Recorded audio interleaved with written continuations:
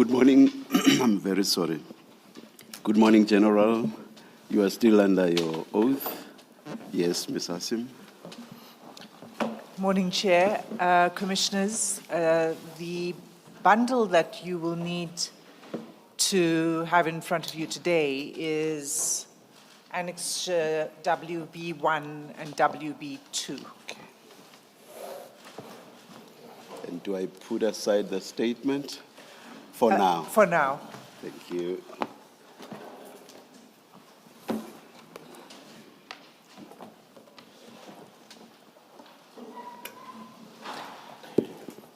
Morning, General. When we left off yesterday, we left off just after you gave a very general overview of 5 WhatsApp chat communications between Mr. Matlala and 5 individuals. And we were at the point of beginning to go through the first chat communication, and that would be between Mr. Matlala and Mr. Brown-Mokhotsi. So if you could please open bundle WB1, which contains the chats between Mr. Matlala and Mr. Mokhotsi. Do you have it in front of you? Yes, Commissioner.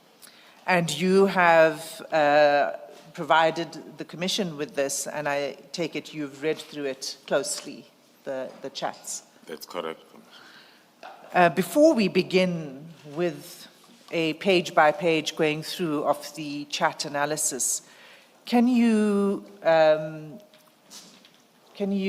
tell the Commission what are the overall themes that for you emerge from this particular conversation we're about to go through? Thank you, Commissioners. The analysis of the charts gave us about 6 themes that we are going to present as evidence as extracted from the cellular phone of Mr. Vusimuzi Matlala. And General, sorry if I can just pause you there, sorry to interrupt, but when you say it's 6 themes, it's the 6 themes that emerge just from the conversation between Kat Matlala and Brown Mokhotsi. So it's just the one chat that we're looking at for now. That's correct. For now, we'll be looking at one chat that is between Vusimuzi Matlala and Brown Mokhotsi. The themes that we'll use for this briefing will be those chats that are talking to the IPID, the use of IPID. The second one will be the one talking to the payments for politicians.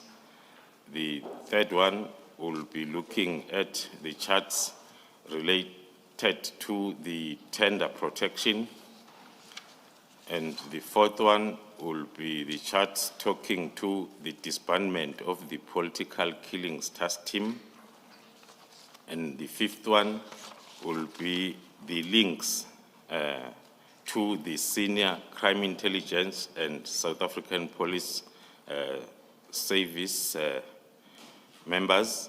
And then the sixth one will be talk to the access to the minister. Those will be the 6 themes that will guide us as we go through the charts. Thank you.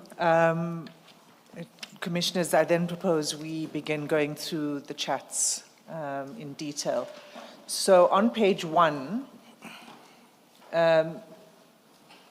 you have it in front of you, General Khumalo. It says Brown Mokhotsi is the number. And you confirmed yesterday that this is a number that is indeed registered to Brown Mokhotsi. That's correct. And is this the same number that was used to contact General Mkhwanazi in September last year? That is correct, Commissioners, the same number that was used during the communication with General Mkhwanazi. And the second name is not under the name Matlala, it's Dlamini. Can you explain why it's under the name Dlamini? Thank you, Commissioners. Dlamini is another name or second name, surname of Vusimuzi Matlala, and he possesses an identity document to that effect, and also he is using that surname in some of the gadgets where he is communicating with Brown Mokgotsi and others. General, the second identity document you are referring to, is it a South African identity document issued by Home Affairs? The one that bears the surname Dlamini? Apologies, Commissioners. It's a Swaziland identity document that bears the surname Dlamini. Thank you. And then we see that the chats we're about to go through begin on 19 December 2024. Do you know why they begin on that date, 19 December 24? That is, Commissioners, the beginning of the whole communication data on the cell phones that were extracted. All the data or information begins on that day, 19th of December 2024. And it ends on 15 May 2025. And is that because obviously he was arrested on the 14th and that was when the phone was confiscated? That is correct, Commissioners. Commissioners, if I could just explain the date of the 15th, because Mr. Matlala was arrested on the 14th. But if you turn to page 91 of the chats,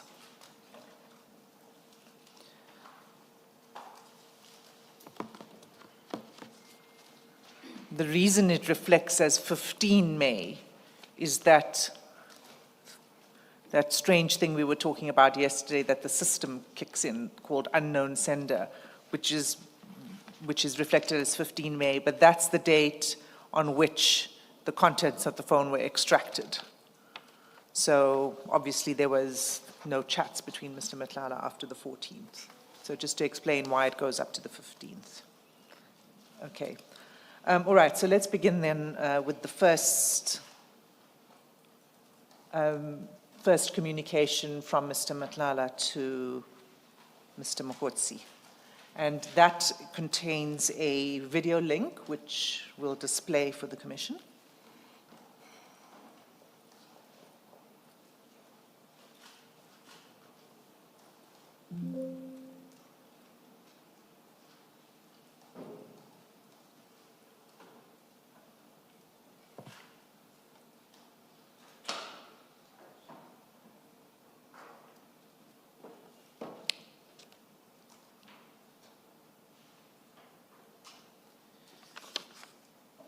That was dated 18 December. General, it's followed by a photograph of the same people, a photograph, a still. It looks like it's a still photograph taken from that video. Is that correct? That is correct, Commissioner. Can you explain what that's a video of? Sorry, Ms. Asim. You say that was the 18th. What we have here is the 19th on the document. Is there an explanation for that? Yes, maybe what we should do is play the next two videos and then deal with this.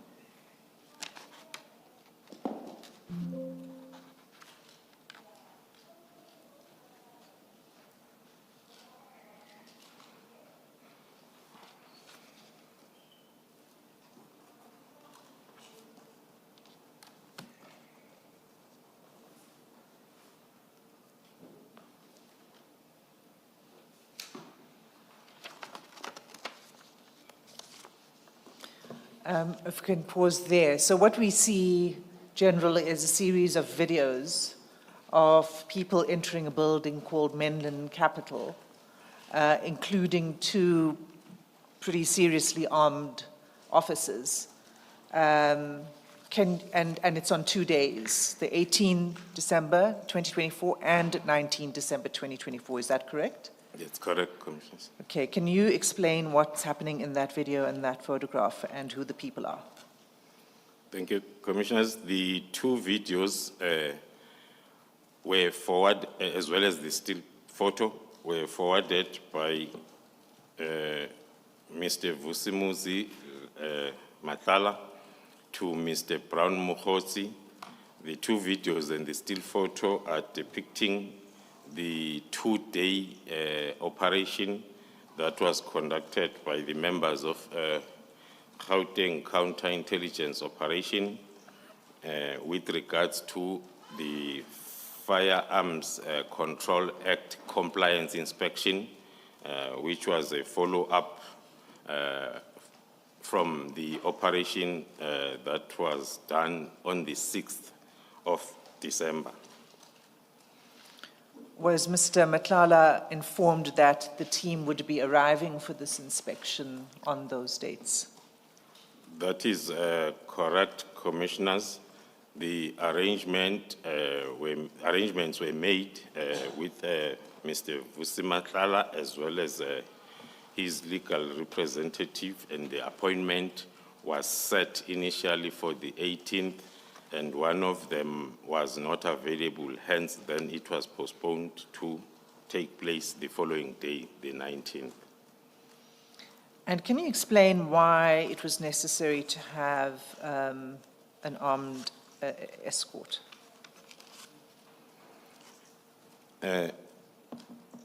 It is a standard operational procedure for the Gauteng Counterintelligence Operation members because of the threat and risk assessment that is still in place.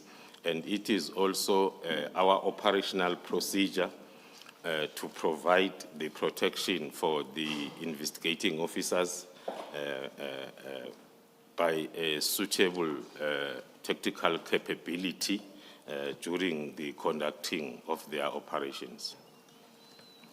And the threat and risk assessment you referred to, we haven't got to that point yet in your statement. So could you, at this point, just give a bit more of an explanation of why there was a need for a threat and risk assessment and what the findings were? Yes, the threats against the operation, which will include also the members attached to it, were identified at the beginning of the operation that was reflecting an operation as a very high-risk operation. Hence, then, as part of counterintelligence measures, we had to employ then the 24-hour protection to the members that are involved in this particular operation. So the findings of the threat and risk assessment was high? Was high. The individuals you say who arrived are members of the task team?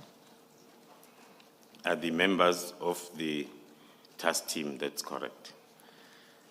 So in the next photograph, is that, can you explain who are the people in that photograph and what's taking place?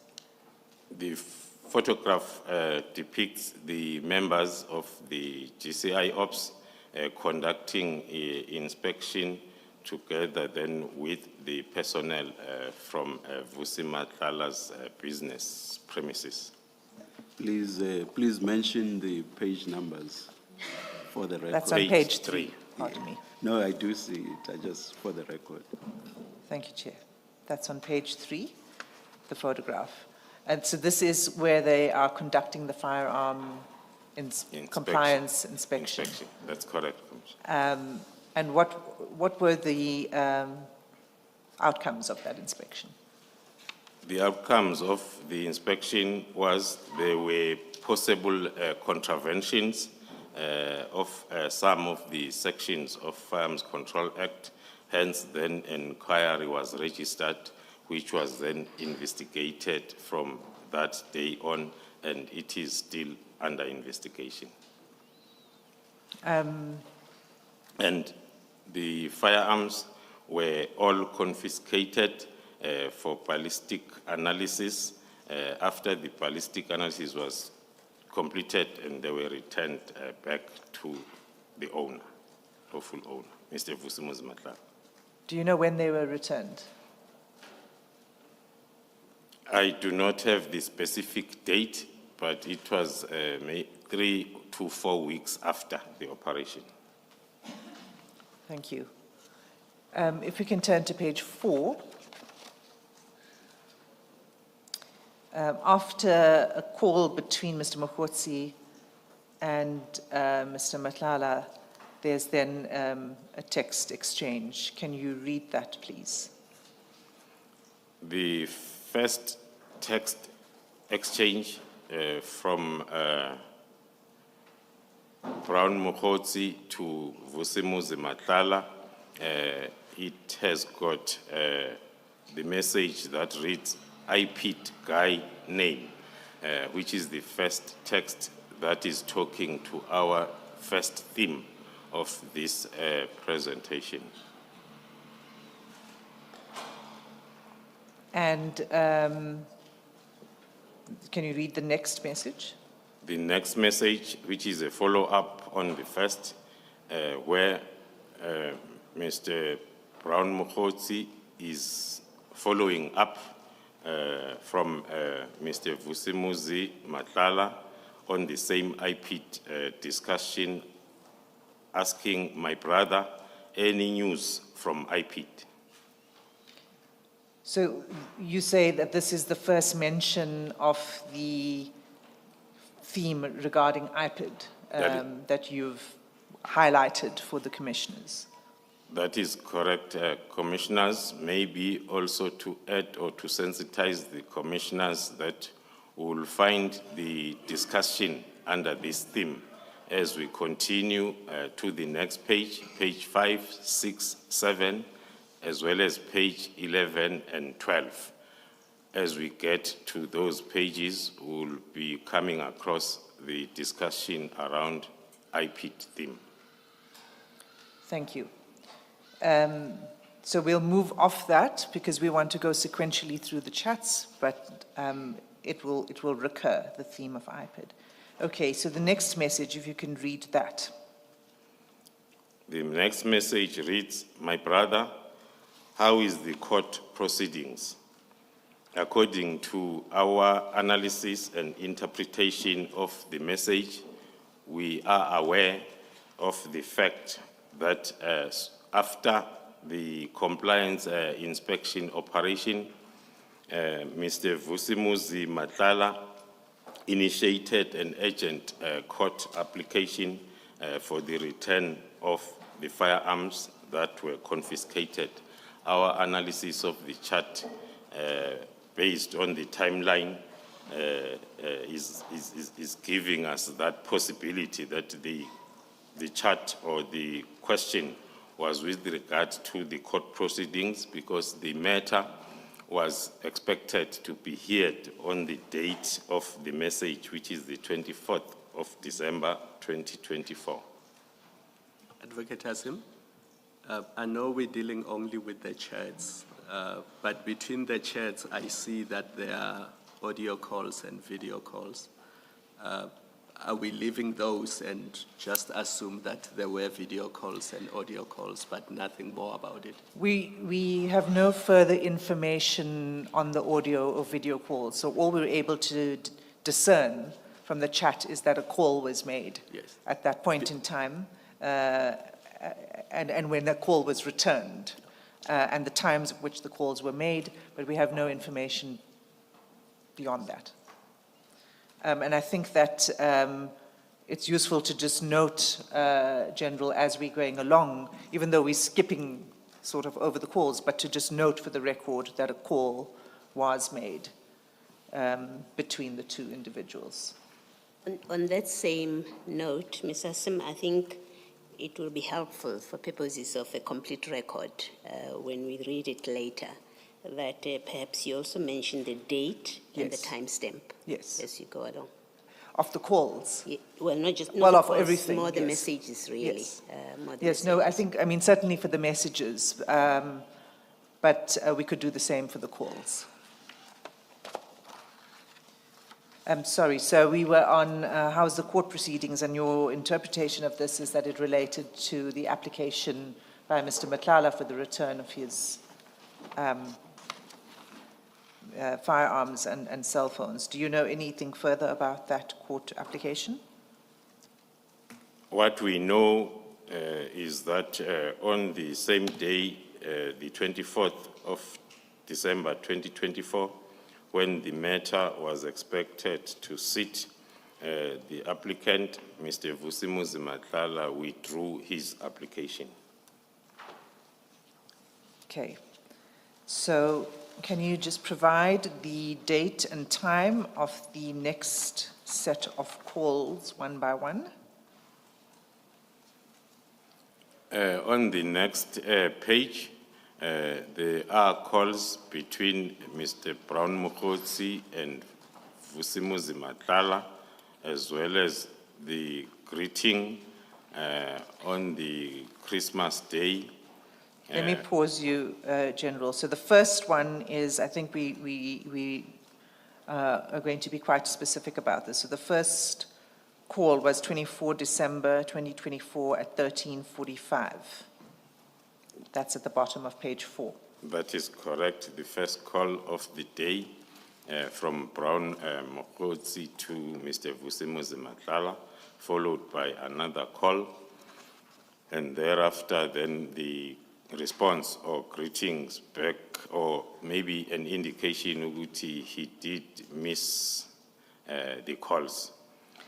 And then the next message. So let me pause for a second, just so we get all of the calls in as Commissioner Beloy requested. The next call was, so the first call on that was 24 December 13:45. The next call was from Mr. Mokotsi, 24 December 2024 at 14:05. And then another call from Mr. Mokotsi, 24 December 2024 at 23:03. And then a message on 25 December 2024. Can you take it from there?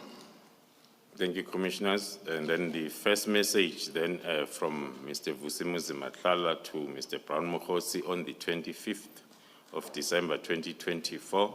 At 6:17. 6:17. Yes. Morning, my brother. Did you call by mistake last night? Then followed by the message from Brown Mokotsi to Vusimuzi Matlala on the same date, 25th of December 2024 at 8:42, with the message reading as follows: "Good day, bro. I believe it was a missed dial. Sorry, it's a response to the previous message."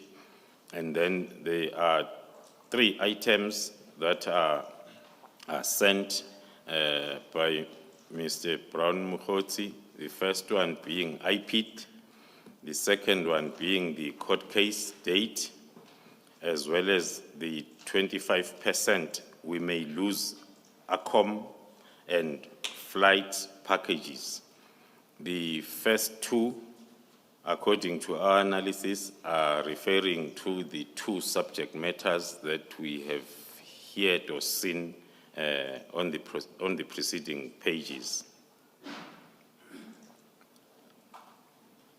And the third? The third is talking to the theme, sub-theme that we are still going to unpack as we move forward.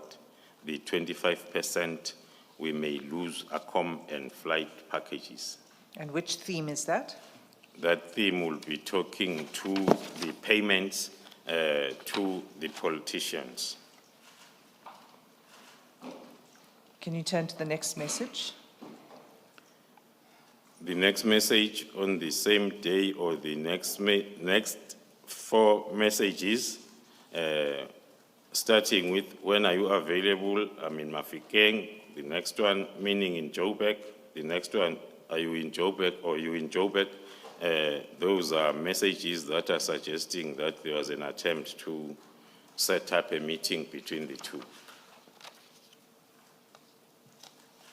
And those messages begin, when are you available, begins 25 December 2024, 8:47. And the response by Mr. Mokgotsi, I'm in Mafeking, is the same day at 9:15. The next message, meaning in Joburg, is at 9:15, immediately after the previous one. Followed by, on the same day, the message from Mr. Matlala saying, you in Joburg, and that's at 9:15. And then if we turn to page 6, Mr. Mokgotsi responds, same day, 9:16, no. Okay, and then can you take it from there? Then the next message from Mr. Vusimuzi Matlala to Mr. Brown Mokgotsi on the 25th of December 2024 at 9:16. It reads thus, let me know when you back and the banks open tomorrow. I'll settle that deposit thing and the rest we'll discuss whenever you are available. According to our analysis of the chart, it relates to the lists of 3 items that were shared between the two the same day in the morning, the same day, the 25th of December 2024 at 8:42. Thank you. You can continue with the chats. It can't be all 3 things. Can it possibly be 1 and 2, or is it about 3 only? Apologies, Commissioners. It refers to number 3 of the list Thank you. sent.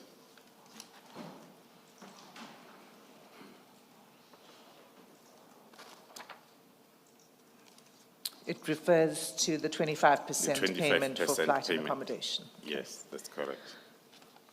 Okay, so the next message. The next message on the same day, 25th of December 2024 at 9:16, Brown Mokgotsi to Vusi Matlala. I'm asking if you want me in Joburg, the continuation of an attempt to have a meeting with the response from Vusi Matlala on the same day at 25 December 2024 at 9:17. No, was just wondering if you're around so we can discuss what's happening. And then the next message. Can you pause for a moment there? Do you have any views on what is meant by when Mr. Matlala says we can discuss what's happening? What was happening at that time? According to our analysis, Commissioners, the issues that were discussed mainly during that period was firstly the operation by the GCI Ops members to the businesses of Vusimuzi Matlala, and also during the operation on the 6th of December, the initial operation, it was the first time that the issue of the tender that Vusimuzi Matlala was having with the South African Police Service. So it was also an issue that was discussed a lot. And on a previous day before Christmas, is when then the SAPS management and ministry had a meeting around the same issue of the tender. So according to our analysis, the question or the issues that Vusimuzi Matlala wanted to discuss with Mr. Brown-Mokhotsi are referring to the discussions or issues around that tender. Thank you. And you can continue with the messages. The next message is on the same day, 25th of December 2024 at 9:18, Brown-Mokhotsi sending to Vusimuzi Matlala indicating that the 26th is a holiday, and with the response from Vusimuzi Matlala on the same day at 09:18, yes, the open half day tomorrow. And then the next message. You can just pause there. He probably meant they open half day tomorrow. Do you have any view on what he is referring to there? Who's open half day tomorrow? According to our analysis of the previous messages or discussions and the ones that we are still going to go to, they are talking to the 25% deposit that had to be done. So is it referring to the banks being open? To the banks, yes, Commissioners. Okay, all right, continue. And then on the same day at 9:18, Brown-Mokhotsi indicating to Kat Matlala the continuation of the IPID theme, indicating to him that IPID can be a breakthrough. And then on the same day, Vusimuzi Matlala is responding back to Mr. Brown-Mokhotsi at 9:18 again, indicating that there is a bit of a hurdle there, but I'll fill you in.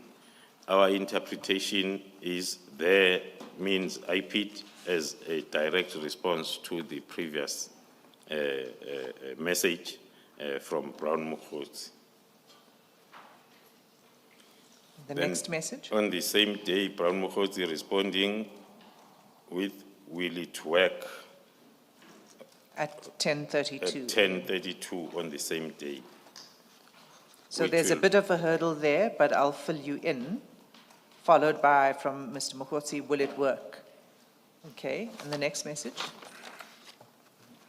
And then the response to Mr. Brown-Mokhotsi by Vusimuzi Matlala on the last message asking whether will it work.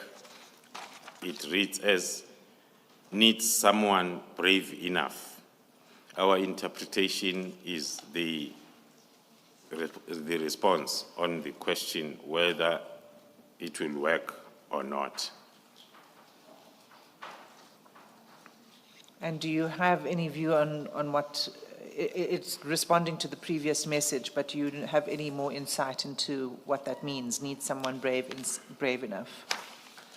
Following the order of the discussion, the question, will it work, will still be part of the IPID theme as the previous messages or the initial message on that day came from Brown-Mokhotsi indicating to Vusi Matlala that IPID can be a breakthrough, then followed by a response that there is a bit of a hurdle there, but I'll fill you in. So if you read those messages, they give the suggestion that it's a continuation of the IPID discussion, ending with the message from Vusimuzi Matlala that it will need someone brave enough. Can you proceed to the next message? The next message, what we can indicate, Commissioners. Date and time first, please. The message is on the 25th of December, 2024 at 13:06, where Brown-Mokhotsi sent a picture to Vusimuzi Matlala, that is having a picture of what looks like a business or travel agency advertisement. And what is of importance there is to note the name of the travel agency, because it's going to come up very often as we move with this data chart presentation, which is Oratile Travel. Can someone who is Sotho Tswana speaking please pronounce that for us?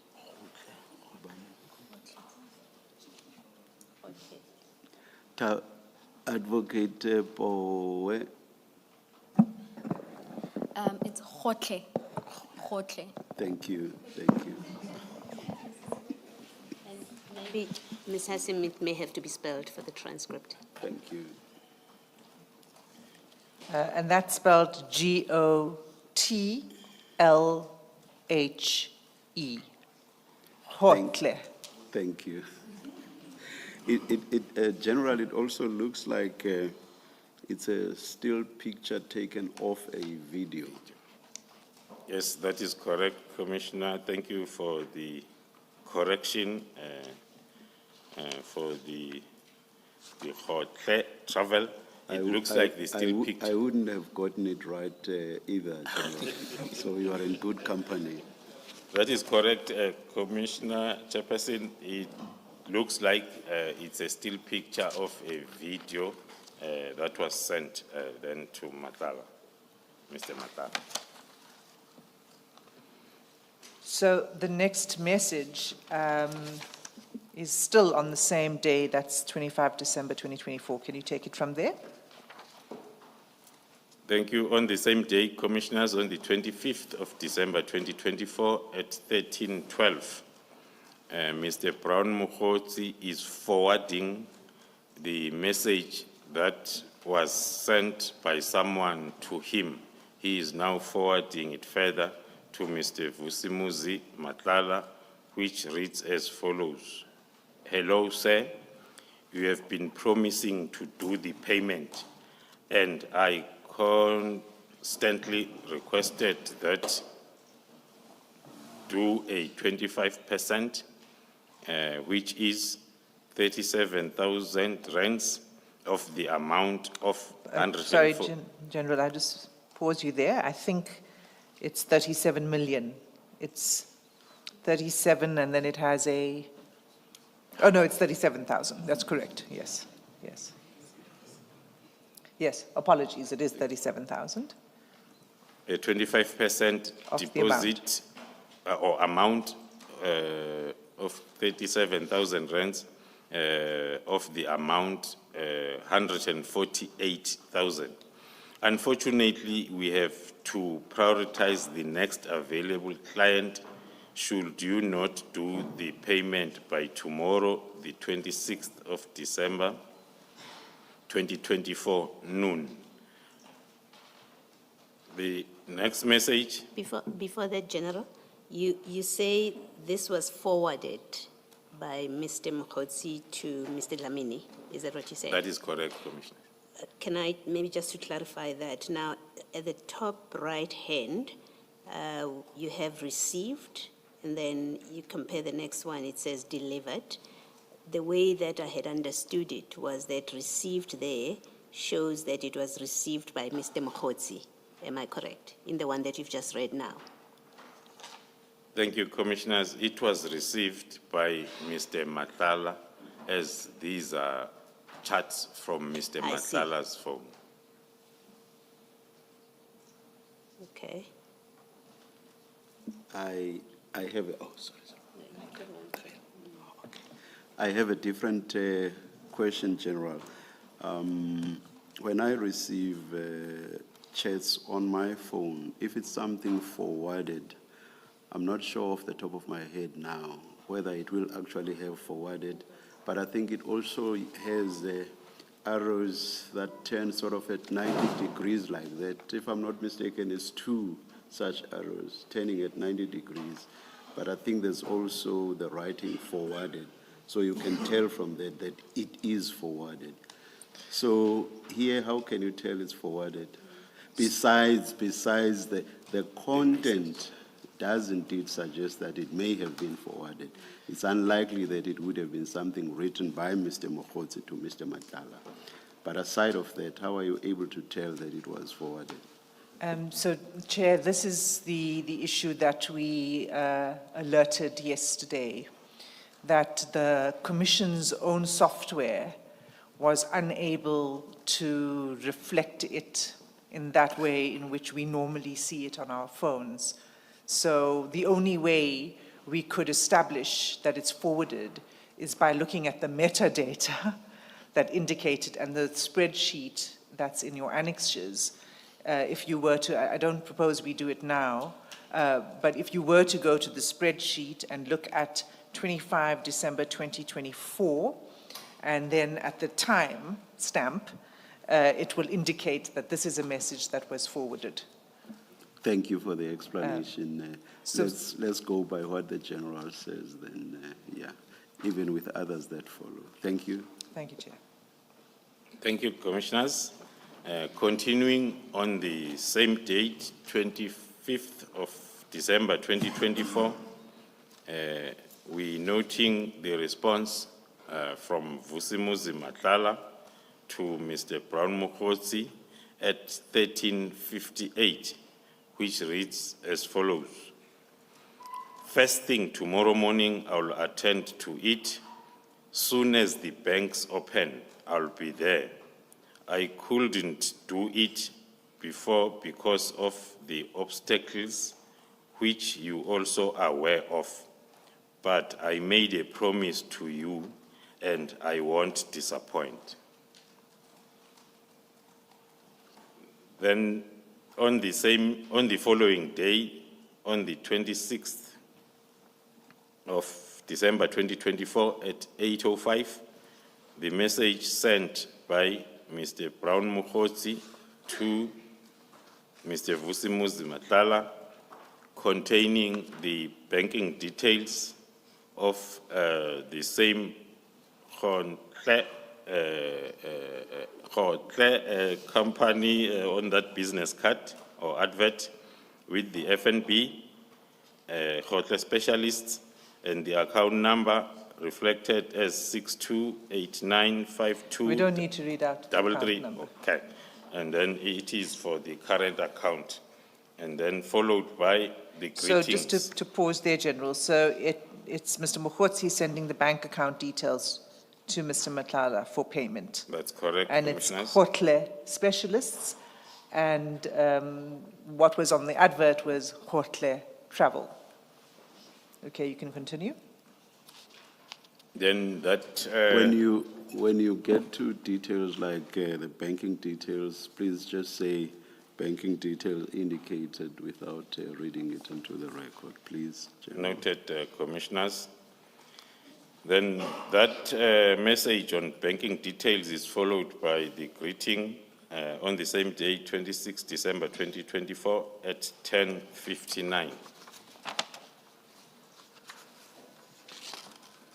Then on the next page, on the same date, the 26th of December 2024, there are audio or video calls exchanged between the two, and then followed by on the same, there is a video call at 11:05 on the 26th of December, followed by the message from Mr. Vusimuzi Matlala to Mr. Brown Mokgotsi on the 26th of December 2024 at 11:06, which reads thus, let me call you in 20 minutes, meeting.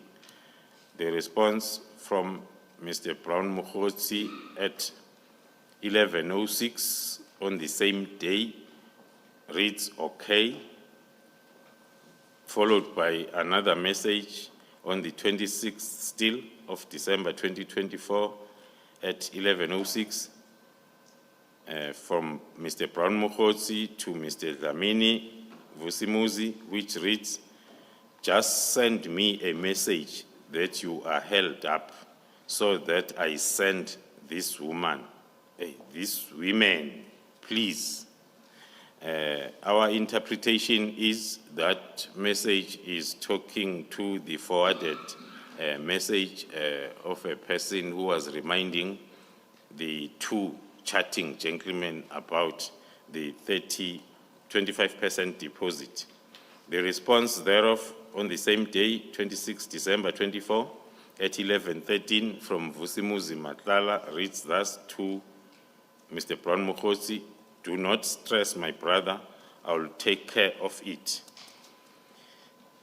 And then on the same day, the response from Mr. Mokhosi to Mr. Dlamini at 12:08, indicating that share a POP, and thank you, hence. Then the next message on the same date. POP, which I understand to be Proof of payment. Proof of payment. Is that a thank you or a please, as if somebody is pleading? I think it's a please, the interpretation, because there hasn't been a payment made yet, so it's a pleading hands, Commissioner. That's a reference to the emoji on the side, General. So, General, it says share a POP, and then the emoji of the hands. And the interpretation is that that's a please. Please. I don't know Thank you. what your interpretation is. I'll have to agree. One is not using these emojis often, let alone the understanding. At least, Ms. Hasima, I was asking the chair if we are entering the territory of calling experts, emoji experts now. I certainly hope not. Let's stay as far away from that as possible if we can in this hearing. Share a POP and the next message. The next message is forwarded again by Mr. Brown Mokhosi to Kat. Maybe this message, we can read it together with the next one for better understanding.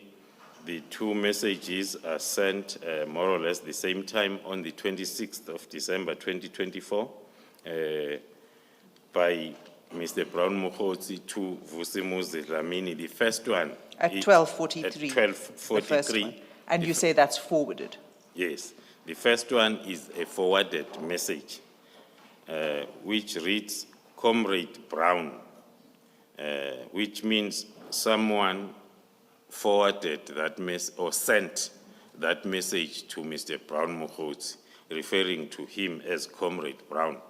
The travel agency called in, please talk to them. Then Mr. Brown Mokhosi is forwarding the same message to Vusimuzi Matlala as sent to him.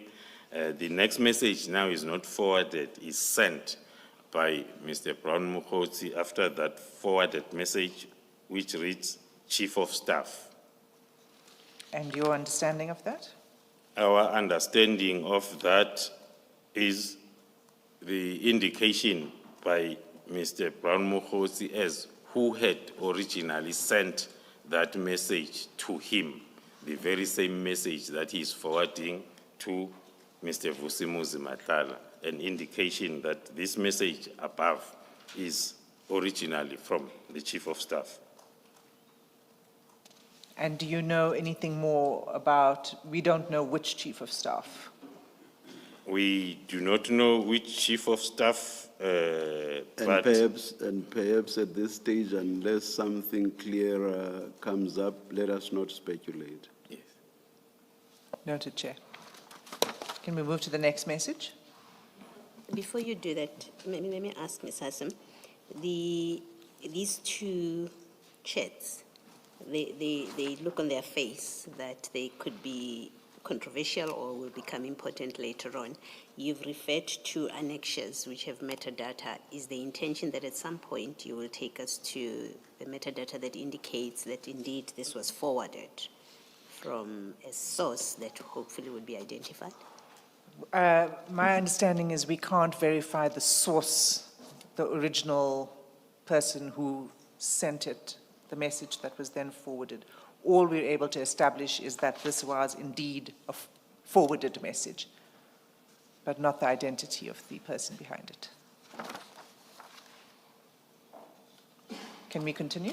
So we're on page 10. On page 10, Commissioners, the first message on the 26th still of December 2024 at 12:48, the message from Mr. Vusi Matlala to Mr. Brown Mokgotsi, reading, I think when they wake up tomorrow, it will be in.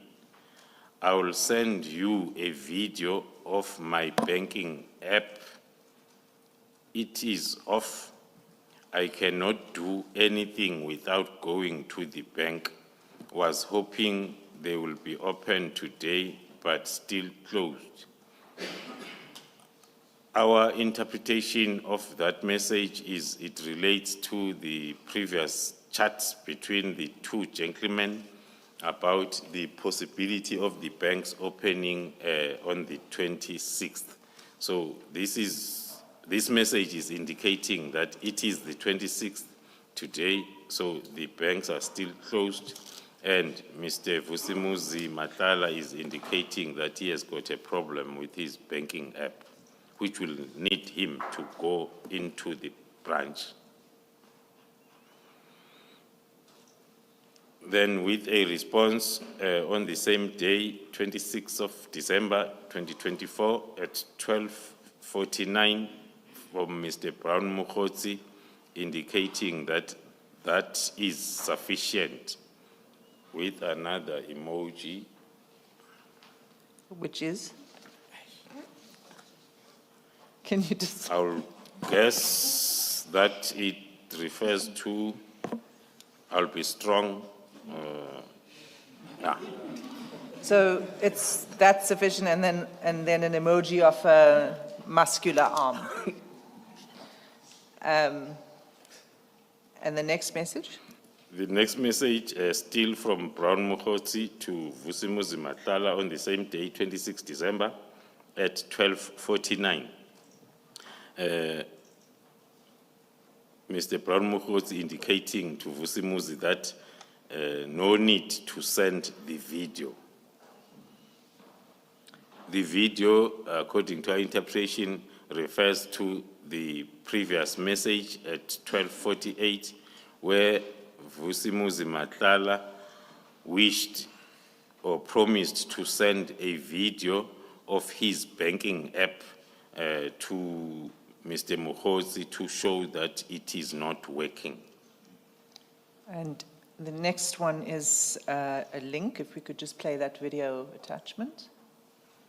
And that's sent, sorry, just for the record, before you play it, it's 26 December 2024 at 12:49 p.m.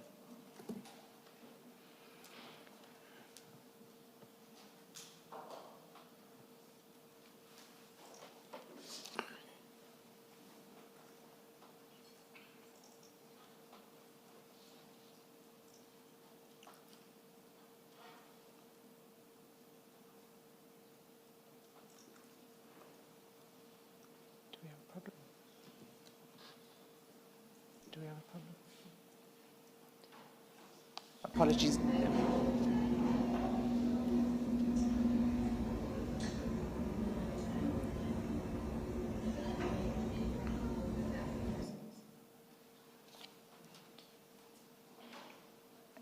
And then maybe you can just read the next message to explain that. Thank you, Commissioners. The previous messages,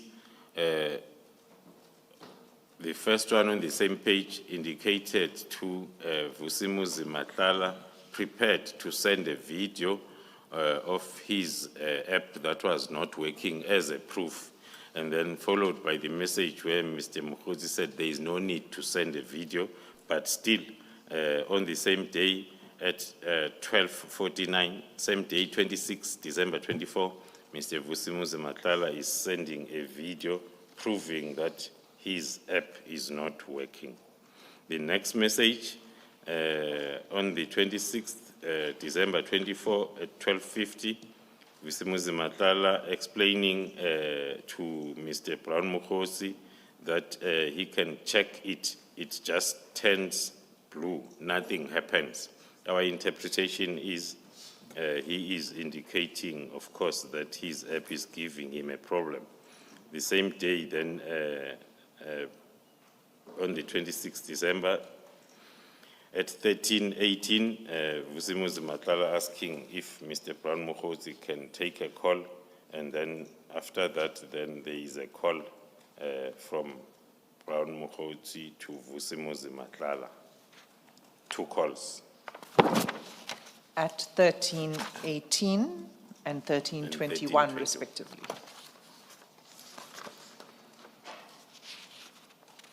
Can we turn to page 11? Then on page 11, we see the screenshot for the communication between Mr. Brown Mokhosi and the minister. According to our interpretation on the screenshot, we see Senzo Mkhunu. The screenshot is forwarded by Mr. Brown Mokhosi to Mr. Vusimuzi Matlala with the messages, reading the first one, it was during your tenure, and then there are calls in between, and then on Monday. Before that, General, just explain that it was during your tenure. I don't quite get what it is. And as you do so, if you could explain who's communicating. So the darker blue versus the lighter blue, who is the person who's communicating? Yeah, according to our understanding and analysis, the communication, which is colored blue, is from the holder of the phone. In that case, it will be Brown Mokhosi, and the responses then will be different as we move on. So the first message is, please update with the response, it was during your tenure. Do you know what that is referring to? And we don't seem to know when that exchange took place either, because there's no date above it. Is that right? That is correct at this moment, because it's a screenshot with having previous discussions. One cannot then conclude or suggest or claim to be understanding as to what was the communication all about. But who is supposed to have said, please update? It's supposed to be the Minister Mkhunu. And who says it was during your tenure? Can we tell? It's supposed to be Mr. Brown Mokhosi. And then there are phone calls. Yeah. Okay. The same for the breakthrough where it says Monday, December 2020. So I think that's where Are we the still witness coming wants there? to go to, is actually that exchange, Monday, December 2023. Can you go there, General Khumalo? Maybe before that, thank you for that, Mr. Sim. Right at the top there, so we've got the time stamp and date stamp of the 27th of December, and then 12:01. Then you've got 11:02. Is that in the screenshot? What is that 11:02? Do we know, General? Our limited knowledge will talk to the 27th, 12th was when the screenshot was sent to Vusimuzi Matlala by Brown Mokhosi. at 12:01. And The 11:02 may be the time, the time that was reflected on the screenshot, but it's not linked to a date, so it's not that helpful.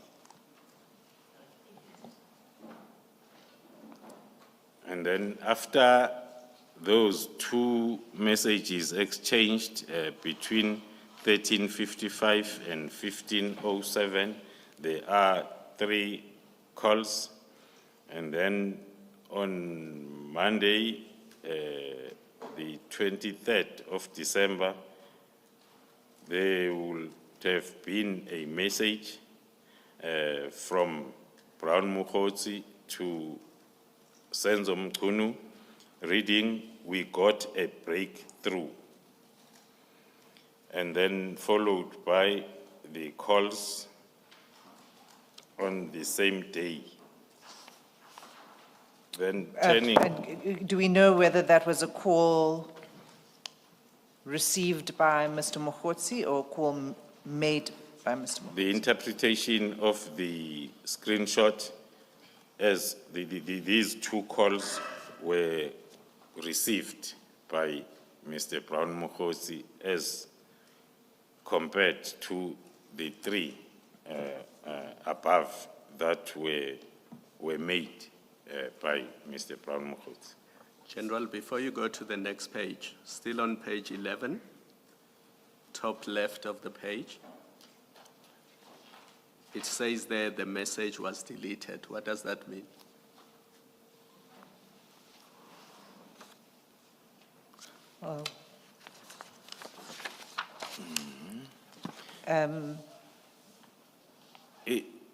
According to my observation, Commissioners, this is a screenshot and there is a gap between that message that is written, message was deleted, which might suggest that it's the previous message. When you take the screenshot, then that other page happened then to encroach with the page that you wanted to use. Thank you. It's, I think, as a result of the printout. So if you were scrolling through the phone, you would see it's actually linked to the Brown Mukhotsi message before that. Just for the record, you said the first set of calls, and there are 3 of them, you said those were made by Mr. Mukhotsi. For the record, I think we should say the writing there says outgoing in respect of all 3. And then the next set, you say those were received by Mr. Mukhotsi. I think for the record, we should say that it says incoming. That is correct, Commissioners. The first 3 calls, they were outgoing, and then the 2 after the message were incoming voice calls. And can you just give the time? We know it's Monday, December 23, but could you give the time of the 2 incoming calls? The 2 incoming calls, the first one is at 11:23, the next one is at 14:49.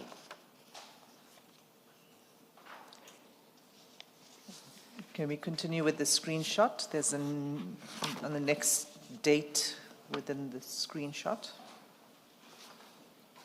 The continuation of the same screenshot on Tuesday, the communication now is on Tuesday, the following day, as reflected partly on top, page 12, where Mr. Brown Mukhotsi receives the message from the number saved as for Senzo Mchunu on his phone, with the message was the arrest effected at 1919.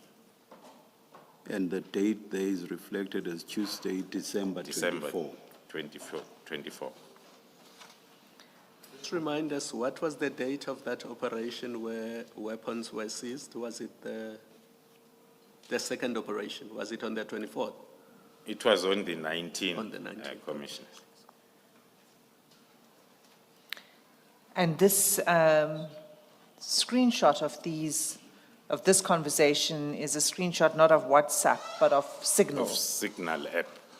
Thank you, Commissioner. So the communications were taking place on Signal, is that right? That is correct, Commissioner.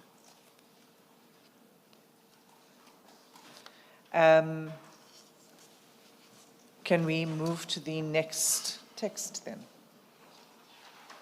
The next text, which is the return of the theme 1 under IPID, Mr. Brown Mokgotsi is sending a message to Mr. Vusimuzi Matlala, reading IPID, that is on the 27th of December 2024 at 12:05. So this is now the third reference to IPID. To We had it IPID. on page 4, page 6, and now on page 12. Page 12. Continue. Then the message from Mr. Vusimuzi Matlala to Mr. Brown Mokgotsi at the same day, 27th of December 2024 at 12:25, reading, "Let me know when you back." And then the next message now, the two messages from Brown Mokgotsi to Mr. Vusi Matlala on the same date, 27 December 2024. The first one at 12:31, Mr. Brown Mokgotsi asking, "What does the guy need?" And the second message at 12:32, reading, "I'm heading to Cape Town for January 8, 08. And then the response by Mr. Mr. Vusimuzi Matlala at the same date, 27 December 2024 at 12:37, which reads thus: "The case needs to have assault for him to effect arrest. He is saying he can't do arrest if there is no J88 to prove assault, and my wife is not keen to open up an assault case. The guards who were assaulted at my house only coming back in January, they went home for Christmas." Okay, if we can just pause there. What is that a reference to in your analysis of this? It's the arrest. The case needs to have assault for him to effect arrest. Yeah, reading or maybe understanding the whole discussion that involves IPID from the first message culminating to messages on this page 12, where the previous page there was a discussion on Signal in terms of Mr. Brown Mokgotsi indicating a breakthrough, and then followed by the question, was the arrest affected? And then Mr. Brown Mokgotsi now wanting to get the correct information from Mr. Matlala, indicating the IPID status according to our analysis. And then the question by Mokgotsi, what does the guy need? The IPID guy, because the IPID at previous message was referred to as IPID guy. And then with the explanation now as to, according to our interpretation, that is what the guy needs, as is provided by Mr. Dlamini, Mr. Matlala, Vusimuzi Matlala to Brown Mokgotsi, the explanation as to what the guy needs, as per that message, that the case needs to have assault for him, the guy, our interpretation, to effect arrest, as there were inquiries about the status of arrest. Then the guy saying he can't do arrest in the absence of J88 and other reasons that are provided by Mr. Vusimuzi Matlala on that WhatsApp chat as why the arrest cannot be effected. The arrest of whom?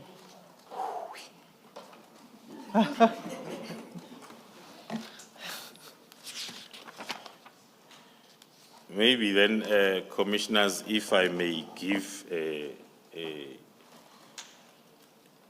possible conclusion on this theme under IPID discussion that we have seen on this pair of charts.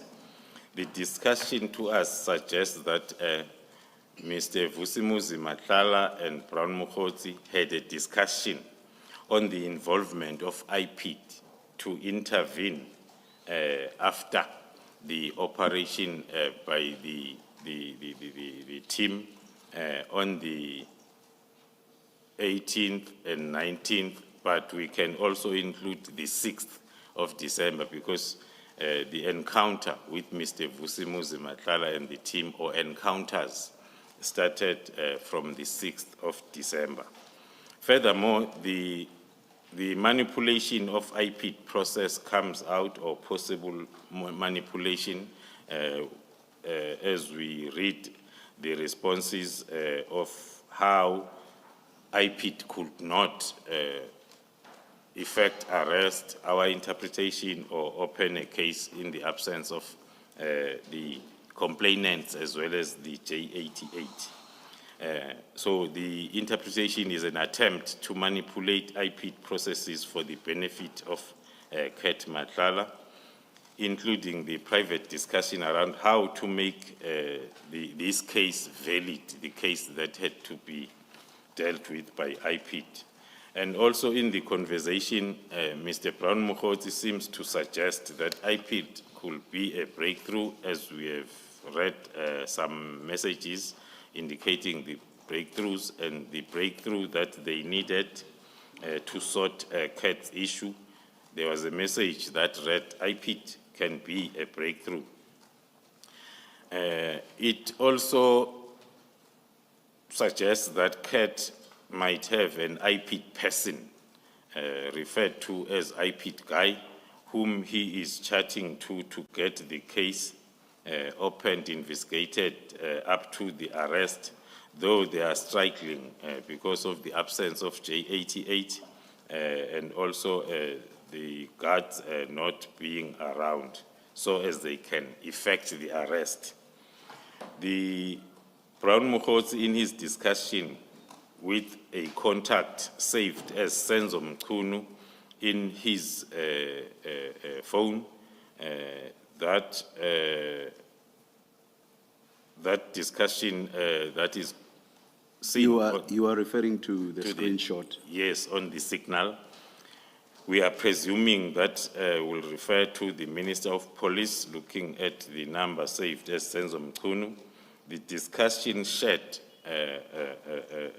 between Mr. Brown Mokgotsi and the saved Senzo Mchunu, suggesting or giving the update that there is a breakthrough, followed by a question as to whether was their arrest affected. So the analysis talks to the discussion stemming from the use of IPID to come up with these charges, further investigations leading up to the arrest, which appears. So, General, arrest of whom? General, does the picture get clearer with other texts or chats, perhaps? Because if it does, I would suggest that we should leave this here and see how things unfold as we go through later chats, perhaps. Or not?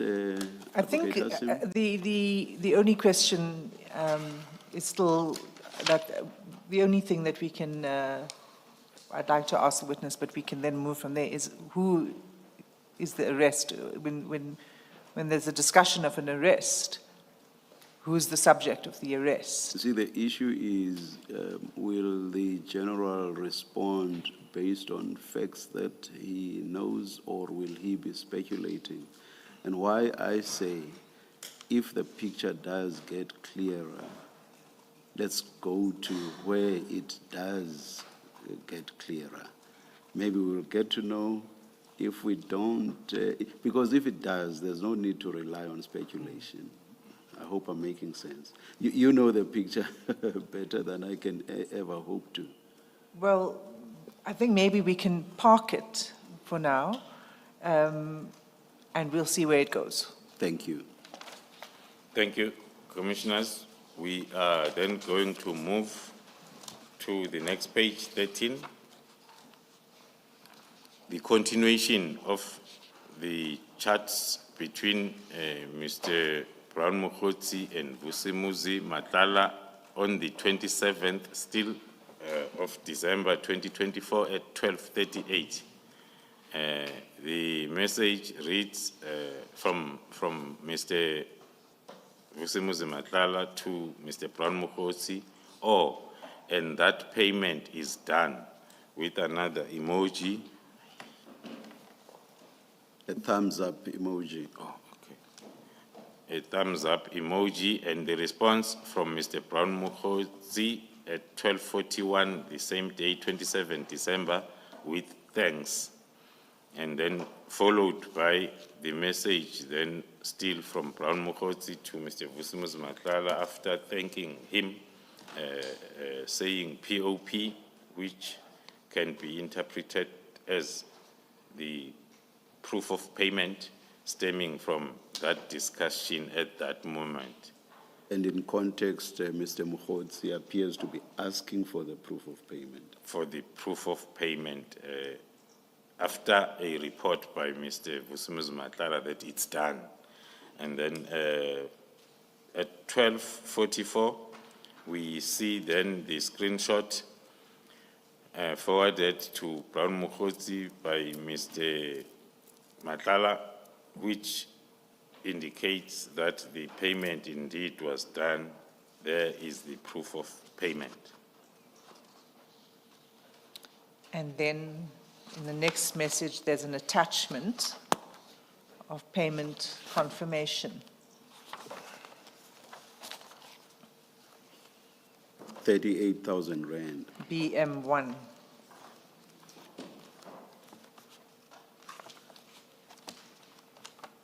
BM1, Commissioners, is at page 92, which is the proof of payment.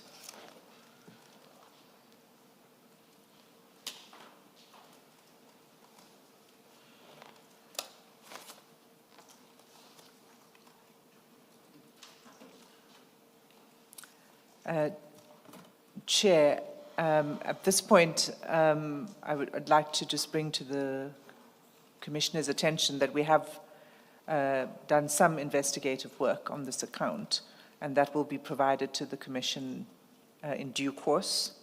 But for now, we can confirm that there were payments from this account to Mr. Brown-Mokhotsi.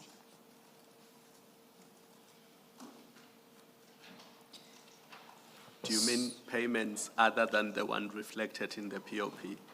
So the POP reflects a payment from Mr. Matlala to that FNB account number belonging to Oratile specialists. And then from that account, there are outgoing payments. And what we can confirm for now is that there were outgoing payments to one Brown-Mokhotsi.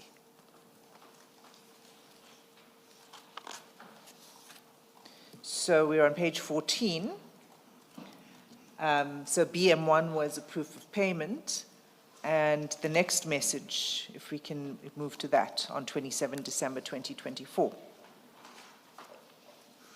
After then the payment confirmation as per Annexure BM1 was sent, and then Mr. Vusimuzi Matlala is sending a message now to Mr. Brown-Mokhotsi, indicating that there is something I need to clarify from, please let me, soon as you back that message is sent at 12:46 on the 27th of December 2024. It is followed by another message on the same date, 27 December 2024, in the early evening, 1851, reading as follows: "Can I call brother?" And then the response on the same date, 1857, from Mr. Brown Mokgotsi to Vusimuzi Matlala, indicating 1930, please, which can be interpreted as a response to the previous question. And indeed, then at 1932, on the same date, Mr. Mokgotsi then is making a call to Mr. Matlala.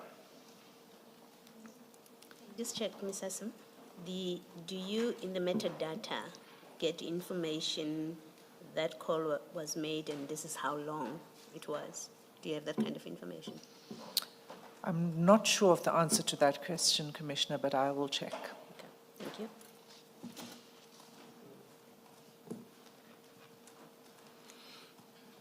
The next communication is now on the 29th of December 2024 at 18:01. The first message there from Vusimuzi Matlala to Mr. Brown Mokgotsi: "Afternoon, brother. Do you know Brigadier Nkwana from Internal Audit?" Followed by another message on the same date, 29 December 2024, at 20:04, with just 2 question marks. Interpretation is the reminder of the question that I asked on the previous message. And then we see then the response at 2019 on the same date from Mr. Mokgotsi to Vusimuzi Matlala with a question, SAPS or CI. Then Mr. Vusimuzi Matlala is responding on the same date at 21:25 that SAPS. Continue. And then on the next page, the continuation of the same discussion or chat on the same day, 29 December 2024 at 22:02, the response by Mr. Brown Mokgotsi on the previous question: "I don't know the person."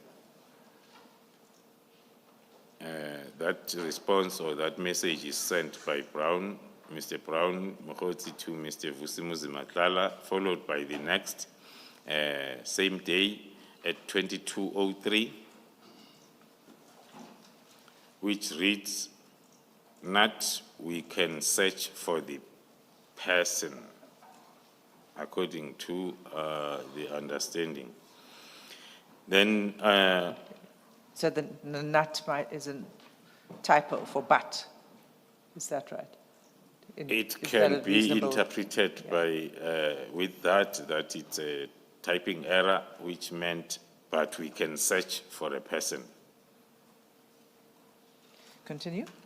Then on the 30th, the following day, early in the morning, 05:18, Mr. Vusimuzi Matlala is sending a message to Mr. Brown Mokgotsi, reading, "He requested to be briefed regarding my bid document. I thought you guys know something about it." And then the response by Mr. Brown Mokgotsi at 7:48 on the same day, the 30th of December, reads, "No." And then after that, on the same day, 30 December at 11:08, Mr. Brown Mokgotsi is sending another message to Mr. Vusimuzi Matlala, reading, "Sure, bro, court date," as a question of when is the court date.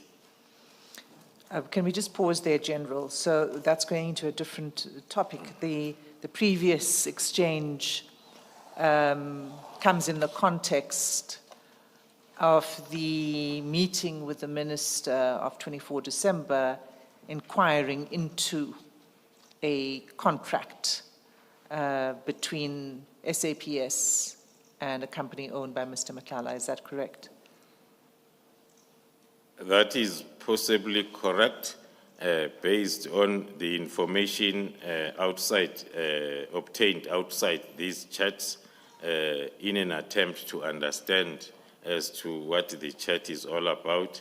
Firstly, the chat is after the 24th, that according to obtained information was the day of the meeting discussing the tender issue that Mr. Matlala is having with the South African Police Service. And one of the decisions was for the internal audit section of SAPS to start the auditing process of the tender. And again, according to our correct information, we have a Brigadier Mukwana, not Brigadier Nkwana. Brigadier Mukwana, who is the head of internal audit in the South African Police Service. That can be our interpretation about whom Mr. Vusimuzi Matlala is inquiring from Mr. Mokgotsi. Thank you. Continue.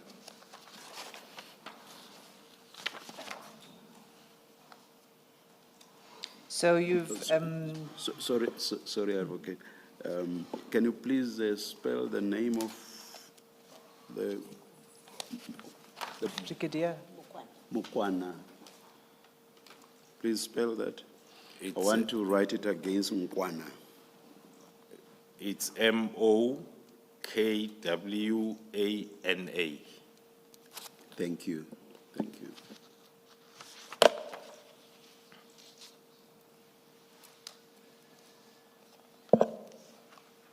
So you read from 30 December 2024, 11:08, Shawbro, the court date, question mark. Can you take it from there?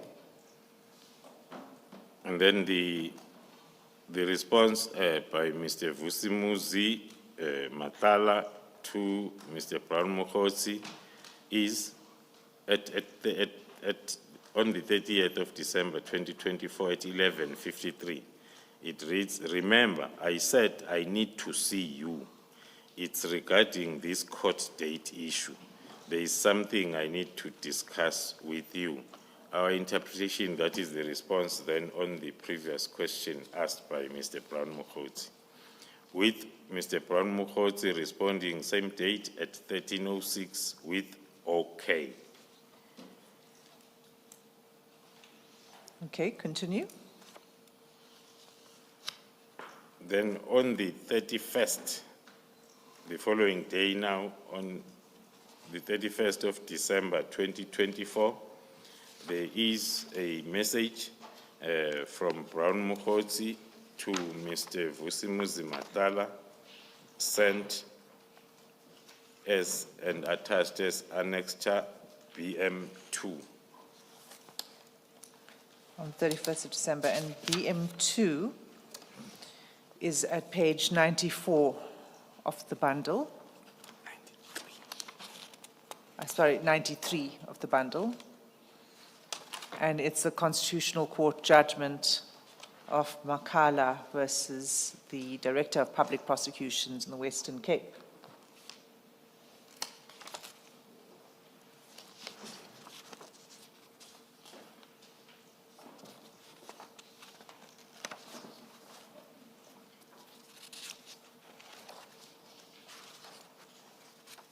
I believe we'll come to this in a moment. You can continue with the text messages, General.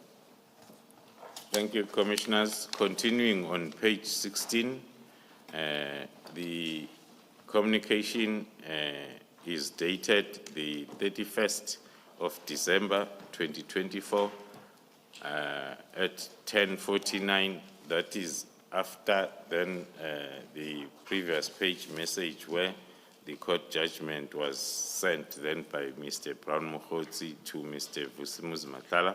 The message reads, this thing,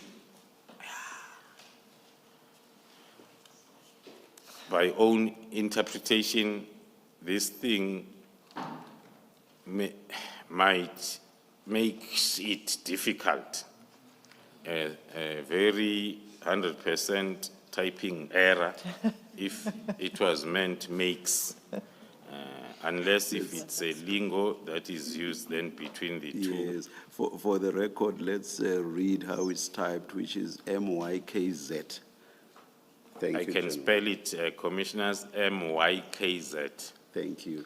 Chair. Let us, before going to the next chat, perhaps let's take the adjournment now, come back at 11:15. Let's adjourn.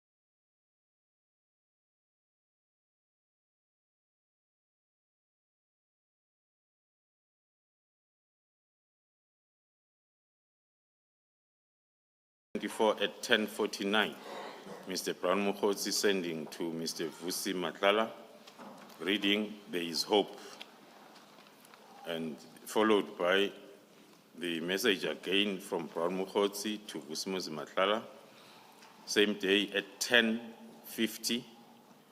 Let's take a call for that, followed by the call then a second after that message from Brown Mokgotsi to Vusi Matlala, and another one at 11:09, another call. On the same day? On the same day. Then on the same day, at 11:10, now a call from Vusimuzi Matlala to Brown Mokgotsi, followed by another call from Mokgotsi to Vusimuzi Matlala, same day, 31st December at 11:10. So it looks like they were missing each other. Is that right? Because That is correct. it's so quick. Continue.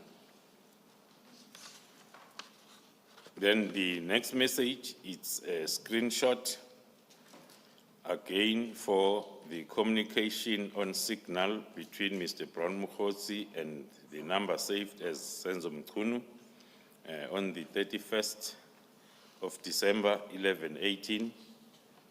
The screenshot on the next page, 17, with the message in the screenshot that reads thus: this is a constitutional court judgment that was issued on the 28th of December 2024, full stop, and then the message as screen grabbed, it reads, Minister, I'm going to get this case number of this judgment for you. Now we got something proven by the court. This is the matter now which either Sibiya or the minister can charge Khumalo and apply Rule 9 of the disciplinary hearing. It took the Constitutional Court to release a man who was sentenced to life imprisonment through a forced Section 204 confession.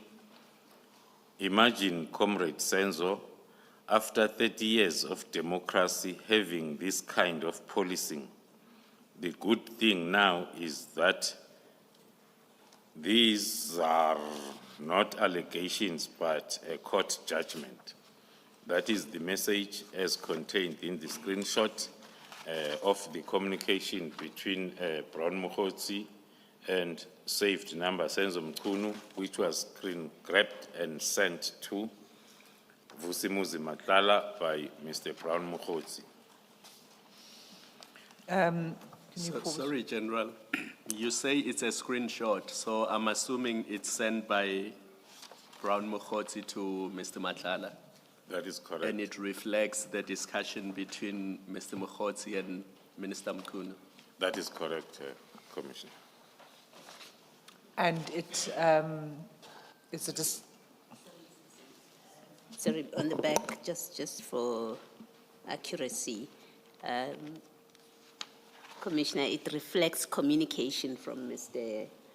Mokhotsi to the minister instead of communication between the two of them. It's one-sided. This screenshot shows communication one way to the minister. Okay. And it is a reference to the Constitutional Court judgment that we referred to earlier. It's at BM1. General Khumalo, have you seen that judgment, that Constitutional Court judgment? Yes, that is correct. The main interest was to determine the Khumalo that is in question in the judgment, and then one realized that it's not the same Khumalo testifying then in this commission now. It was referring to another Khumalo, so that's where the interest ended. So your name was not mentioned in the text of the judgment anywhere, is that correct? That is correct, Commissioner. So, Commissioners, at this point, may I seek leave to hand up CJC3, which is an extract from the record of that matter in the Constitutional Court, the only part of the record in which we could find a reference to Khumalo, to a Khumalo.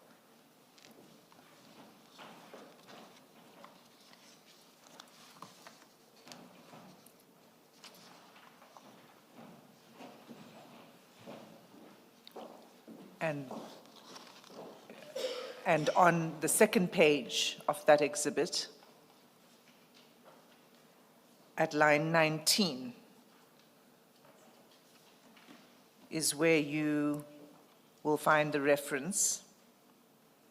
It was from a court transcript from the lower court, in which the witness says, I think on the day we were told to come to Knysna, and then I was also called by Brigadier Khumalo to bring the witness on the site, but I didn't get the story well, why? That's the reference to Khumalo, one Brigadier Khumalo. General, do you know who that is? Is that you? Thank you, Commissioners. Definitely, it's not me. Inquiries were made to lots of Khumalos that one might associate with the judgment. Until then, we found that it is the current Deputy Provincial Commissioner in Gauteng, Deputy Provincial Commissioner Crime Detection in Gauteng, who was a Brigadier Khumalo by then in the Western Cape, in Cape Town. Did you serve in the Western Cape at any point? No, I've never served or worked in the Western Cape. Thank you. You can continue then to page 18. Continuing on page 18, still on the 31st of December 2024, at 11:31, the message from Mr. Brown Mokhotsi to Mr. Vusi Matlala, am now worried, my bro, with the response on the same day, more or less the same time, a second after, asking worried about what? It's a question. And then the response on the same day at 11:32, a minute after, a response by Mr. Brown Mokhotsi to Vusi Matlala, which reads thus, outstanding issues. Now this again, today is D-Day on the other side. I also think you must stand back. Then the response in a question format from Mr. Vusimuzi Matlala on the same date, 31st December at 11:33. Stand back, I don't understand what you mean. And then the response on the same date at 11:35 by Mr. Brown Mokhosi, indicating that for your safety and business. And the next chat, 2 minutes after that, on the same date at 11:37, Mr. Mokhosi to Brown saying, we must fight what comes your way. We must just fight. We must just fight what comes your way.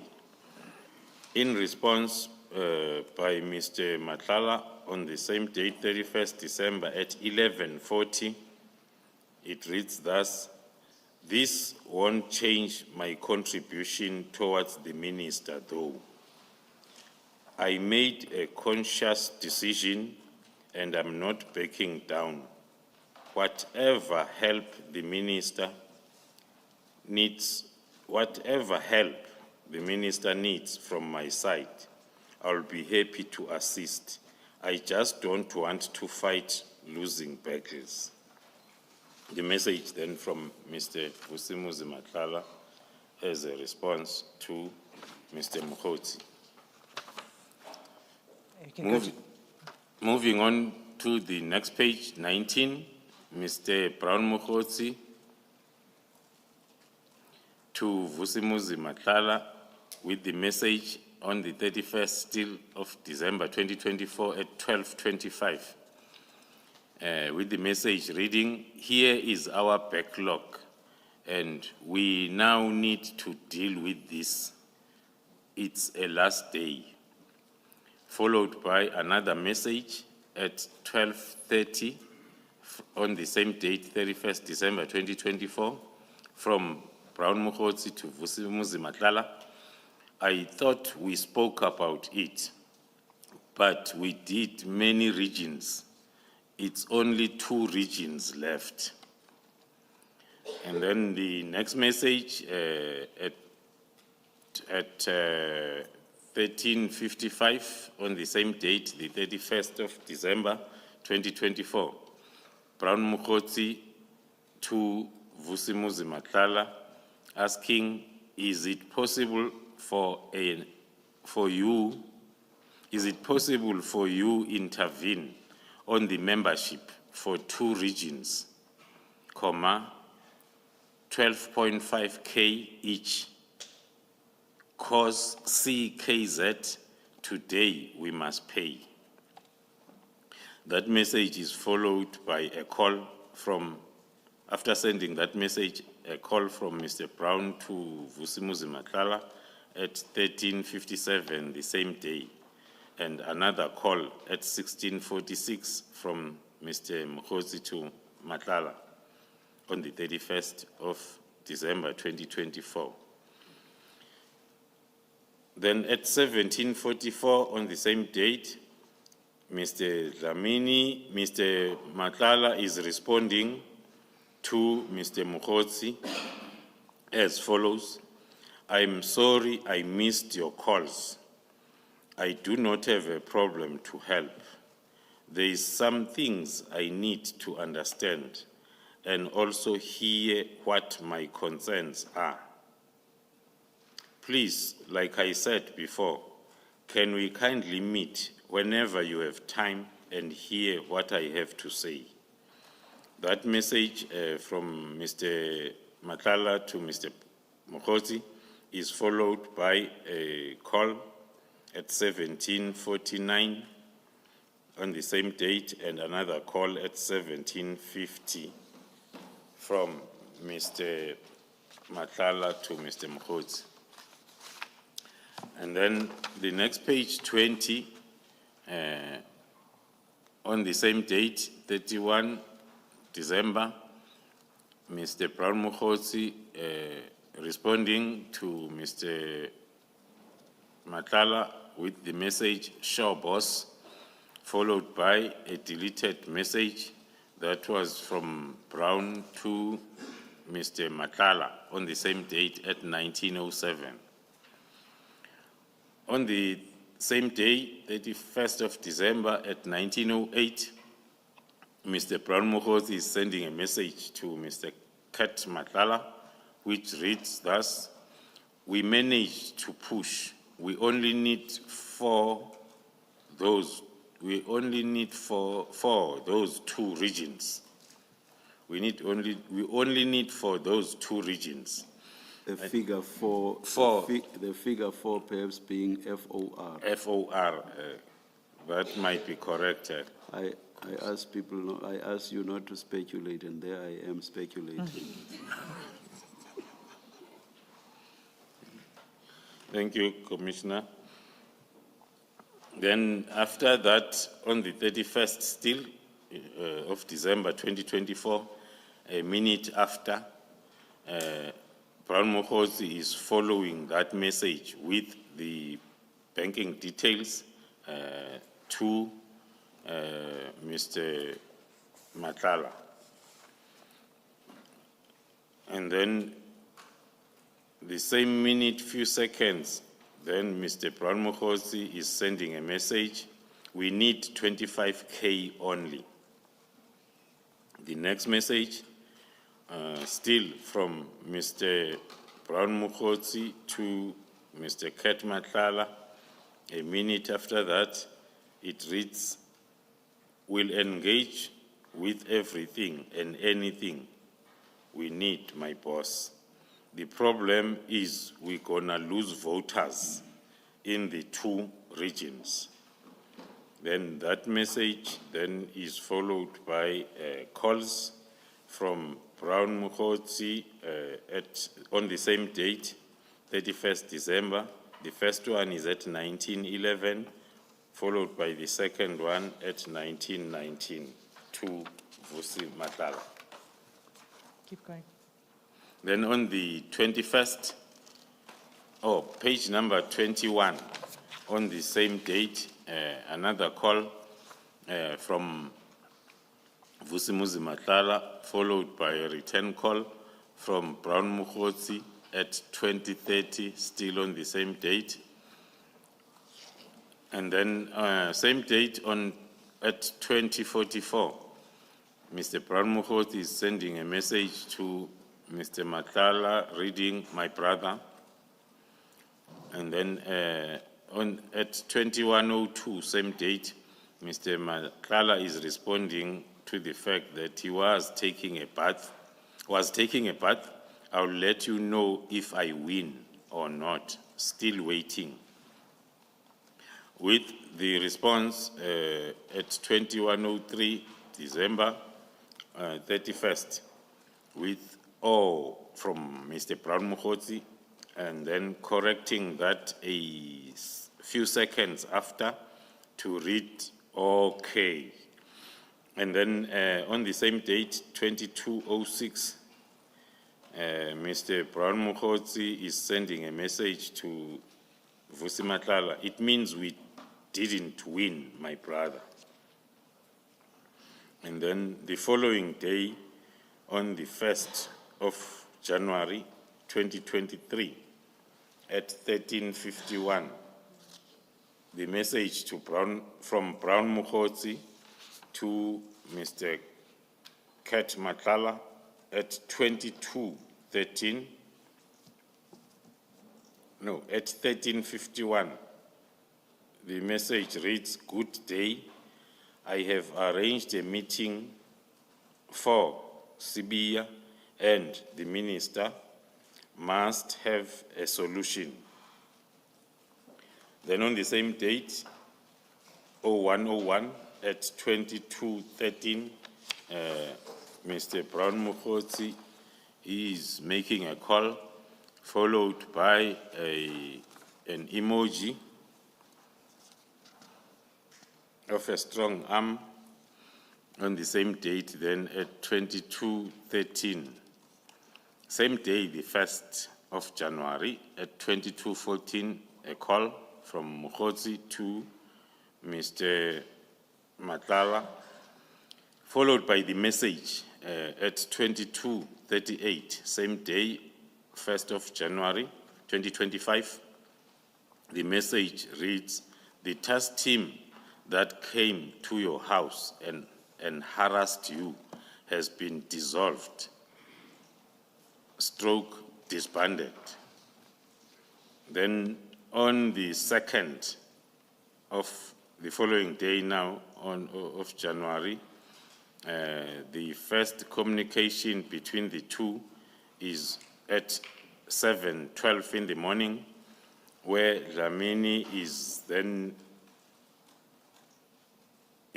responding to the message of the previous night with a message, "Oh, really?"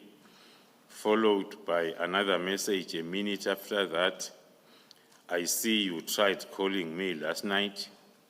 And then the next message at 7:14, another minute later, the question, "When is this happening?" Then the response is at 8:58 from Mr. Mokgotsi responding to Mr. Matlala, indicated on the message, "They got the letter on Monday. As we speak, they are bringing all the dockets to Sibiya."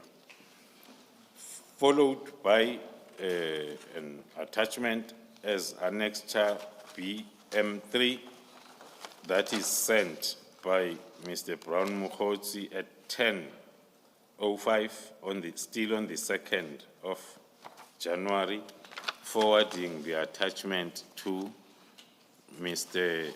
Matlala, which is annexed, as I've indicated, as BM3. And BM3 is the letter from the Minister to the National Commissioner dated 31 December 2024.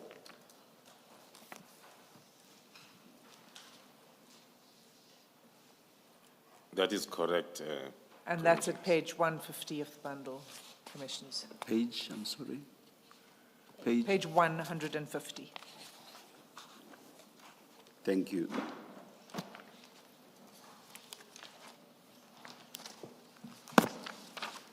And on the same day, the 2nd of January, at 11:13, there is a call between the two gentlemen, and thereafter, on the same date,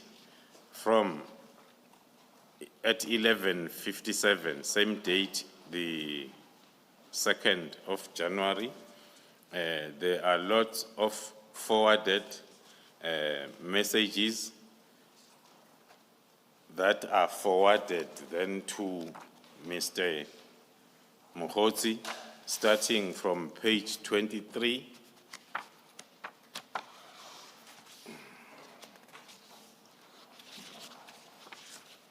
Starting from page 23 to page 34, to page 34A, 34, the bottom part. All those messages are containing the information as well as the screenshots of classified information that is used or that belongs to the Division Crime Intelligence of the SAPS.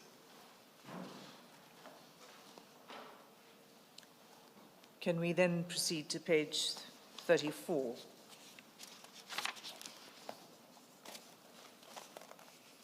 Just explain this, please, General. So are you saying Mr. Mokgotsi was in possession of classified information?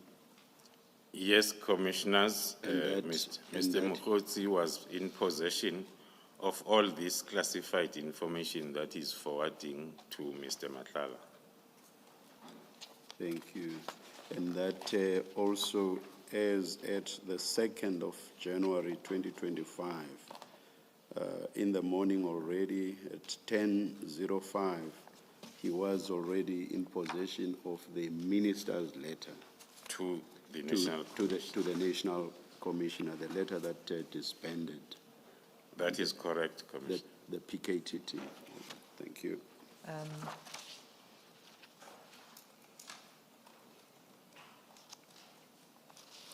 Yes, so Chair, just to clarify, that's on the 2nd of January at 10:05 that he forwards the letter following the earlier message on the 1st of January informing Mr. Matlala that the task team is disbanded. Yes, yes. Then comes a series of information that's classified in the possession of Mr. Mokgotsi, which he forwards to Mr. Matlala. And we'll go past that to page 34. At the bottom of that page. Can you take it from there, please, General? And then at page 34, the message is a screenshot, again, from Mr. Brown Mokgotsi to Mr. Matlala, which contains the communication between Mr. Brown Mokgotsi and a certain Dion. The screenshot is having the first message that is visible, reading as follows: as Dineo Mukwili stroke Muhajane Beyele Angestel as a brick, limited interpretation of Afrikaans. It's a question asking if is there any Dineo Mukwele or Muhajana who's working by them as a brigadier. Then on the next page, 35, the continuation of the screenshot, again, still in Afrikaans, no. Sorry, General, but before you go to that, there's a response to that question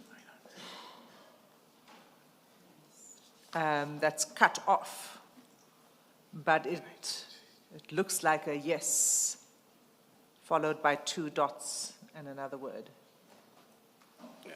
Now, from my copy, it's badly cut off. I can then speculate that it's a yes. On the screen, yes, it reads better. It's a yes with 3 dots and alphabets TSU. Okay, you can continue. And then on the next page, the question, know who had say nog steeds nie a pesal nomer nie, ook enige idea of say family as. It's still the screenshot of the communication between Mr. Mokgotsi and a Dion that was then forwarded to Mr. Matlala. Do you know who this Dion is? For a fact, not speculation. No, we do not know, Commissioner. Thank you.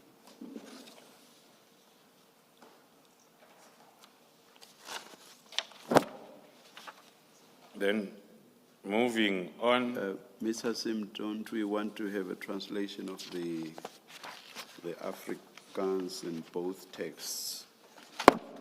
As Dineo Mukwele / Mohajane Beyele Angestel as brigadier. Chair, are you asking me to translate it? I'm asking for your resourcefulness. We can get a translation prepared for us by an Afrikaans speaker. Was Dineo Mukwele / Mohajane? My colleague. No. Let's get a translation. Okay. Please, thank you. Advocate Hassim, those of us who did our LLB in Afrikaans can figure it out, but I know Chair does not have the same advantage. So you'll help the Chair then. Thank you, Commissioner Khumalo. We'll get a transcription. Thank you. General, you've answered that you don't know who Dion is. If you go to page where it starts, that screenshot at page 34, Dineo Mahajane Beyela and Gestel as brick. Is it fair to surmise that this is asking a SAPS member about the employment of Dineo Mukwele? Can one say that from this? Yes, Commissioner, that is the interpretation that one can come up with, that someone is asking about the status of appointment of a certain brigadier. Okay, thank you. Thank you. Thank you. And there's more in this vein as we go through. So if we go down to the next message that's forwarded, can you, oh, is it cut off? In your file, General, so below that screenshot is another message that's forwarded. Yeah. And can you, without identifying, we have redacted on the screen the confidential information, but can you tell us what we are looking at here? Yes, then Commissioners, thank you. The next message that is forwarded, it's another screenshot forwarded by Mr. Brown Mukotsi to Mr. Matlala, which is of a screenshot taken from the South African police system that is having the personal details of all the employees, which is accessible only by the personnel working at human resource management of the SAPS. It contains the details, including the identity number of one of the employees. Do you know who that identity number belongs to? You don't need to say if you Yes, don't I know. do know. Is it, okay. It's the same person that The was same the person. subject of the inquiry in the last. That is correct, Commissioners. And sorry, you say this kind of information would only be available to SAPS employees. It's internal information. No, the kind of information can only be made available to the employee, him or herself only, see. not to another third party. Okay, thank you. So as I understand it, there's two aspects to that. The first is who has access to this software, this program, the Purcell system. Who would have access? And as I understand you, you're saying it would only be SAPS employees, and in particular HR. Yeah, that's correct, Commissioner. And the second aspect of that is that even those who have access can't disseminate the information other than To the employee. to the employee. And Mr. Mokgotsi, you may have already spoken to this. Is he at this point an employee of the SAPS at the time that he's forwarding this information? Yeah, according to our investigation, Mr. Mokgotsi is not the employee of the South African Police Service. Thank you, Commissioner. So can we then turn to the chat that starts on page 36?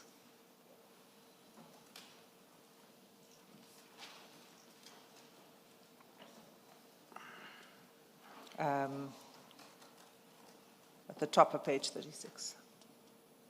On page 36, it's a message from Mr. Matlala to Mr. Mokgotsi with the question reading, what is these things you just sent to me, brother?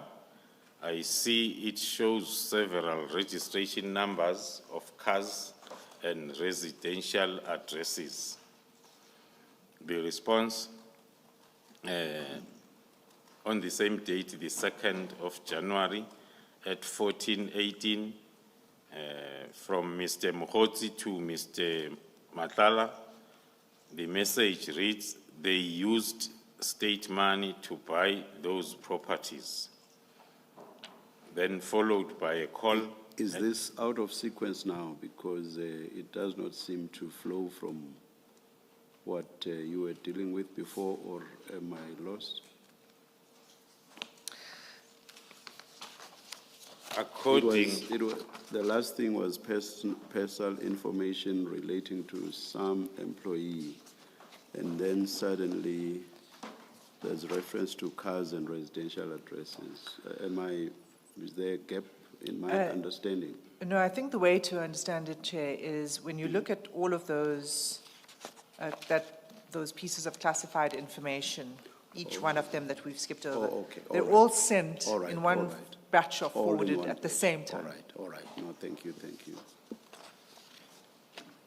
thank you, Commissioners. That is our interpretation that the questions or the question by Mr. Matlala to the sender of all these screenshots, which is Mr. Brown Mokgotsi, is the lack of understanding as to what are these things that he just sent. And then he is explaining. Then on the 2nd, still on the 2nd of January at 2025 at 14:29,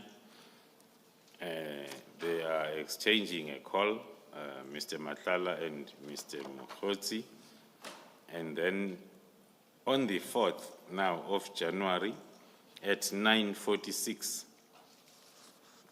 Mr. Matlala is forwarding a message to Mr. Mokgotsi with the title Shocking Revelations. It is a forwarded message that Mr. Matlala would have got it from the social media and then forwarded it. The social media reflects the date 3rd January on the next page, 37. Then the Mr. Matlala is forwarding then the same message to Mr. Mokgotsi. And before you move off that, if you can just say what in summary, this message is about, this social media post. Thank you, Commissioners. Scanning, as I've indicated, that it looks like a message that Mr. Matlala got from the app social media X, from the social media X on the 3rd of January, and then screen grabbed it and forwarded it to Mokgotsi. The first paragraph suggesting that it's information received regarding the political killings task team from one of their former investigators at the task team. So it continues to talk to, on the first paragraph, mentioning the former Minister of Police and then also the current Minister of Police. And then I'm not sure whether I must go through the whole screen grab, Commissioners. Perhaps just give us the substance of it. And Chair, and perhaps if you could deal with the one aspect of it that deals specifically with you, that names you.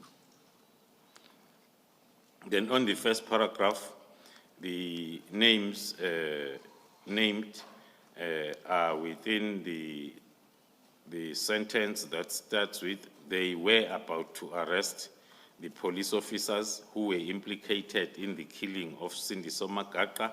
I'm told that all reports that were withheld by Begicele have been retrieved and handed over to Minister Senzo Mchunu. That is the message then contained in that first paragraph. The second paragraph, it continues to talk about the information, alleged information then around that case of the killing of Sindiso Makaka, mentioning some of the names of people that were involved, as well as other names as the firearms, the money exchanged, and then some of the noticeable names are the names that we are aware of that were part of our briefing yesterday on the same case. And also, as you move down, there will also be, I think on the next page, 37, there is also a mention of General Khumalo, who was still a lead investigator in this political killings task team, which was also investigating this matter of Sindiso Makaka case, and who was told by former minister not to arrest crime intelligence officials. Then the last paragraph, it also talks about crime intelligence operating as a third force unit, which is why General Khumalo is heading both units, crime intelligence and the political killings task team. He appointed his brothers, families, and friends as investigators and bodyguards for him and Lushaba.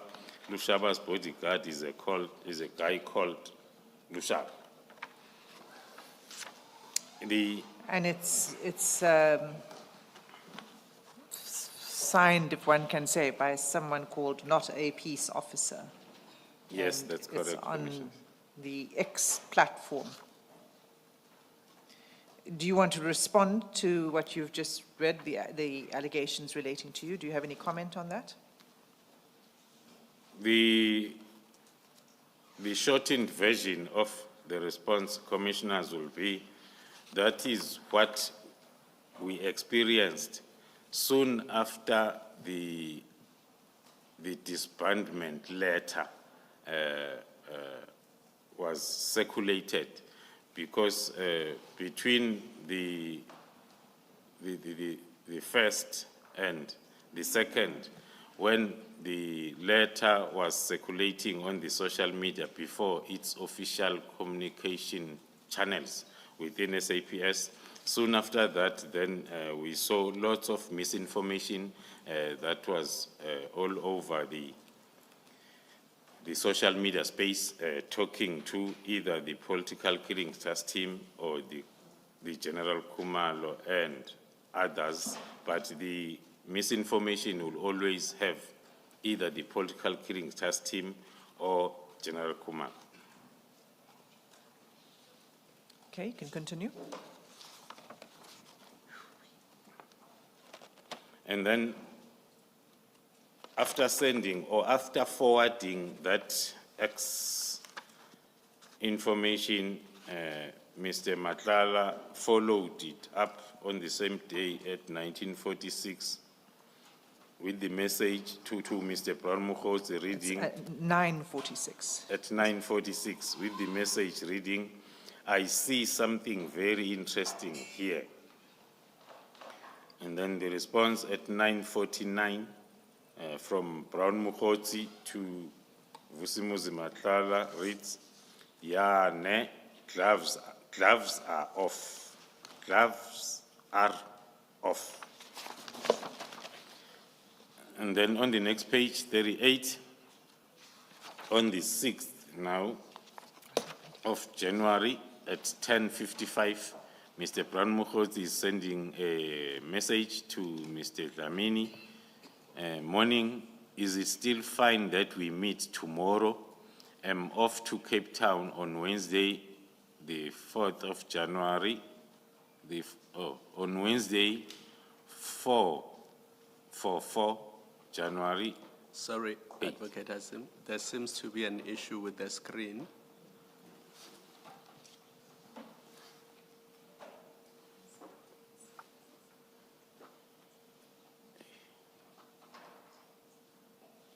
I'm advised that the issue is just relating to this page, and it was when the redactions of the phone numbers were conducted, it seemed to just glitch and it redacted other parts. But it's only this page that's affected. Chair, I would suggest we just move on. Let us do so. Thanks. Thank you. General, so you were at the top of page 38, reading the message from Mr. Mpofu-Walsh on the 6th of January 2025 at 10:55. Could you just start with read that again, please? Thank you. The message by Mr. Mpofu-Walsh to Mr. Matlala reads, "Morning. Is it still fine that we meet tomorrow? I'm off to Cape Town on Wednesday for January 8th. Also confirming the house in Camps Bay." So the next messages exchanged between the two are an attempt to set up a meeting as per this first message read. At 16:35, a response from Matlala, "Where must we meet tomorrow?" followed by a response from Mpofu-Walsh, Houghton, and then the next from Matlala asking the time, and the response from Mr. Mpofu-Walsh giving any time after 8, my boss. And then still on the same day, this communication about the arrangement of their meeting. And then Mr. Matlala indicates the time of his availability. "I have 11 o'clock with my banker. Let me see you at 9:30 rather." That is the message then at 16:39. And then on the same day at 16:47, Mr. Mpofu-Walsh responding and confirming 8 p.m., my boss. Mr. Matlala agreeing at 16:47 on the same date with the message, "Oh, okay, I will see you later then at 20:30.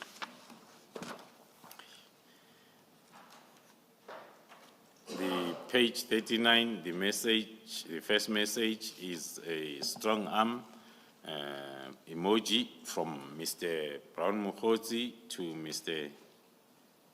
Matlala at 16:48, and then followed by 2 calls on the same date, the 6th of January. First one at 17:30, next one at 17:32, and a return call from Mr. Mpofu-Walsh at 18:27. Then still on the same page 39, Mr. Matlala is forwarding a message to Mr. Mpofu-Walsh. The message that is read as if it was sent to Mr. Matlala by someone else, and thereafter he is forwarding the message as it is, is forwarding it to Mr. Mpofu-Walsh. The message reads, "Hello, Mr. Rafadi." That is where we can speculate that this message was originally sent to Mr. Rafadi, who... If I can pause you, General, we are going to get to the chats of Mr. Rafadi, and then we'll see there that this message was forwarded to Mr. Matlala from Mr. Rafadi, and Mr. Matlala is now forwarding it on. Continue. Sorry for the interruption. So I'm not sure then, Commissioners, whether we deal with this message as it's forwarded or we deal with it when we're dealing with Mr. Rafadi's chats. I propose that you deal with it now.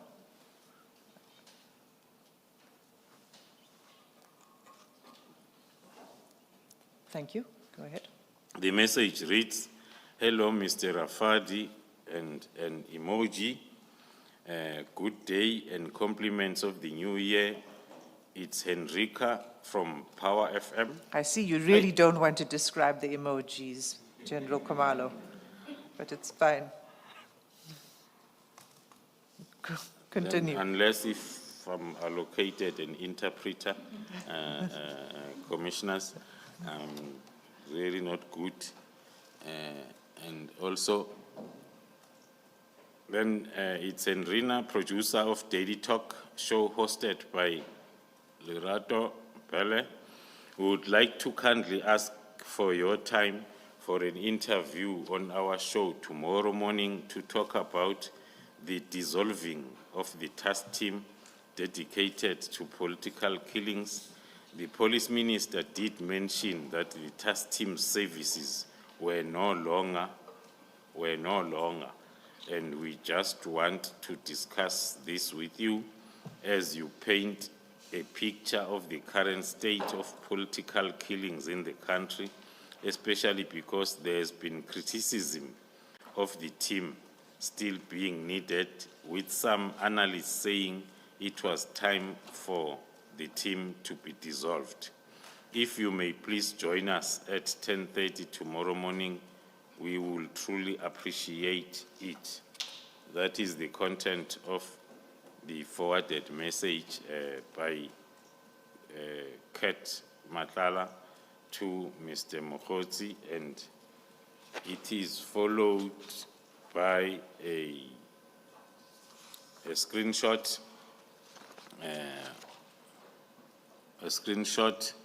with a Power Talk site that might indicate then that's where the discussion will be. And then the next message on the 7th. We won't play that, Chair, but did you listen to it, and do you know what that link contains, that interview? The link is, of course, then Mr. Rafadi introduced himself as invited to this talk show to discuss the issue as indicated on the invite. There were two guests, Mr. Rafadi and someone else, who were then approaching this discussion from two opposite directions, with Mr. Rafadi in support of the disbandment and the other commentator not in support. That is the summary that one can give then for this discussion. Thank you, General. You may proceed. And then still on the 7th, at 1942, Mr. Matlala is sending a message to Mr. Brown Mokgotsi. One will then read that together with the previous messages where they were arranging the meeting, with Mr. Matlala asking at 1942 if, can I start making my way to you because I'm a little bit far from our meeting place. And then Mr. Mokgotsi responding that 2030 I'll be there, which is the time that they agreed upon on their previous engagement. Followed by at 2026 on the same date, 7th of January 2022, by calls, two calls from Mr. Matlala to Mr. Mokgotsi at 2026 and 2042 respectively, with the return call again from Mr. Mokgotsi to Mr. Matlala at 2043, the same date, and then the other calls on the same date from Mr. Matlala at 2048, the first call, at 2101 as well as 2102, or at 2102 is the message now written by Mr. Matlala indicating that he has arrived at the venue, reading, I am here.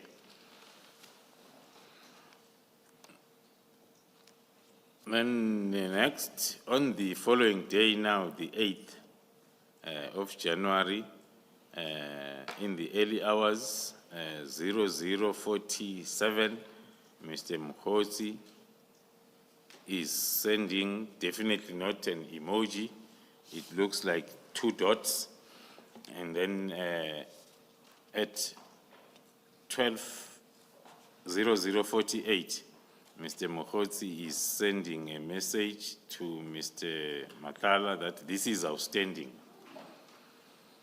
And then on the same date at 00:49, now Mr. Mkhotsi is specific as to what is outstanding.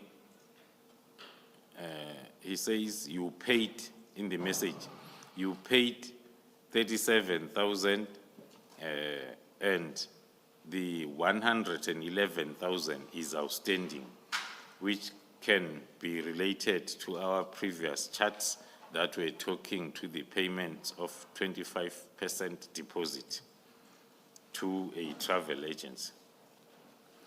And then still on the 8th of January 2025, Brown Mkhotsi is reminding Mr. Matlala that this is what you paid on that message at close to midnight, that discussion at 00:50. And then at 8:14, still on the 8th, Mr. Mkhotsi is sending to Mr. Matlala a notice of an annual BPF presidential gala dinner with those particulars at 14:39. And then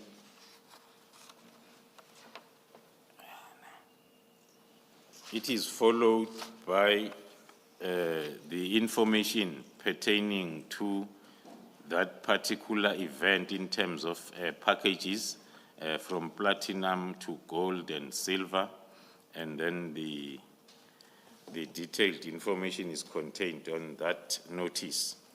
Then the response or the message that followed those pictures that were sent by Mr. Mkhotsi, it's followed by a message indicating we'll take silver package. That can be read with the previous photo then of those options for the event packages. At 8:33, Brown Mkhotsi is just sending okay message to Mr. Matlala. And then at 8:34, Mr. Mkhotsi is sending a message to Mr. Matlala which reads, we cancel, but it is spelled wrong as we CANXEL,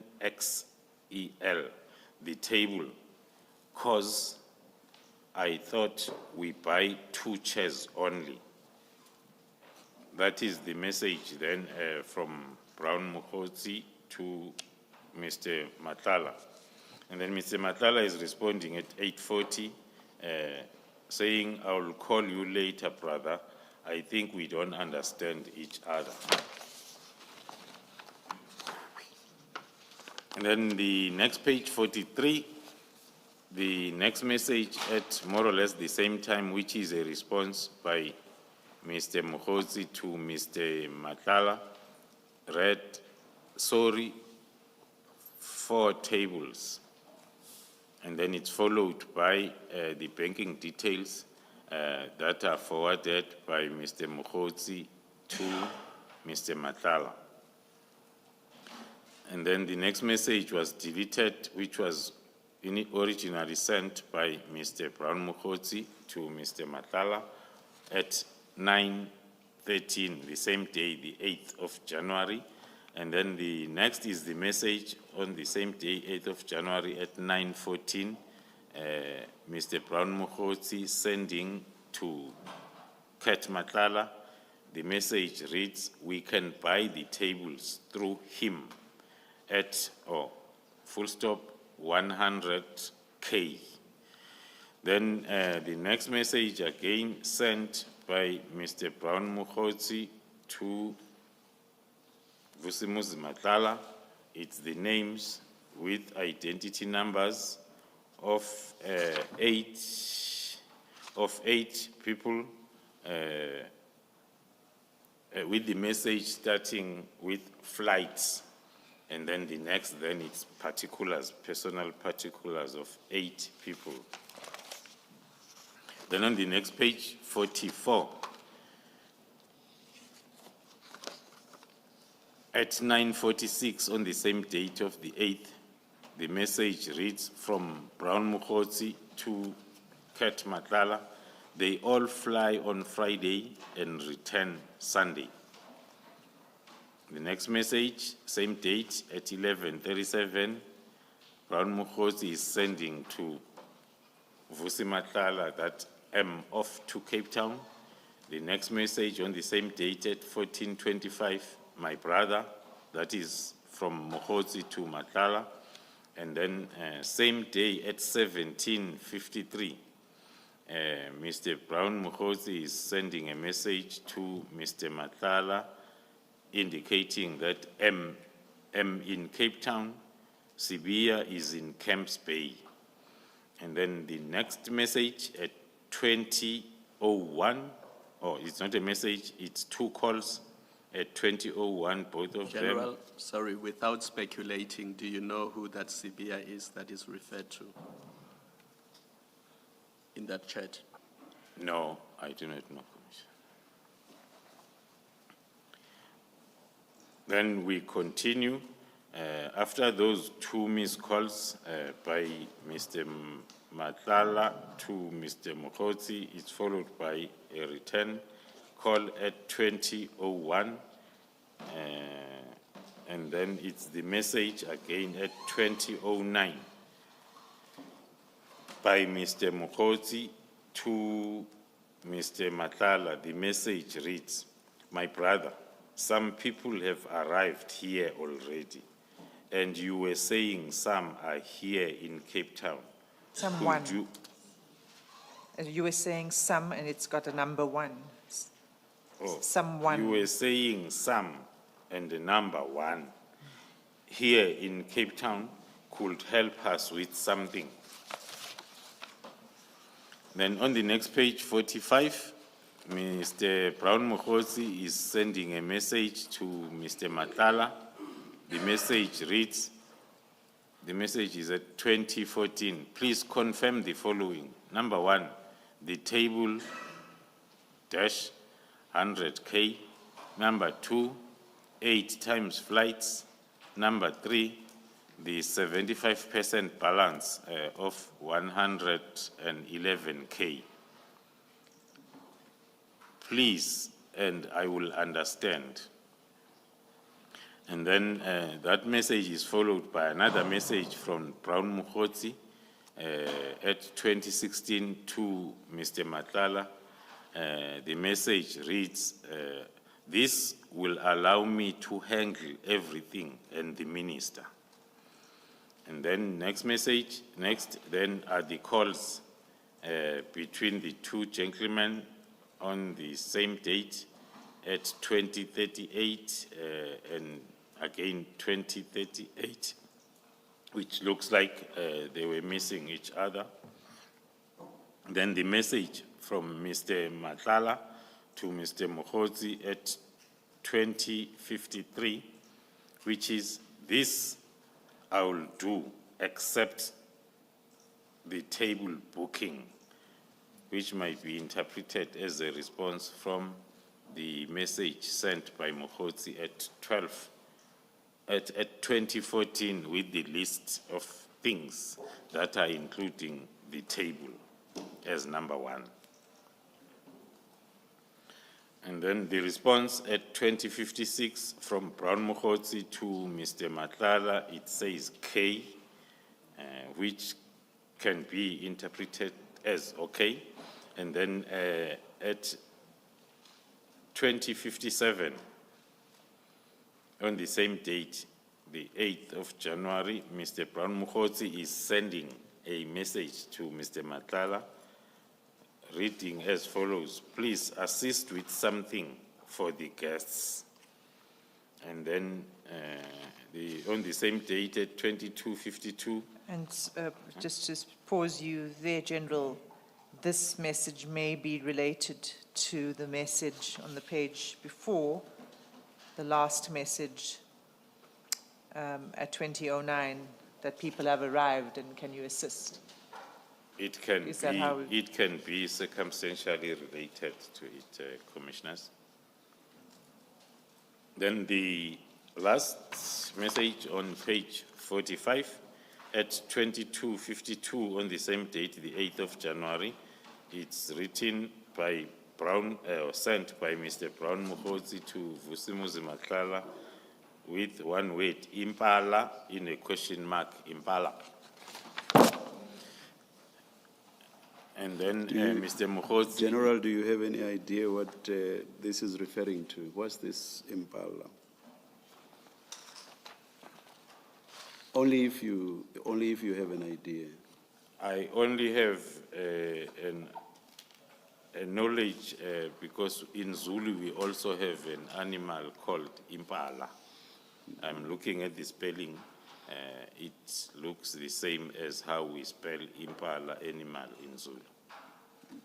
But in this context, you have no idea what this means? No, I don't have idea. Thank you. Commissioner. And then the next message on page 46, on the same date, the 8th of January, at now 22:54, Mr. Brown Mokgotsi is following that message of Impala that he sent with next time. And then at 22:55, another message, the emojis that I've been struggling with the interpretation, Commissioners, unless if I get assistance. It's like two laughing faces. I'm told With tilted heads.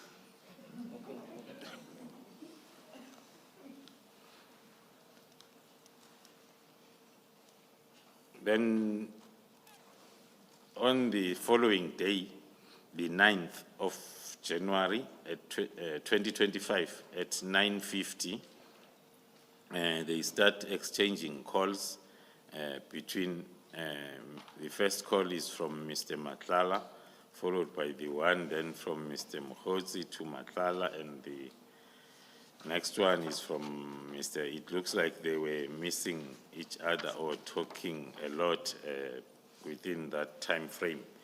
Then followed by a deleted message at 10:43, which was sent by Mr. Mokgotsi to Mr. Matlala at 10:43. Then on the 9th, still at 10:44, Mr. Brown Mokgotsi is sending a message to Mr. Matlala, which reads, replace number 1 and 2, which then can talk to the previous messages that are numbered on the communication between the two. I suppose it's also fair to make provision for the possibility that 1 and 2 may have been in that deleted message. I mean, we don't know what deleted message was. That is possible, Commissioner. Yes.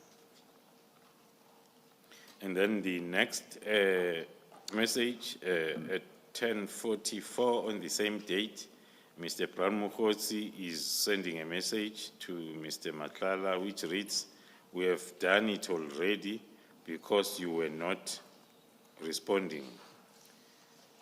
And then at 10:44, again, few seconds after, Mr. Brown Mokgotsi is calling, and then after a call on the same date, and then a message reading Boso, and then on the same date, 10:57, another call, followed by deleted messages or screenshots, or screenshots that were sent by Mr. Mokgotsi to Mr. Matlala. That will take us up to page 48 and then to page 49. We resume then on the same date, the 9th of January at 11:16 with a call. Then the next, then at 11:17, it's the account details of the same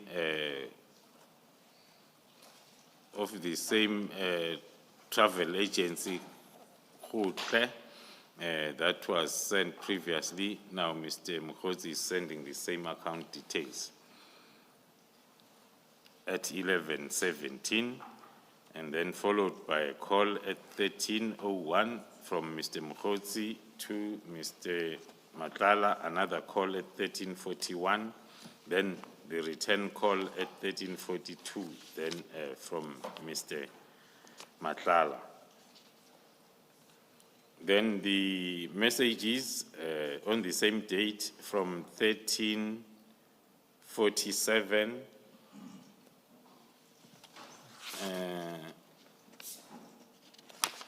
there are attachments that are annexed as BM4 and BM5 that are then sent by Mr. Matlala to Mr. Mokhozi. So the first attachment is BM4, and that's on page 154 of the bundle. And can you just say what is reflected on that annexure?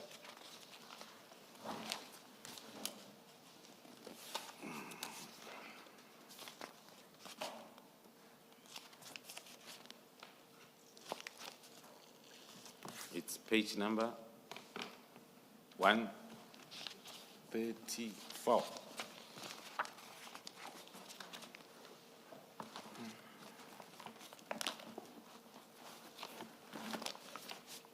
Oh, 154, apologies, General.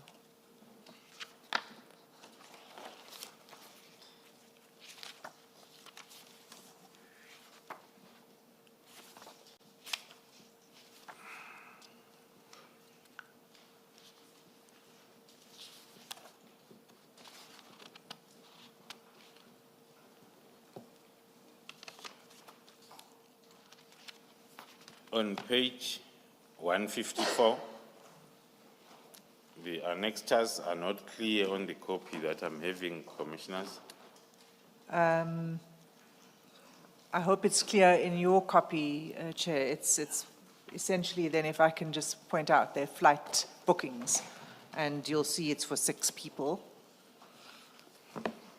And then BM5, which is at 157. So that's, sorry to be clear, it's flight bookings for 6 people, the first one from Johannesburg to Cape Town. BM5, it's the same 6 people, return flights from Cape Town to Johannesburg. And the date of the first flight is 10 January, and the return is 12 January.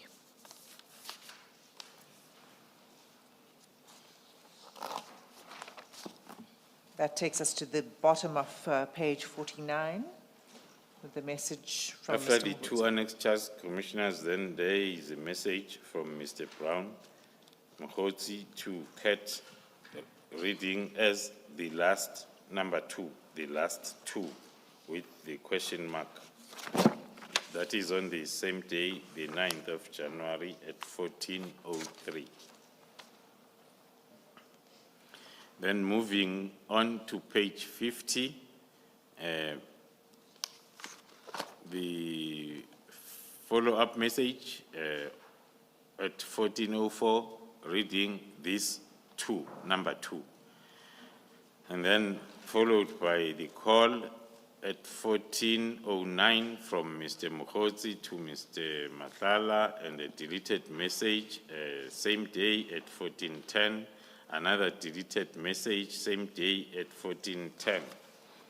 Then, on the same day, then the 9th of January at 14:40, Mr. Matlala is sending a message to Mr. Mokhosi, which is reading 111K is paid. And then the response at 1443 from Mr. Brown to Mr. Matlala, reading thanks, spelled as next chapter BM6, is on the same date at 1527.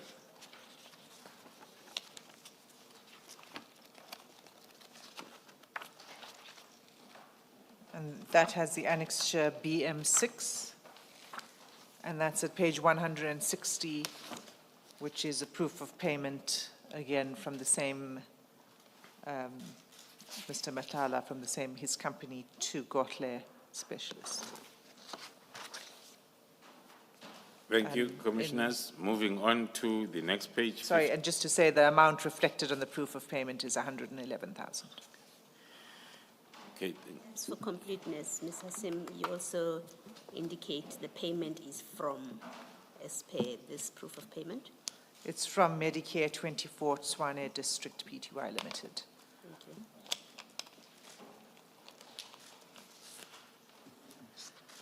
Continue, Then, General. continuing on page 51, on the same day, the 9th of January, at 1651, the message from Mr. Mokhosi to Mr. Matlala, which reads thus: "My brother, thanks for everything," with a spelling mistake on brother. It's spelled BROTJER,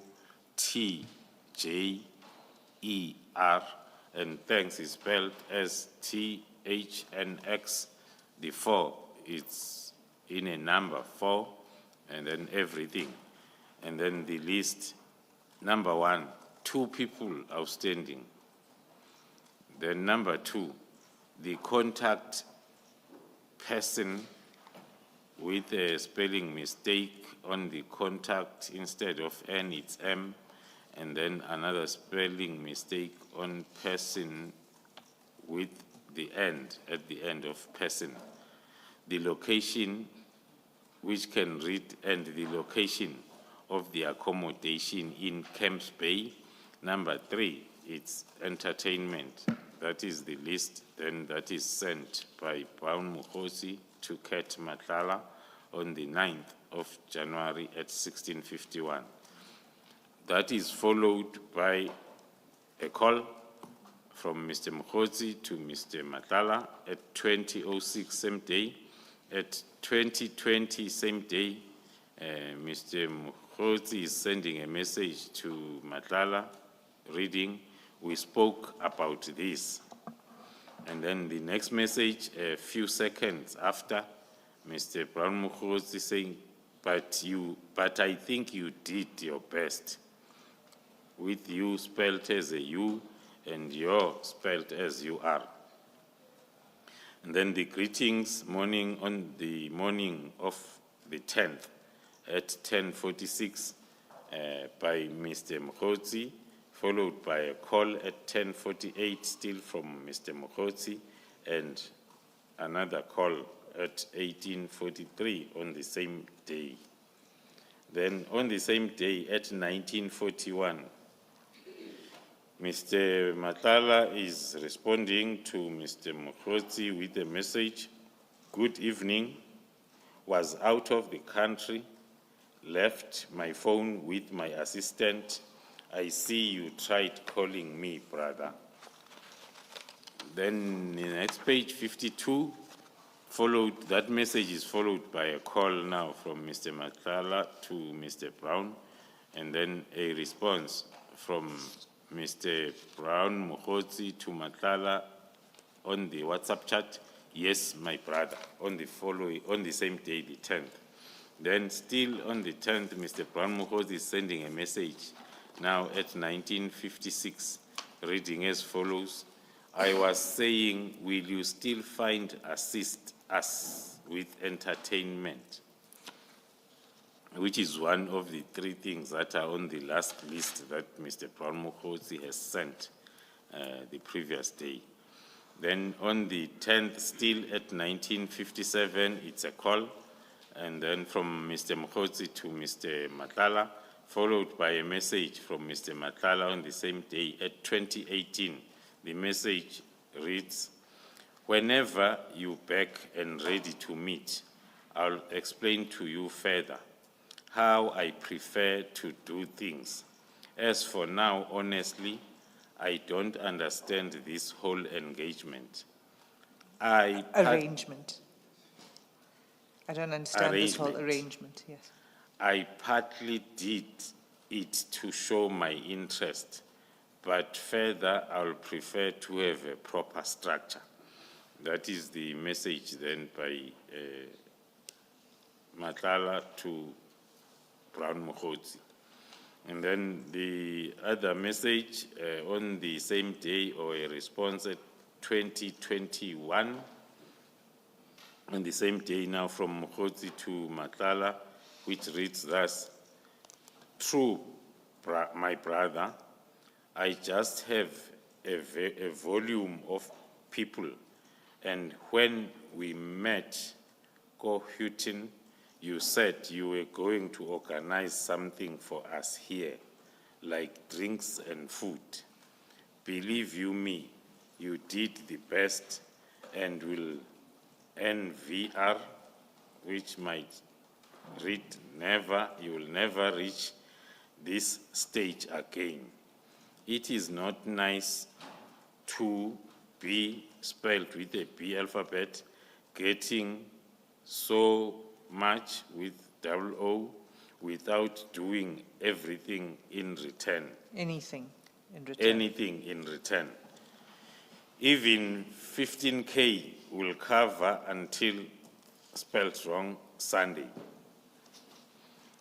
Then on the same day at 2026, call with a message from Mr. Matlala indicating that he will call, or I will call in a minute. Then same day, 2029, the message now from Mr. Matlala to Mr. Mokgotsi: "Okay, when you get back, organize a proper setup going further, especially the main man behind all this." And then on the same day, 2029, the message from Kat to Mokgotsi reads: "You can send that account number." And then the response: "Yes, guaranteed," by Mr. Brown Mokgotsi on the same day at 2029. And then the message stressing guaranteed from Mr. Mokgotsi to Mr. Matlala at 2030, and then followed by another message few seconds after from Mokgotsi to Mr. Matlala reading: you have to send to 3 accounts with U spelled as a U alphabet and have without an A. And then still on the same day at 2030, Mr. Matlala is responding or sending a message to Mr. Mokgotsi which reads: "Please get one and you will share it in 3 as a number." And then at the same day, a minute after, Mr. Matlala is sending another message to Mr. Mokgotsi: "I need to do debriefing now." That is followed by the account details, which are the same as the one that was sent before at 2036 by Brown Mokgotsi to Mr. Matlala, and then the second also. So it's 2 account details that are sent this time around. And then on the same date, 2037, Mr. Brown Mokgotsi is sending a message to Mr. Matlala, which reads: "I only got the card and I won't transfer to Mulikwa." And that is followed by the calls on the same, on that day, the last call at 20:39 from Mokgotsi to Mr. Matlala. The following day, on the 11th, Before the following day, General, these names here with account numbers, do you know who they are? Was any check done to see who they are? the first one is similar to the previous one that we have seen, and it is linked with the travel agency company, Oratile. Okay, thank you. It's only this second one that is new in our chart analysis. Then moving on, the following day, on the 11th,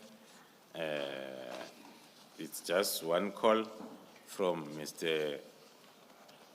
Matlala to Mr. Mokgotsi, and then Mr. Matlala, then the following day, the 12th, at 9:04, he is sending to Mr. Mokgotsi a screenshot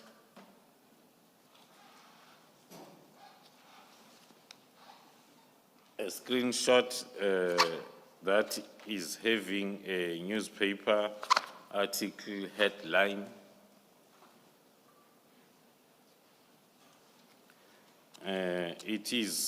It reads, "The lone robber walks out of crime intelligence unit with 1.3 million intelligence unit in a bag." Yeah, it's cut, that screenshot, it's not clear, but those are the words that are reflected there. It is a newspaper headline. Can you read the next message before I ask a question on this? Then the next message from Mr. Matlala to Mr. Mokgotsi, after sending that newspaper article, the message reads, the message is at 0904. It reads, "Nanzo," with 4 zeros or 4 O's and an N before that. The message reading, "They covering up so minister won't find out the splash funds corruption, staging robberies." Another emoji, which is much clearer on the screen, like a happy person. A happy person, yes. Do you know anything about this incident that's being reported about a robber walking out of crime intelligence unit, your unit, with 1.3 million in a bag? Yes, commissioners, we are aware of the incident that is related to the story. It relates to an incident where one of our offices in the Eastern Cape was robbed of cash, which is similar to the one reflected on the story, 1.3 million.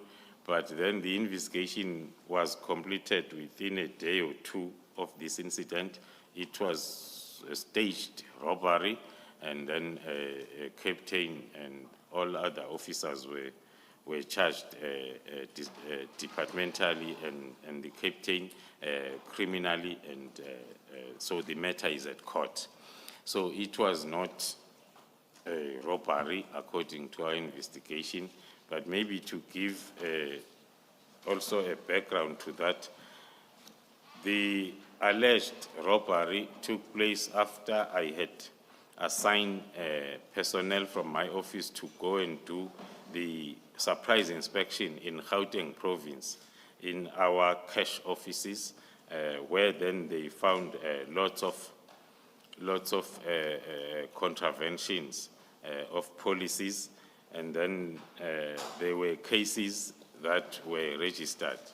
After the Gauteng surprise inspection, I then brought the team together to plan for simultaneous surprise inspections in all other 8 provinces, which might look like then that plan leaked, because on the same day of that surprise inspection, that's when this fake robbery was then reported. And were the inspections taking place in all provinces? Yes, that's correct.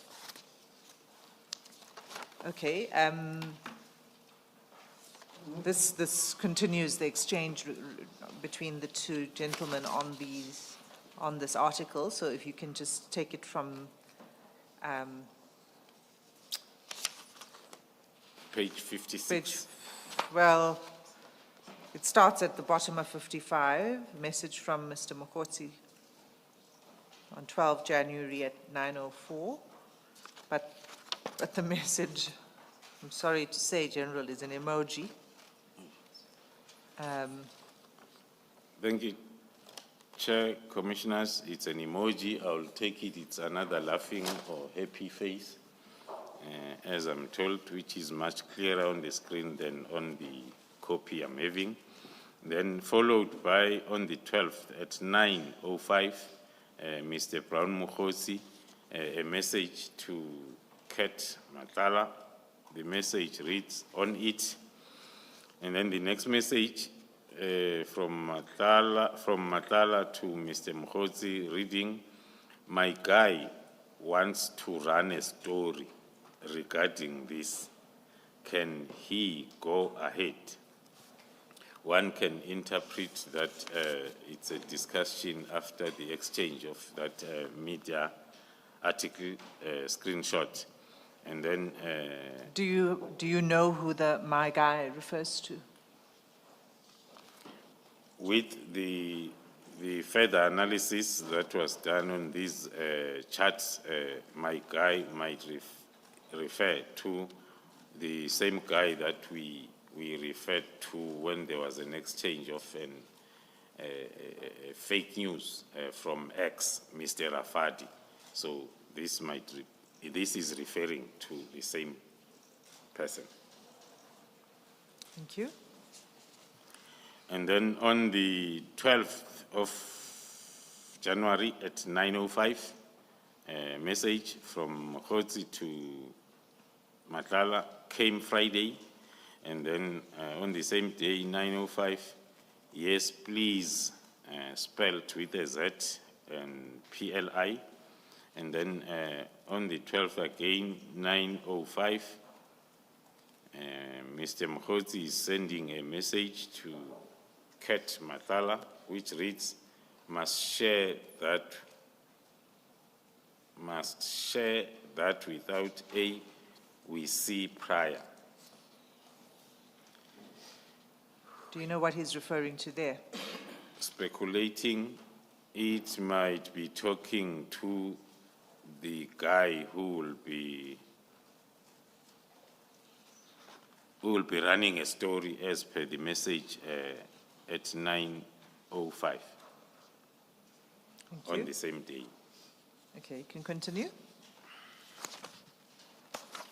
So the next is it's an ID document. It's an ID document, screenshot sent by Brown Mokotsi to Mr. Kat Matala.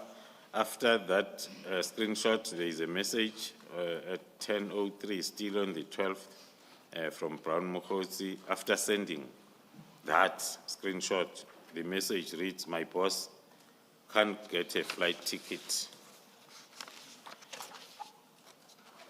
And then Mr. Matala is responding, what you mean, at 10:04 on the same date. And then at 10:06,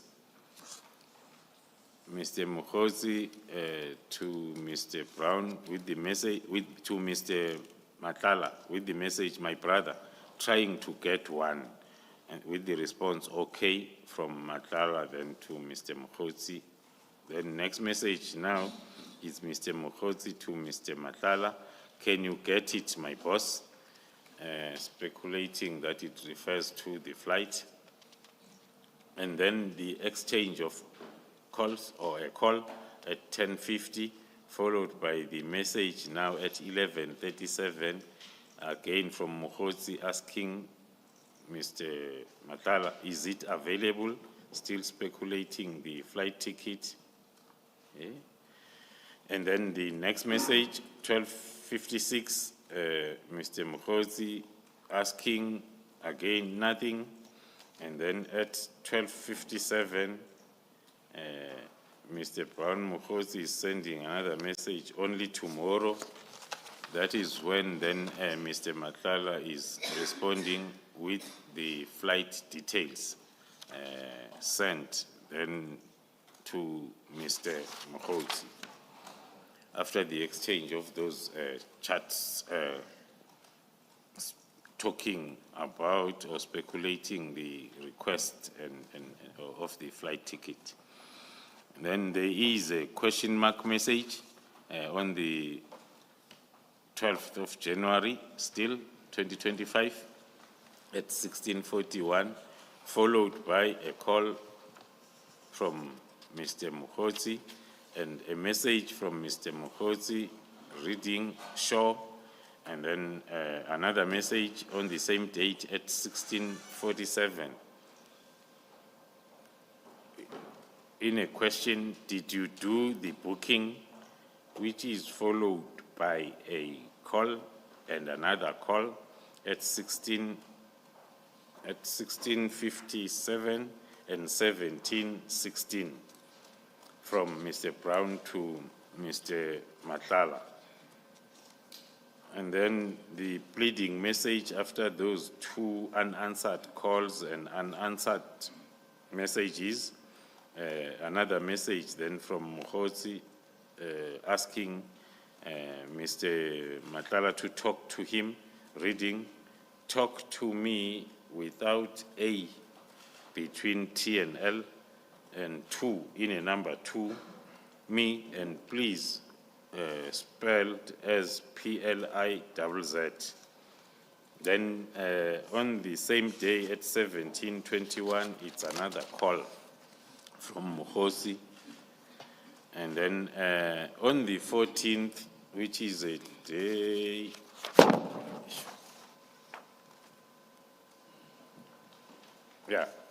on the 14th, which is almost 2 days after the last call, and then 14th of January 2025 at 12:36, a message from Mokgotsi to Matlala, reading, sure, don't forget to work on your invoices. Back in Josie, and then the following message is a screenshot, which is a screen grab, talking to the supply chain management system of SAPS, which is sent by Mr. Matlala to Mr. Brown Mokgotsi. And can you just tell us what we're seeing in that screen grab? What's the significance of it? Firstly, it's identified as the South African Police Service System screenshot. It talks to the information that is captured within the supply chain management when then the invoices are submitted. So is this, as with the Purcell screenshot that we saw, is this a system that only employees of SAPS and particularly supply chain management staff would have access to? That is correct, Commissioners. This is the supply chain management system screen grab that only personnel attached to that environment will have access. Just halfway down that photo, there's a section that says, no errors found on data set, invoices to be uploaded. What do you understand that to relate to? Does it mean invoices have been submitted but have not yet been uploaded onto the system? That will be my layman understanding and interpretation, Commissioner. Then on the same day, the 15th of January, Mr. Matlala is sending a message to Mr. Brown Mokgotsi asking him, can you please try to speed it up? The interpretation will be maybe on the invoice submitted as per the screen grab above. So, sorry, General, so just to be clear, because the screenshot is sent at 13:22, which says invoices to be uploaded, and then immediately after that, still 13:22, is the message, can you please try to speed it up? That is correct, Commissioner. And then that is followed at 17:25 by a call from Mr. Matlala and another one on the same date at 17:28 to Mr. Mokgotsi. And then at on the following day, on the 16th, in the morning, 9:01, another call from Mr. Vusi Matlala, followed by a message on the following day, now the 17th of January at 8 in the morning. The message reads, good morning, brother. Just checking if you're winning. The invoicing, I read to pay suppliers before the 26th. Please let me know so as I can engage someone else if you are not winning. The interpretation might be, the message might be related to the previous day's request of the speeding up of the payment as per the invoice submitted. The response on that... Before you go to the response, I suppose where it says red, that's an auto-correct typo. It should mean... Need to pay. Okay, I need to pay suppliers. Please let me know so I can arrange someone else if you're not winning. That's correct, Commissioners. Proceed. Then the response on the same day at 8:40 by Mr. Mokgotsi to Mr. Matlala, reading, I'm on it.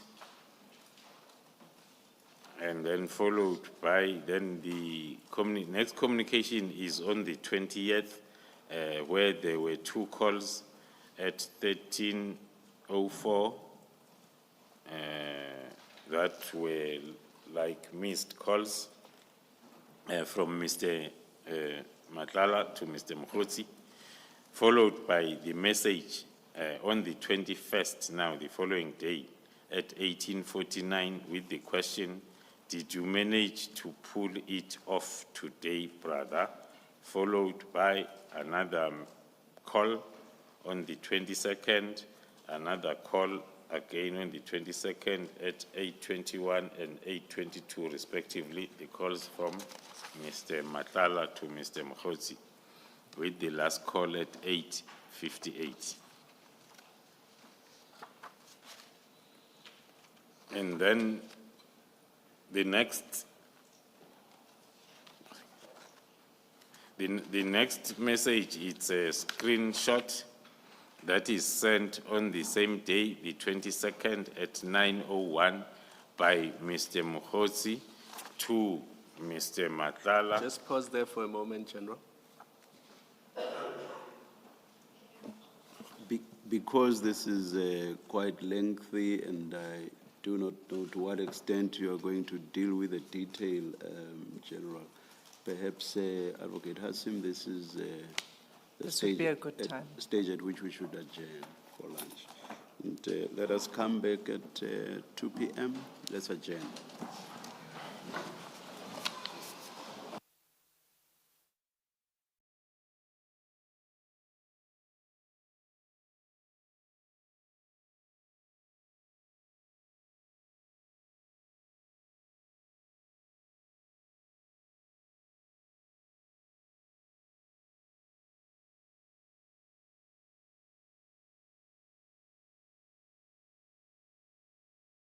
Thank you, Commissioners.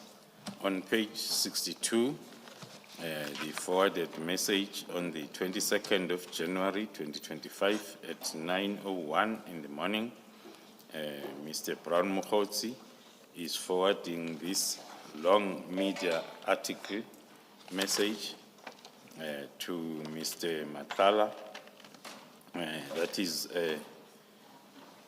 titled How Police Minister Peggy and National Police Commissioner General Masimula covered up Peggy 26 million tender corruption. The media article is talking about the investigation that was conducted by ID with regard to allegations of fraudulent activities in the KZN, as well as at SAPS head office.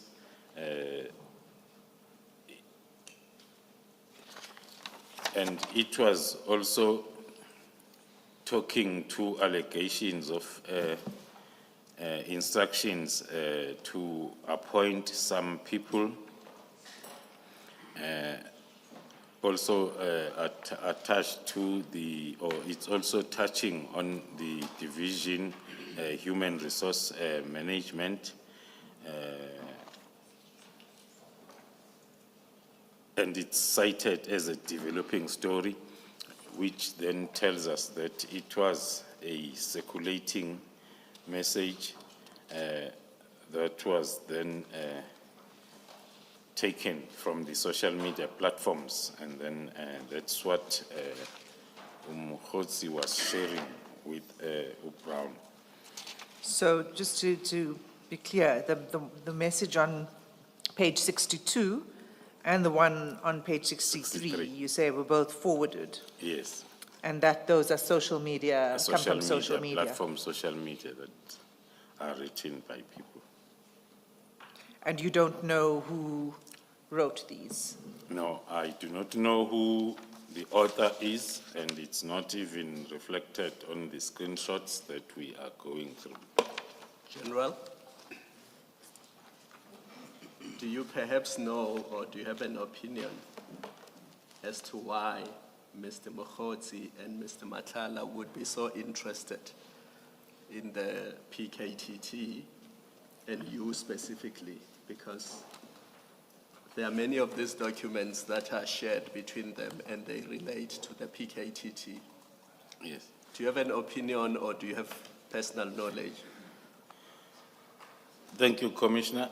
My opinion, as I've indicated before, that we noticed this trend soon after the disbandment letter on the 31st. There was this increase on stories that are written containing negative facts, or negative or wrong, false allegations around the political killings task team, as well as the project leader, which is myself. And even when we analyze the activities by the same individuals, after we analyze their communication before the letter, and after the letter, one can draw the conclusion that it was an effort to give the reasons for the letter that came on the 31st with all these negative made-up stories afterwards. I want to ask you a follow-up question. I mean, I don't see any discussion between the two individuals about GCI ops, but I see there's various chats relating to the PKTT. Are the activities of GCI ops generally known to the public? As I reflected on my testimony on the fact included on in my affidavit that the GCI Ops is a covert or counterintelligence project that is not visible to the public. That is why then when the information was leaked, that there is a support that is brought to GCIS, to GCI Ops from the political killings. Then because political killings is a known structure then one will think that that's why then the attack was directed to the political killings task team. Hence, that makes us to conclude that it was a mistaken identity. Also, the other fact is, if we look at the screenshots of covert or classified information that was shared between the two individuals soon after the letter of disbandment, then it shows that the information leaked that it is in fact the GCI Ops that is responsible. Hence, then there was a campaign to leak everything that has to do with this covert project that was dealing with the cartel.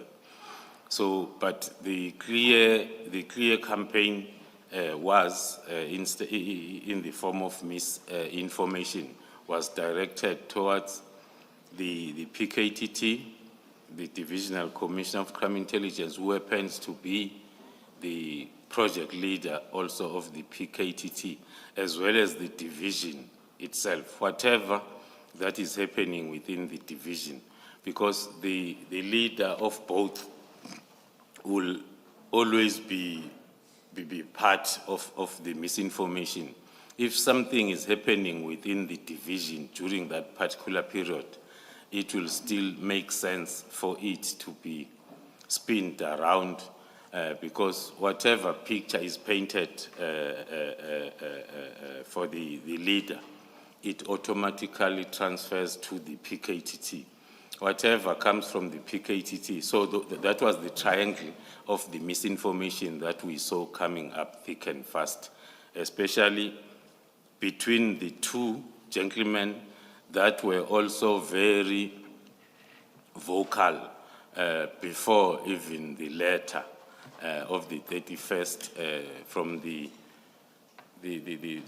operation on the 6th, the 18th, the 19th, the exchange of video footages as a proof of harassment, and so all that then give us the view or the opinion that the two gentlemen were part of the pre-activities, hence then the post-activities, it's with regard to this misinformation that they are sharing between them. Thank you. Thank you, General. Ms. Hassan, are you moving off this long text, chat? Yes. Okay, can I just ask my question Yes. then? General, in the last paragraph, just before developing story, there are two parts there to this. There's the first part, which is that President Cyril Ramaphosa and GNU parties have asked the ID and IPID to probe the National Commissioner and yourself. Is that fact? Was there such a request from the President and whoever the GNU parties is referred to there for such a probe? No, from our understanding, thank you, Commissioner, from our understanding, there's never been any formal notice with regards to this investigation or probe that is reflected on this media article. All right. And the second part, it says this comes after the Portfolio Committee on Police opens cases against Crime Intelligence Head, and that Crime Intelligence Head is you.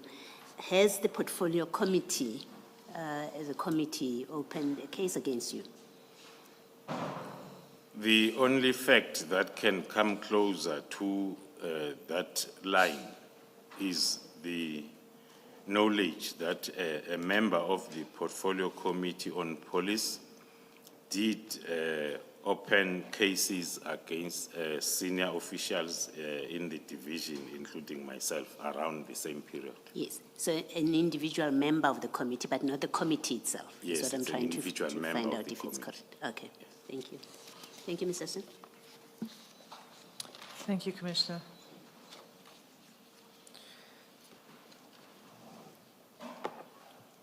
So as I understand you, General, this goes to your theme of the conspiracy to disband. That's correct, Commissioner. The social media posts. That's correct, Commissioner.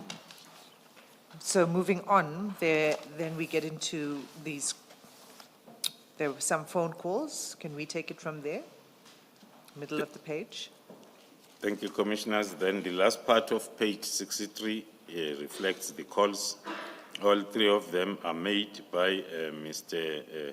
Matlala to Mr. Mokgotsi on the 22nd and 23rd.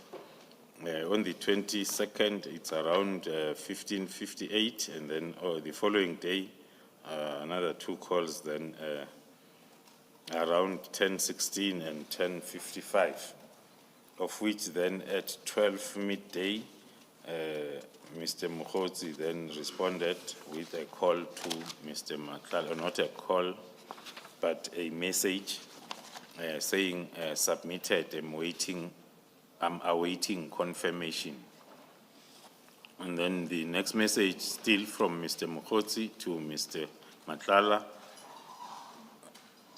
reading, I see. On the 23rd, still around 12:34. Then there was a message then on the 27th now, around 16:17, from Mr. Matlala, which was deleted. And then on the same day, around 16:17, a message from Mr. Mokgotsi to Mr. Matlala, written, wrong man. And then same time after that, then a call from Mokgotsi to Matlala.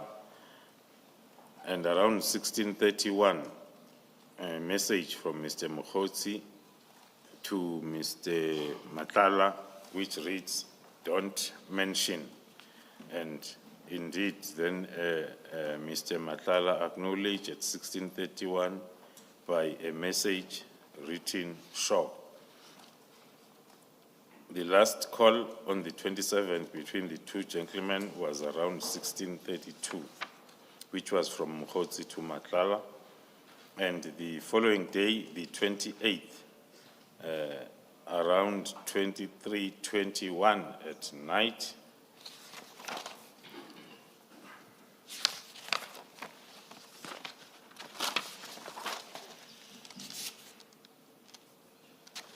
there is a call from Mr. Brown Mokgotsi to Mr. Matlala, followed by a message from Brown Mokgotsi reading Boso. And then on the same night, there are three calls that are made, or attempts that are made by Mr. Mokgotsi to Mr. Matlala, up until Jimmy, pause you. So the three calls were made at 23:24, 23:29, and 23:30 respectively. So quite late at night. That is correct, Commissioners.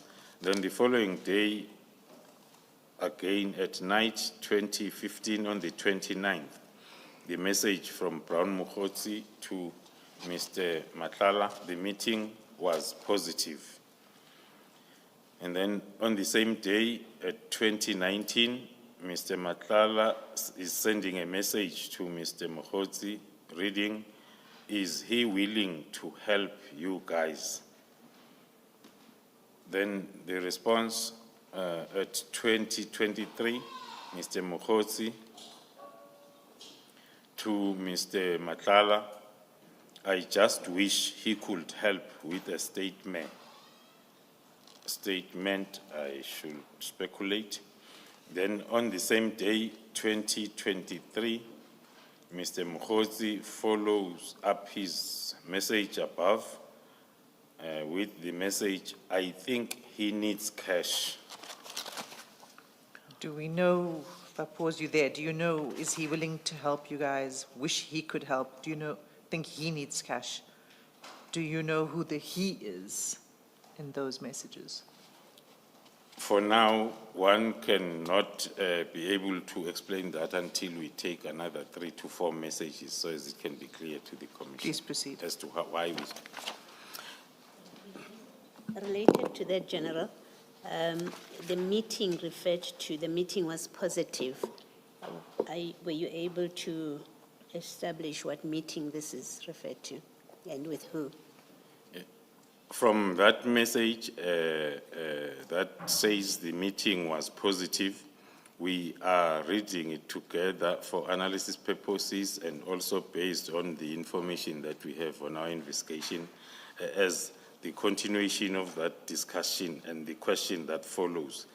The meeting was positive, and then the question from the receiver of information is he willing to help you guys?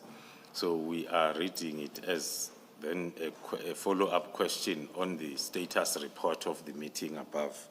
And then after the question, and then we are reading the next 2 messages as talking to what transpired during the positive meeting.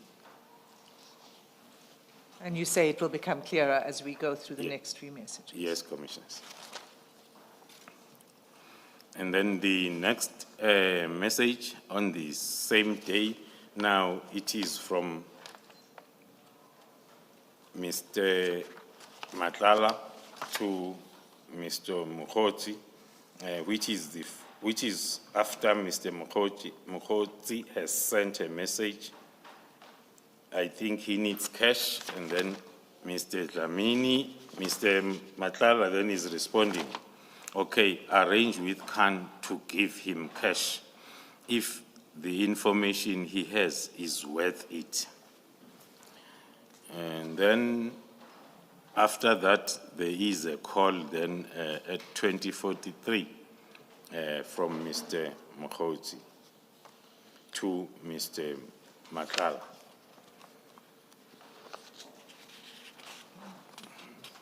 So before, I think it moves on then to a different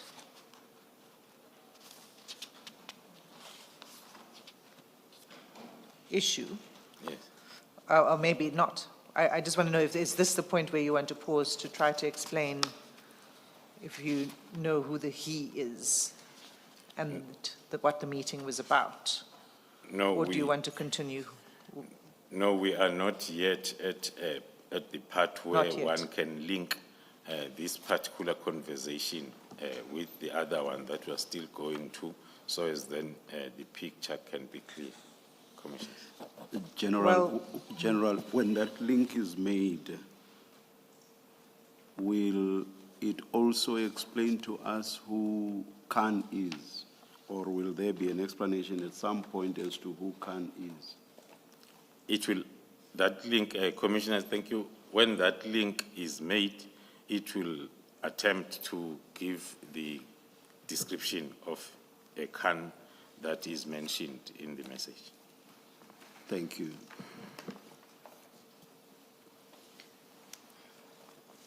Then moving to the next message, it's now the next day, on the 30th of January at 10:56, that is still 2025, the screenshot of an email that was sent, or a communication between the Office of the Divisional Commissioner, Human Resource Management, Lieutenant General Nkhuwa, and the company Medicare 24 owned by Mr. Matlala. Now, we see Mr. Matlala sending the screenshot of this email communication to Mr. Mokgotsi on the 30th.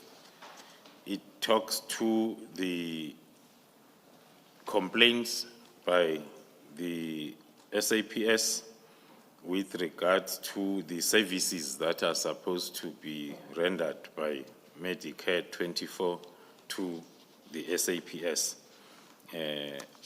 Good morning, Mike. And then the Mike, according to our information or investigation, is working in the same company as an operations manager. Hence, then the email is addressed to him. Maybe just reading the first paragraph so as then we can understand the sense of the communication. The communication is to serve as, this serves to convey SAPS's concern in respect of contractual non-performance on your part regarding the subject matter as reflected above. And then it carries on then mentioning as to the points of unhappiness. This can be understood in the context of the period or in the context of events as they were unfolding from the meeting around the same contract on the 24th, which resolved to the conducting of internal audit around this contract.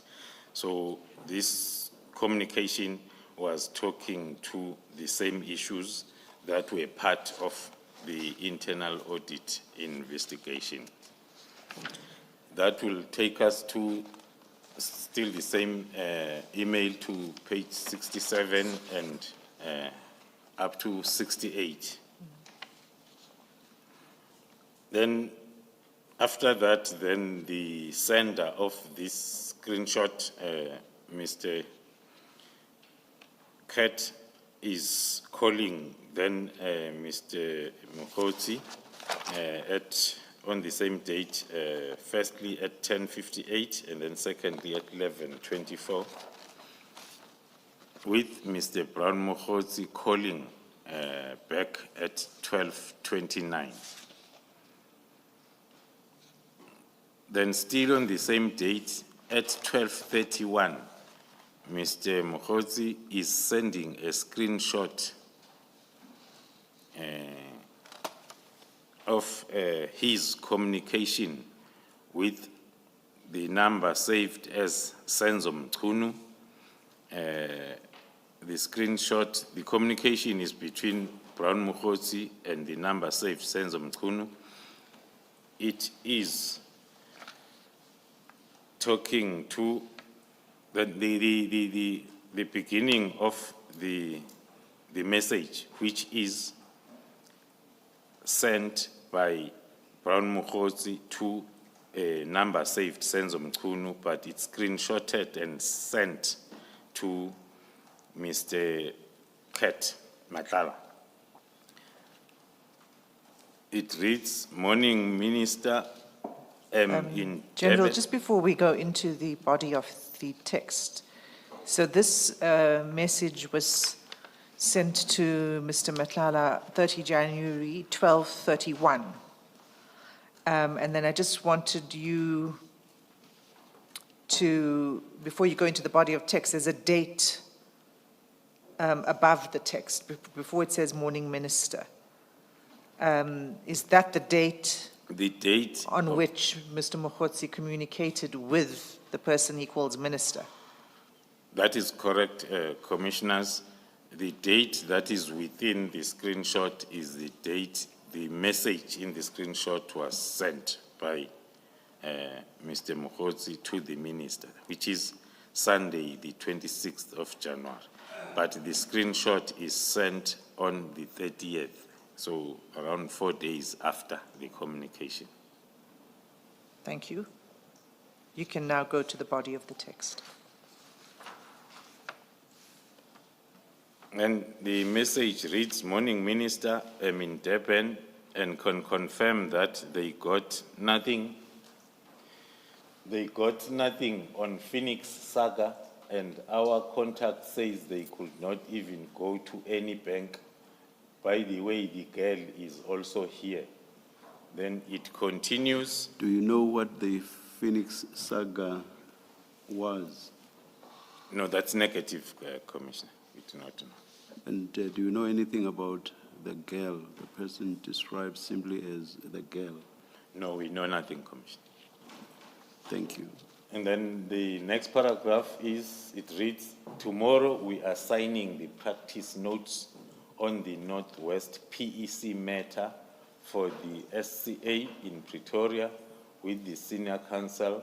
The matter will be a month from tomorrow.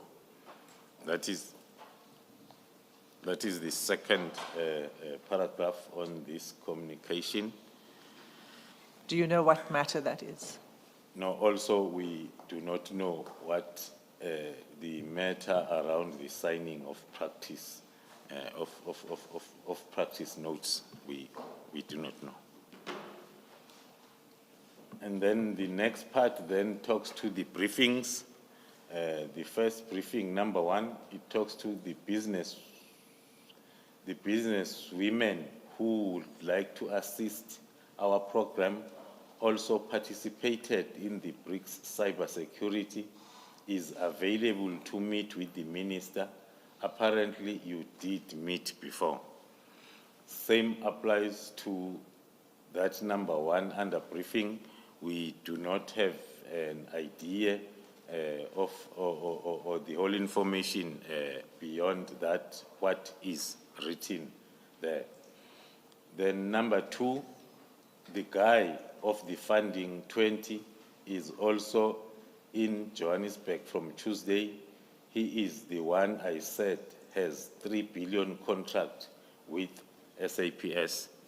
Again, on number two, although it can talk to some of the charts that we have been going through, but its accuracy is not 100%. If it's referring to Mr. Matlala or any other person. Then the next point under briefings, number 3, or it's just the last paragraph, it says, also meeting with the DNC and COS today in Durban for finalization of Khumalo and Mkwanazi matters. Then the next message, or maybe let me pause there, Chair, and say, according to our analysis of that, it talks to the General Khumalo and General Mkwanazi in terms of the communication charts that we have been seeing between, especially the two, Matlala as well as Mokgotsi. Then the next message that is forwarded, still sent by Mr. Mokgotsi to the minister, and then a screenshot to Mr. Matlala. DNC is waiting for the COS here. This is very significant. Our interpretation is the DNC is the short weight of Deputy National Commissioner in the SAPS, and the chief, and COS is a short weight of Chief of Staff. And then the two generals referred to there, would that be you and the provincial commissioner, or would it be different people? that is correct. If we look at the events starting from the 31st, the signing of the letter, as well as the misinformation. The misinformation will always have those two names or one of those names.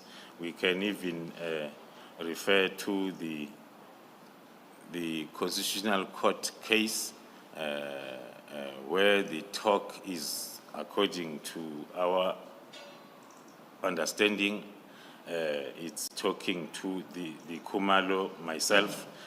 Hence, then we say we can deduct that the Khumalo and Kwanazi referred to are myself and the Provincial Commission of KZN. And the matters of these generals referred to, do you know what those matters are? We cannot exactly point out, Commissioner, as to which matters there were. During that period, there were a lot of matters that will be discussed within that space. Would matters possibly even mean issues, not? That is correct. Okay, thank you. And then at the end of those messages, then the response interpreted as from the number saved, Senzo Mkunu, response is don't unnecessarily. So that will be the end then of that screenshot that was shared by Mr. Mokhotsi to Mr. Matlala. Then on the same page 70, we are now moving on with the communication starting at 2037, still on the 30th of January, with Brown Mokhotsi indicating to Mr.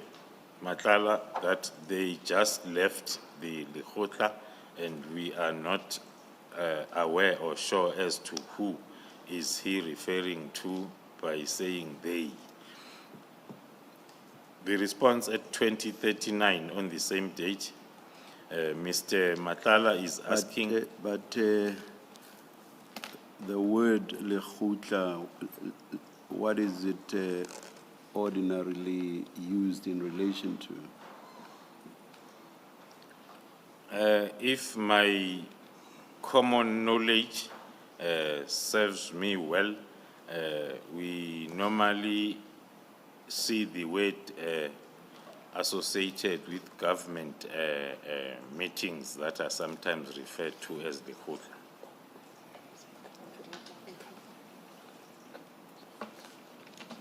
Is it not usually used in relation to cabinet?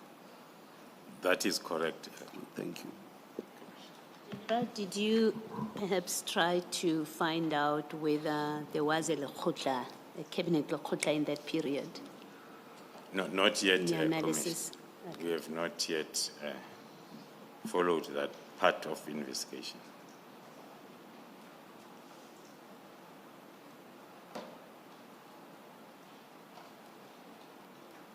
Then, moving on the same date at 2039, Mr. Matlala is sending a message to Mr. Brown asking, so what's the plan? Should I make my way there or what? With the response from Mr. Mokhotsi, I'm waiting confirmation, and thereafter the next communication is on the 31st of January at 10:07 in the form of calls, and another call at 10:42, another call at 11:04 on the same date. All those calls were made by Mr. Matlala to Mr. Mokhotsi.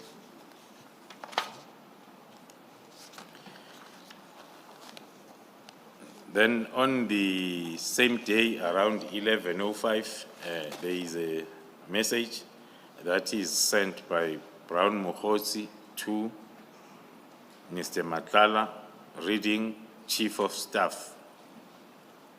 And then the next message then from Mr. Matlala to Brown Mokhotsi on the same day.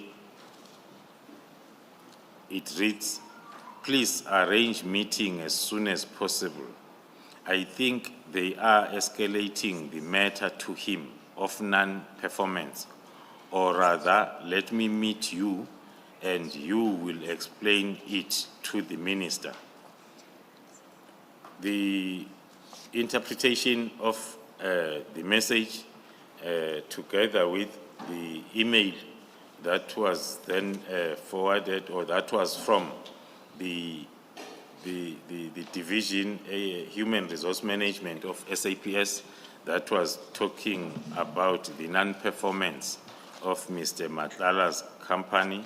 Then we are using it as a reason for this message that Mr. Matlala is sending to Mr. Brown Mokgotsi, thinking that they escalate this matter to him, thinking that they, the human resource management or the SAPS, they escalating this matter to him, this matter of non-performance, or rather, let me meet you and you'll explain it to the minister.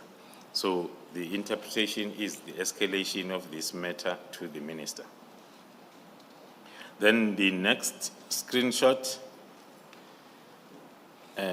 is sent by Mr. Brown to the Chief of Staff on the 31st at 12:34 to a number saved as Senzo Chief.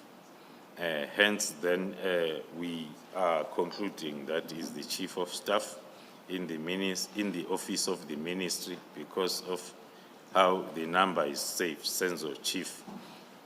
Then the screenshot, it is for the screenshot of the same letter, parts of the letter that was sent then by the Division Human Resource Management to Mr. Ket Matlala. This screenshot is now forwarded by Mr. Brown Mokgotsi to Mr. Matlala, which is then followed by. So just to pause there, General, just to be clear, this is the same letter, this letter that it seems Mr. Mokgotsi is sending to this person, is the same letter that's on page 66 of the chats. That is correct, Commissioners. You can It's see that part it's the of- same, but it's part, yeah. But the difference is, it is now the screenshot which shows that this letter was somehow received by the Senzo Chief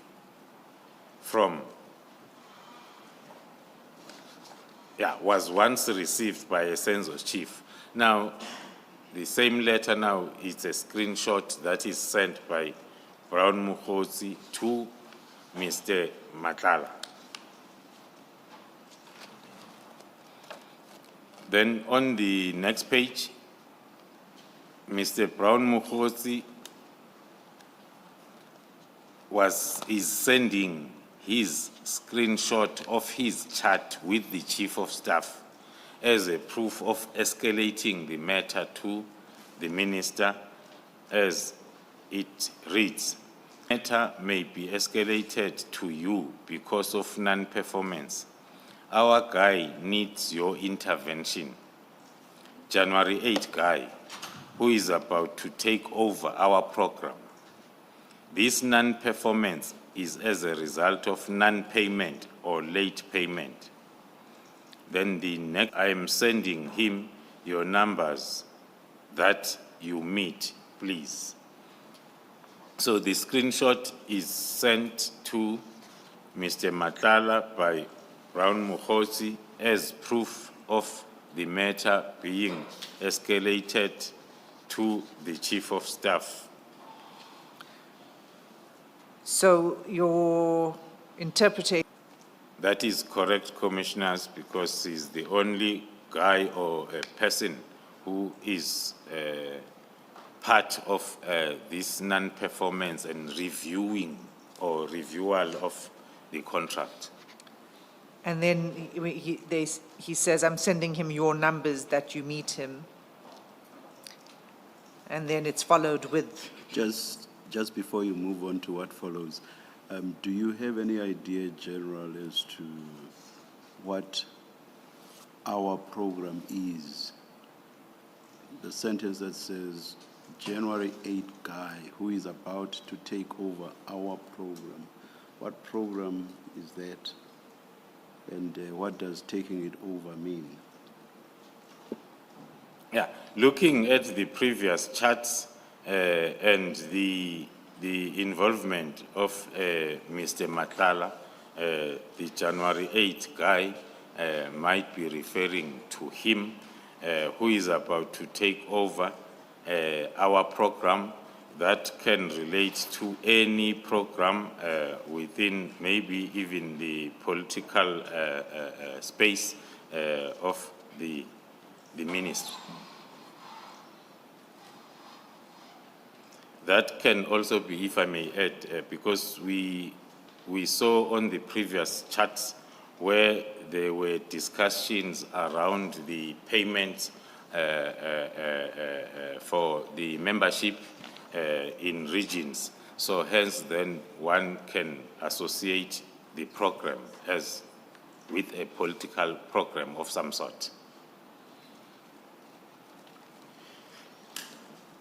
So in the then the next thing within the screenshot is I'm sending him your numbers that you meet him, please. Yes. Then I'm going to explain that further after going through the next two messages. Then the first one, still on the 31st of January at 12:35, then Mr. Brown Mokgotsi is sending the number of the Chief of Staff as we know it, 08260490. No, you don't need to read out the number, but it's at the bottom, that first message, the one that says begin V card. Yes. There's a number at the bottom of the message, of the contact that's being sent. Yes. The cell number. And you confirm that that cell number Yes. belongs to the Chief of Staff. Yes, Commissioners. Then we are linking that message that is sending the number with the message on the screenshot above that talks to I'm sending him your numbers. Yes. Then the next is a message again from Brown Mokgotsi sending it to Mr. Ket Matlala, but it is addressed to the Chief of Staff. The message reads, hello, Chief of Staff. Got your number from Mr. Brown, requesting a meeting, please. I will try my best, Commissioners, to interpret this so confusing charts. We read it together with the screenshot that was talking to, I'm sending him your numbers, that you meet him, please. And thereafter, it's the number that is sent by Mr. Mokgotsi to Mr. Matlala. Then next is a draft message drafted by Mr. Mokgotsi to Mr. Matlala to send it to the Chief of Staff, addressed to the Chief of Staff. That is the interpretation of that whole, looks like confusing charts on page 72. And then after that, then Mr. Mokgotsi is sending a message now, please talk to him.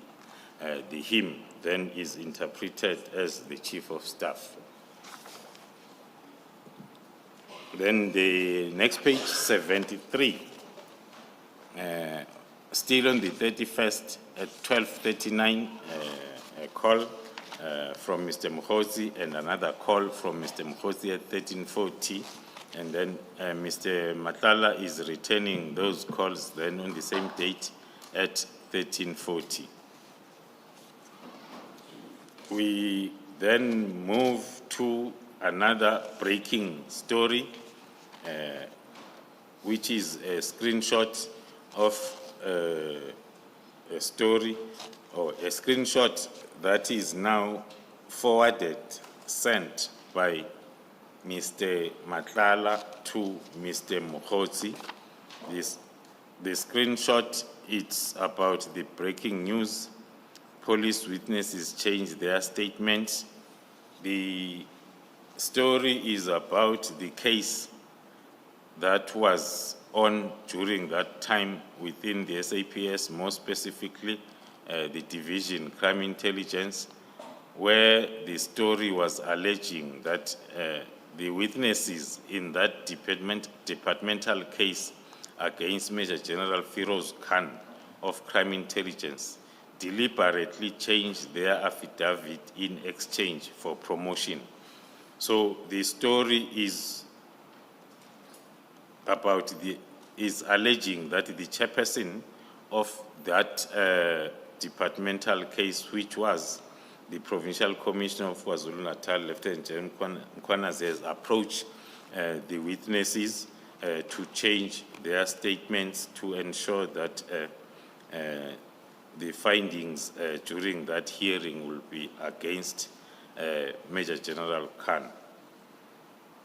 And then it goes on then to say Mkhwanazi was appointed by... General, before you go on, when was the hearing? Do you know when that hearing took place? The hearing, I do not have the exact date, but it was around the same period or week the message was sent, around the beginning of February. So that was then another news or misinformation that was circulating then on both the print and social media. So, and was this the hearing that General Mkhwanazi testified to in the commission? That is correct, Commissioners. And the outcome of the hearing was contrary to what he said in this Yes, paragraph. the outcome of the hearing was contrary to what the story is pointing towards. Because Which was, just if you remind the commissioners what the outcome was. the outcome was Major General Khan was cleared of any wrongdoing,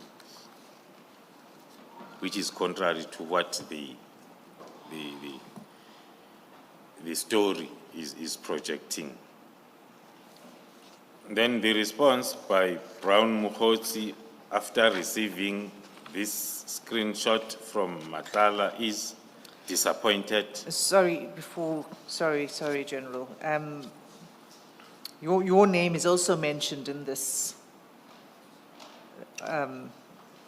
this post or this article, and it refers to first that the Provincial Commissioner was appointed by you to chair that departmental hearing. Is that correct? That is correct, Commissioners.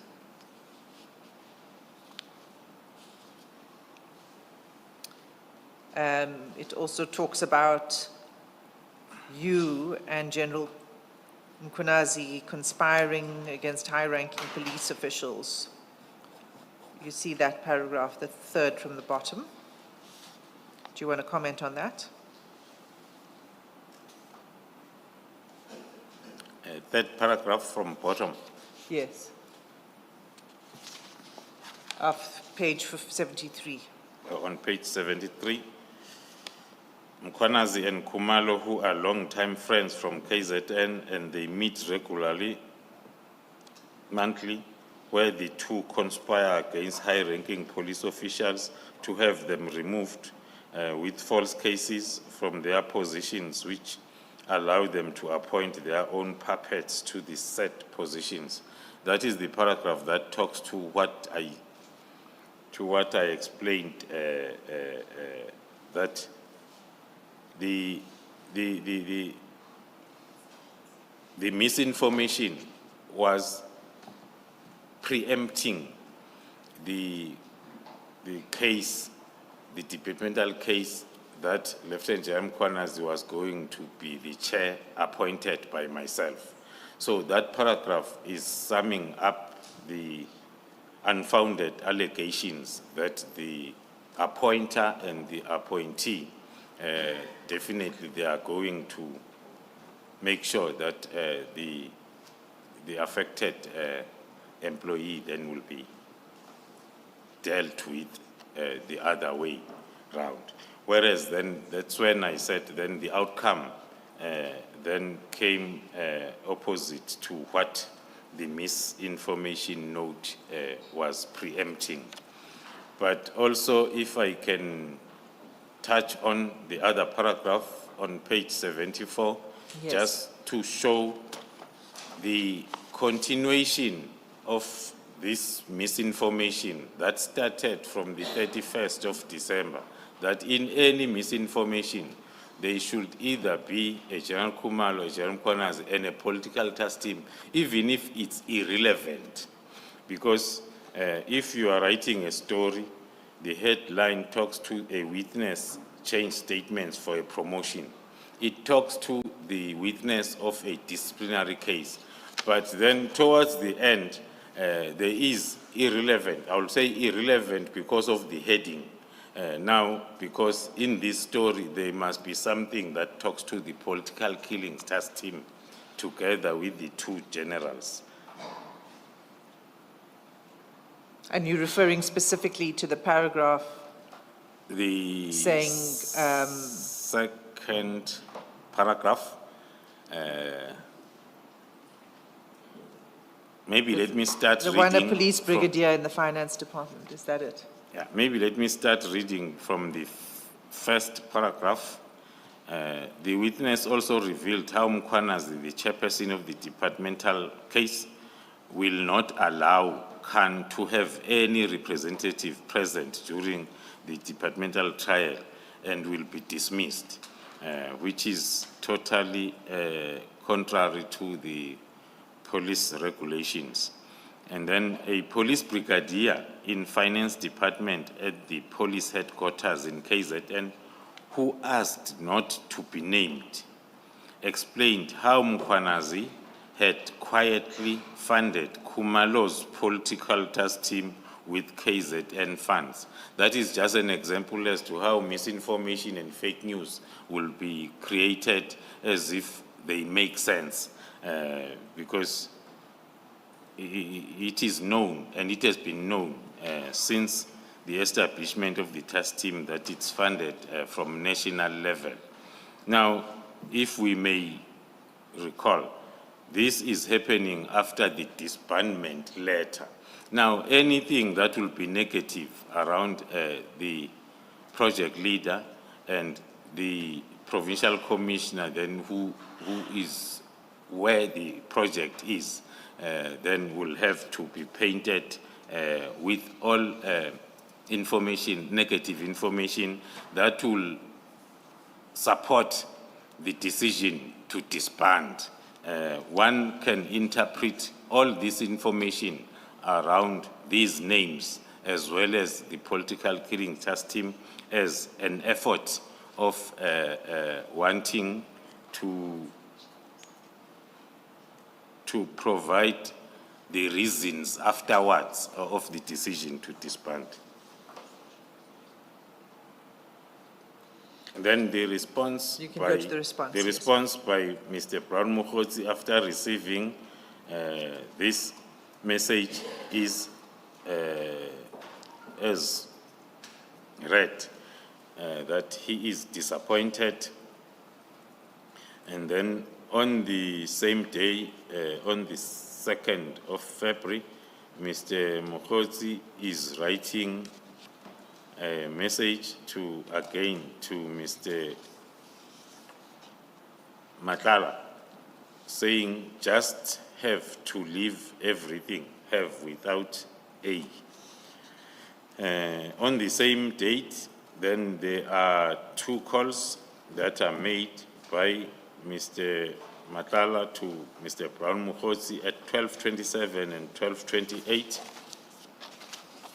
And then Mr. Brown responding after those missed calls with a message, small session with lawyers to Mr. And then to Mr. Matlala.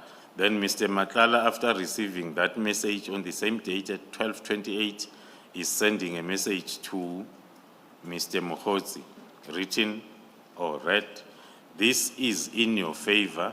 Actually, it disrupts their plan against Khan." Now, that message can be maybe clearly understood if read together with the fake news or the misinformation story that I was explaining with the sender of that story, indicating that this is in your favor. Actually, it disrupts their plan against Khan. Then the response from Mr. Brown Mokgotsi to Kat Matlala says, "Maybe, but that is not my plan." And then Mr. Matlala responds, "I thought you the one who published the story," interpreted that message as if it's talking to the misinformation on the story that was forwarded or sent to him. Then that is followed by a call from Mr. Brown Mokgotsi and another call from Mr. Matlala to Mr. Brown Mokgotsi. Then on the 7th, after that, or in the morning it's that call, then in the afternoon, Mr. Brown Mokgotsi is sending another breaking news. Now it's Mokgotsi now sending breaking news to Matlala, whereas the previous one, it was vice versa. This breaking news talks to the NPA-ID Guns for National Police Rock Unit.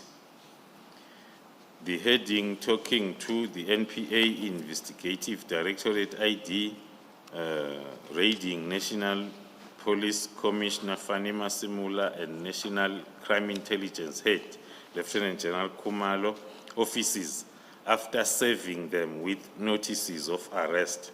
This comes after an investigation lodged by Parliament Police Portfolio Committee. The heading itself, Chairperson Unit.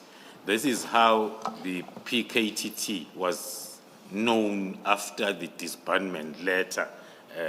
Now, the first heading under breaking news is talking to the rock unit, which is PKTT, but then the heading itself, it's totally different. It's talking to the ID raiding the office of the National Commissioner, offices of the National Commissioner and my office after we were served with notices of arrest. And it's on record, even public record, that I was never served with the notice of arrest, but I was arrested without being served with the notice that the breaking news story is referring to. But your arrest was 4 months later. 4 months later. And it was not because of a complaint by the Portfolio Committee, because the heading says following a complaint lodged by the Portfolio Committee. Thank you, Commissioner. It is for that reason that I give the response that the arrest 4 months later might be related to the story that is made in February, because the complainant on the case is the member of the Portfolio Committee, but not the Portfolio Committee on Police, but the member.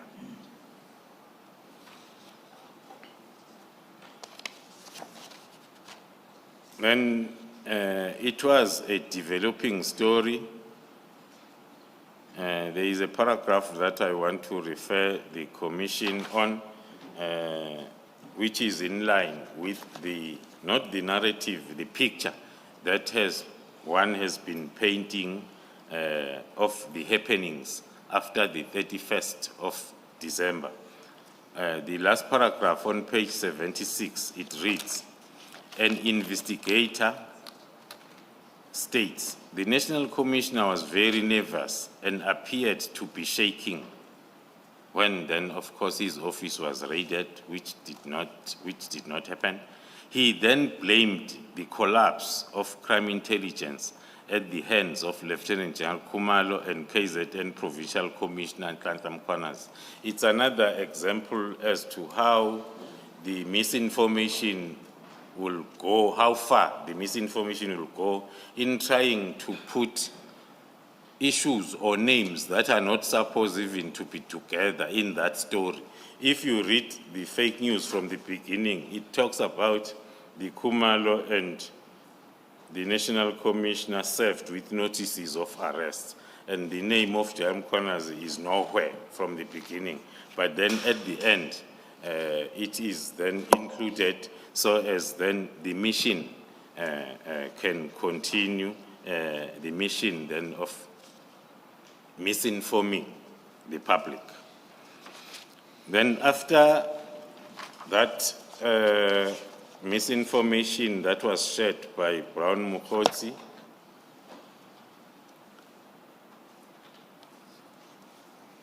maybe then commissioners, if I may add, the interpretation of that misinformation to illustrate as to how during this period from December 31st, how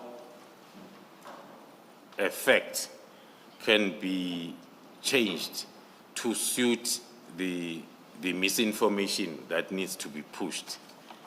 The correct information is, it was during the same period when the National Commissioner was served with Section 205 for submission of some official documents to the ID or IDEC for their investigation. So it was during that week or those days when the National Commissioner was submitting those documents that were requested by IDEC. But it is not talking to the raiding of offices and arrests. Then after that, we see the call from Mr. Brown Mokgotsi to Mr. Matala on the same day, the 7th of February, 1736, followed by, after that call, it's followed by a message from Brown Mokgotsi to Mr. Matlala, trying to correct the misinformation that he has shared already, saying it's notice of investigation instead of notice of arrest. And then next, it's J175, which is the notice to appear at court. It's following. And then Mr. Matlala is asking, as he's always confused when it comes to these, the terminology around criminal justice system. What is J175? There was a time when he was asking us, what is it that you are sending me? Even now, after receiving this lecture on these 2 points, he is asking, what is J175? And then the lecturer, Mr. Brown Mokgotsi, is responding at 1741 that J175 is a notice to appear before court. Then still on the same day, at 1742, Brown Mokgotsi is now sending the full lecture on Mr. Matlala around this J175 and procedures, talking to all different types of summons. Then on the 19th of February, which is a couple of days after the lecture, then Mr. Brown Mokgotsi is sending a message to Mr. Matlala which reads, "My brother, I have a small problem, in brackets, regional meeting, which I have to cater, in brackets, 12K, tonight in the Eastern Cape. And I'm aware that I have not been instrumental so far. I'm also worried that my guy and Khan recorded your man, in brackets, Maluleke, without our knowledge. Beside things are going well against Khan. May you please assist.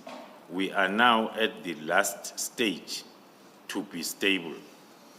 That's a long message sent then on the 19th by Mr. Brown-Mokgosi, touching on almost everything that they've discussed before. But, so if we could just pause on that for a moment. The first part of the message is asking for money for a regional meeting in the Eastern Cape. In the Eastern Cape now. Asking for money. And then the second is saying, the second aspect of the message is saying, I'm aware I've not been instrumental. I'm worried that my guy and Khan. So can you just explain that part? Who's my guy? And do you know what they're talking about?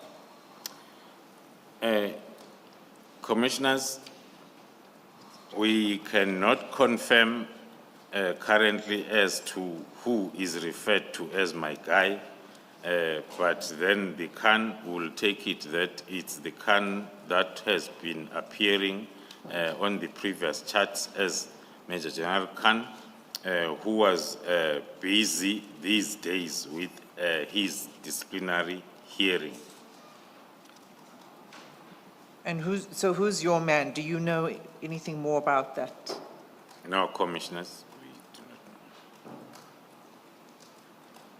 And do you know how we to understand the sentence, besides things are going well against Khan? Looking at the period when this message was sent, as I've indicated, Commissioners, this was during the time when the departmental case against Major General Khan was ongoing. So one can then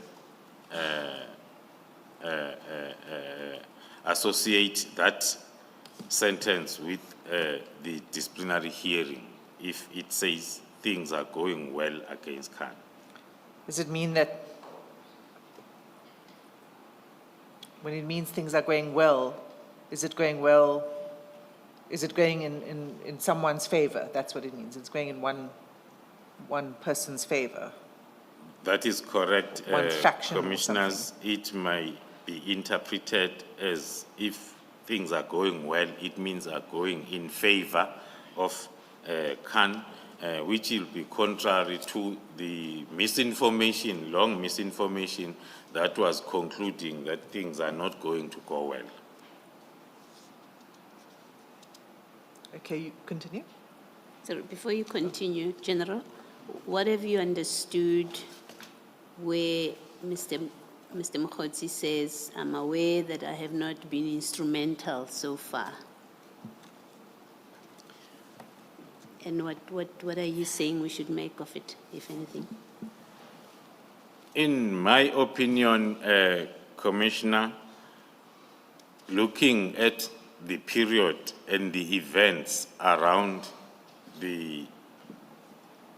Matlala, the events around Mr. Matlala started on the 6th of December 2024 during his first encounter with the political killing task team and the GCI ops on the 6th.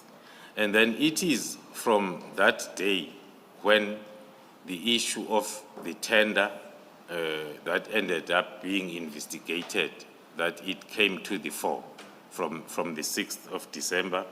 And also there were lots of other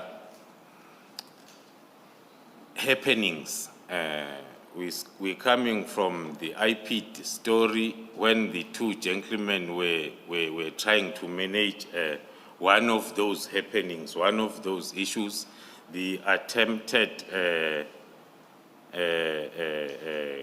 case application at the High Court for that was also then withdrawn at the last moment, and then with a lot that happened in terms of the charts and happenings that led to the letter of disbandment on the 31st.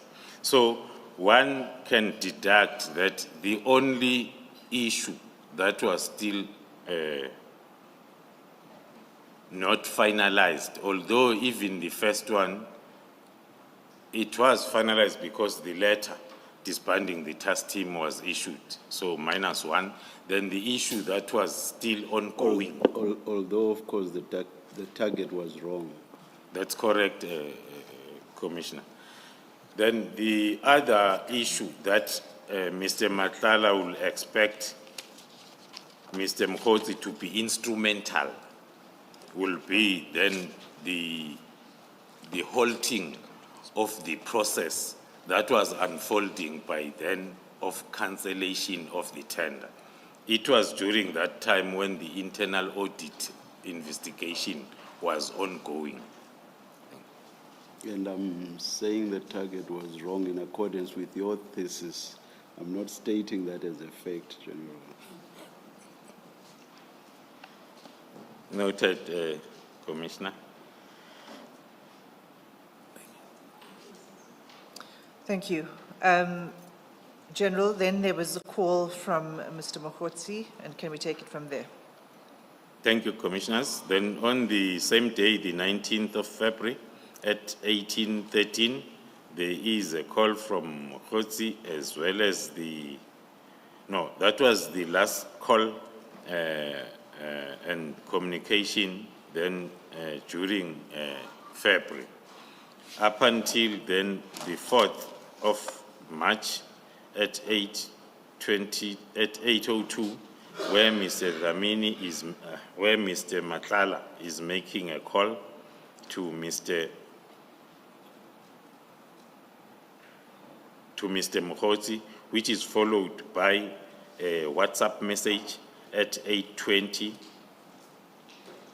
The message sent by Mr. Matlala to... This, just to be clear, this is a message that was forwarded by Mr. Matlala. Mr. Matlala is forwarding the message that he received, but he is forwarding it to Mr. Mpofu. The message reads thus: "Good morning, Minister. I just received a call from our guy, who is a service provider for our health risk management project.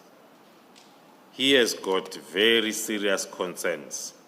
Apparently, you gave a directive to scrutinize his contract, and while they at it, they must stall as much as they can to release purchase orders until you guys come up with something that can warrant termination of services."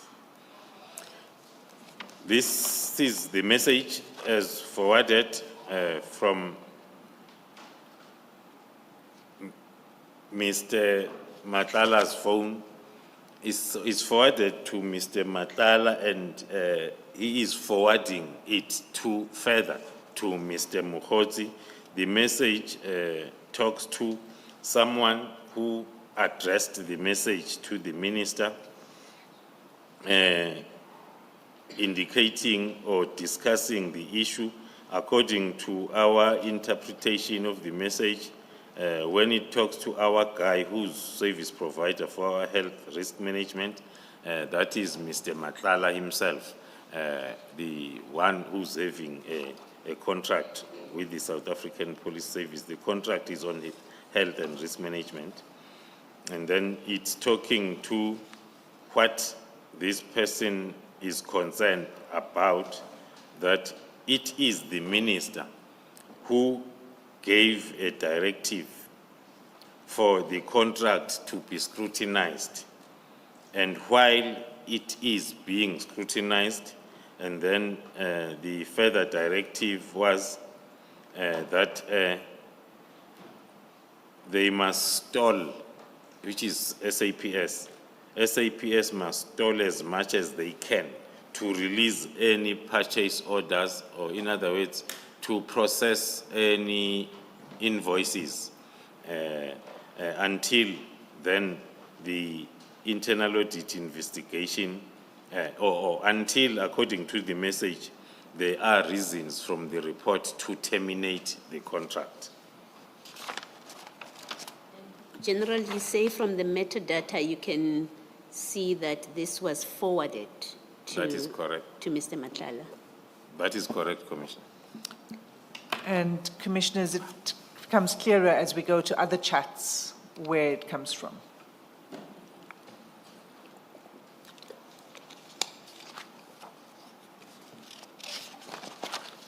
Then moving on to page 78, on the 7th of March, which is few days after Matlala forwarded that message to Brown Mokgotsi without any response. And then on the 7th, Matlala is making a call to Mr. Brown Mokgotsi at 1808. And then only on the 12th of March, Mr. Mokgotsi is trying to send a message, or sent a message that was later deleted. And then the next message on the same day, more or less the same time, Brown Mokgotsi is sending a message which reads, "Hope you saw this." And then Mr. Matlala is responding with a phone call after that message. And then Mr. Mokgotsi, on the same day, then after that call, is sending a message to Mr. Matlala, which reads, "My brother, you lost hope on me, right? I need to bring witnesses to one place. Would you assist me?" Then that message sent by Brown Mokgotsi to Matlala at 14:57 on the 12th. And then Mokgotsi is following it up with a call at 15:06 on the same date, and another call at 15:28. Then a call now from... Sorry, General, just before you move off that message, do you have any knowledge of who the witnesses are or what he's referring to there? No, I do not have any knowledge, Commissioners. Continue. Then the last activity on page 78, it's the call by Mr. Matlala at 15:29 to Mr. Mokgotsi. And then on the same day, around 15:43, Mr. Mokgotsi sent a message to Mr. Dlamini, a very short message which reads, "I need 10K. Then on the same day, around 16:03, Mr. Matlala is responding to the message sent, a short message sent by Mr. Mokgotsi with a very long message which reads, this relationship should not be one-sided, brother. I asked you several favors which are not even money related, but none of them have been attended to. The last one, it's even worse because it's even orchestrated from your camp and nothing has been done about it. I have played my part and was even willing to stretch my arm even further, but I see none of my efforts are considered. A long response by Mr. Matlala after a short message by Mr. Mokgotsi of needing just 10K, then the response is so long.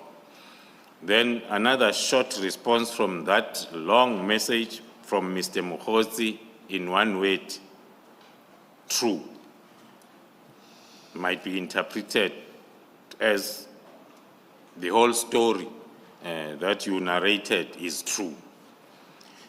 Then, Sorry, General, before we move off the message, the long message. I've asked you several favors which are not even money related, but none of them have been attended to. The last one, it's even worse because it's even orchestrated from your camp. Do you have any idea what that is? Is the last one referring to the tender issues? Do you have any knowledge of this?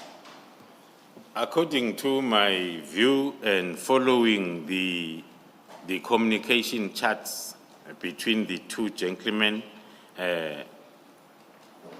talks to the one remaining issue that if you read this message together with the previous one, that was talking about the minister being the one who instigated that the Medicare 24 contract be investigated in a meeting.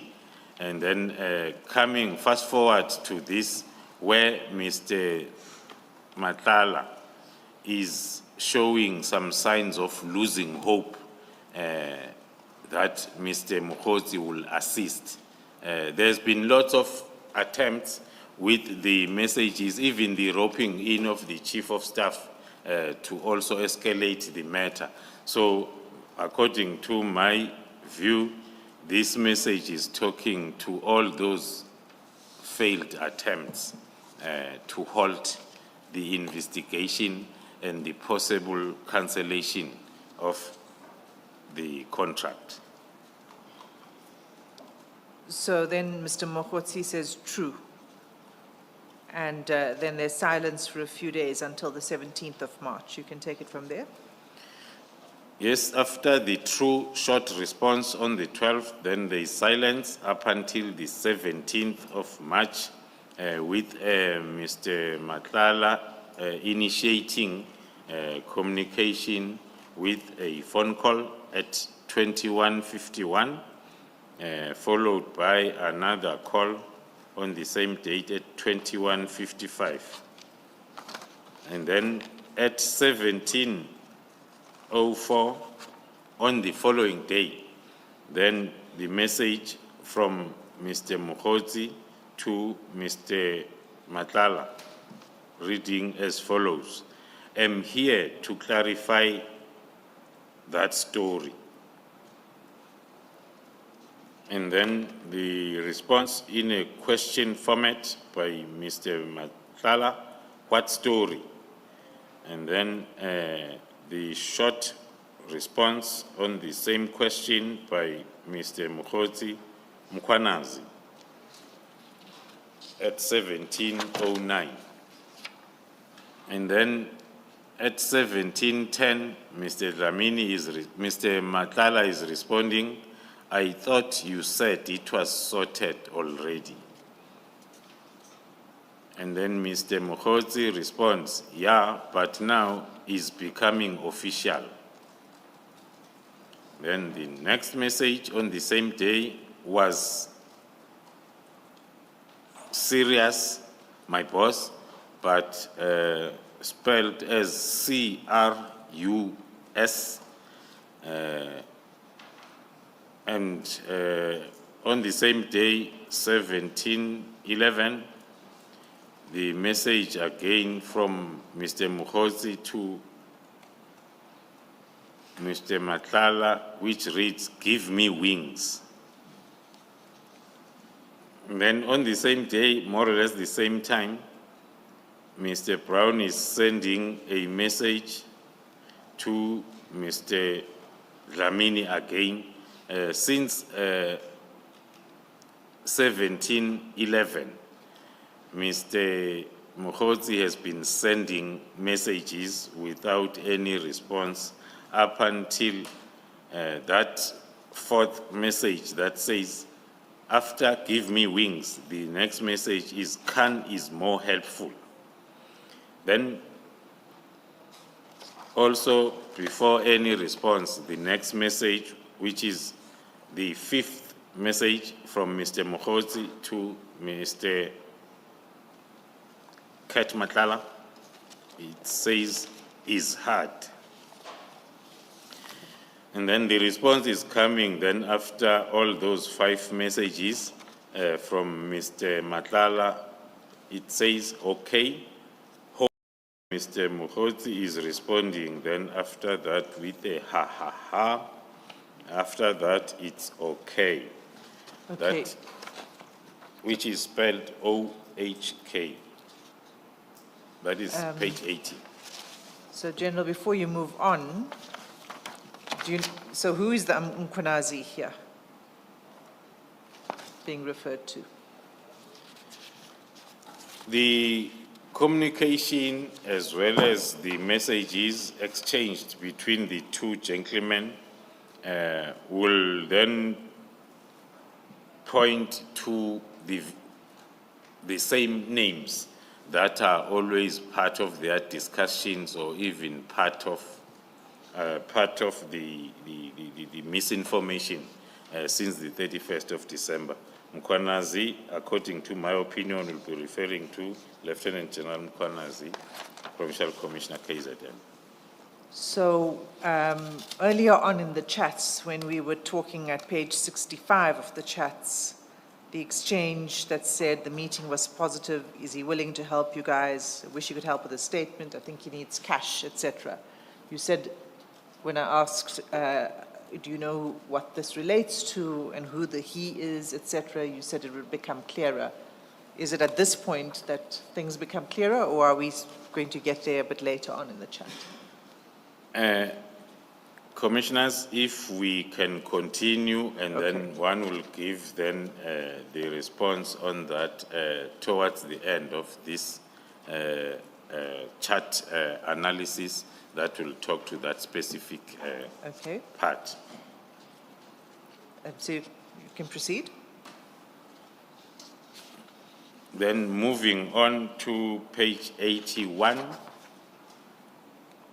On the 22nd of March at 12:16, the last communication was on the 18th. Then on the 22nd, Mr. Brown Mokgotsi is sending a message to Mr. Matlala, my boss, pulling something this side. I am stuck, with an emoji. I'm not sure whether it's laughing or crying, between the 2.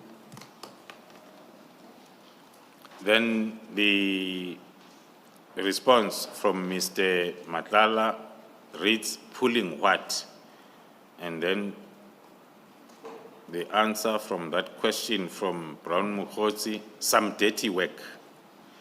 And then the response from that, it's in the form of another question. Dirty work where? And then the response again from that question is northwest from Brown Mokgotsi, and then followed by further illustration of that answer by same Brown Mokgotsi, more or less the same time after the northwest response. We are appointing a provincial commissioner this Tuesday. Maybe one can elaborate there on that. That was during the week or the weeks where the post of the Provincial Commissioner of Northwest was advertised, and then the process of appointing was indeed taking place. Then we move to the last part. Just to be clear, is the Provincial Commissioner of SAPS. Provincial Commissioner of the SAPS. Then on the 23rd, or same day, or no, on the following day, If I may just interrupt, that we are appointing a provincial commissioner this Tuesday, Northwest, was that in fact what happened? Was there an appointment of a provincial commissioner on the in that period? Thank you, Commissioner. As I've indicated, one cannot be specific in terms of the day, but it was during the period when the post has been advertised, and then there will be processes. Post will be advertised, and then it will be processes up until the appointment. So the communication is during that timeline when the post is advertised. Is it fair to say Mr. Mokgotsi could have been referring to the province when he says we? He may not have been referring to him specifically. So it says there, we are appointing a provisional commissioner this Tuesday. That we could refer to the Northwest Province. It's possible. It still might be possible, Commissioner, because of the use of we, but SAPS is a national department, and the post of a provincial commissioner advertised by SAPS, the whole process takes place at national, not at a province. According to the current policies, there will be engagement with the premier of the particular province towards then the finalization of the appointment process.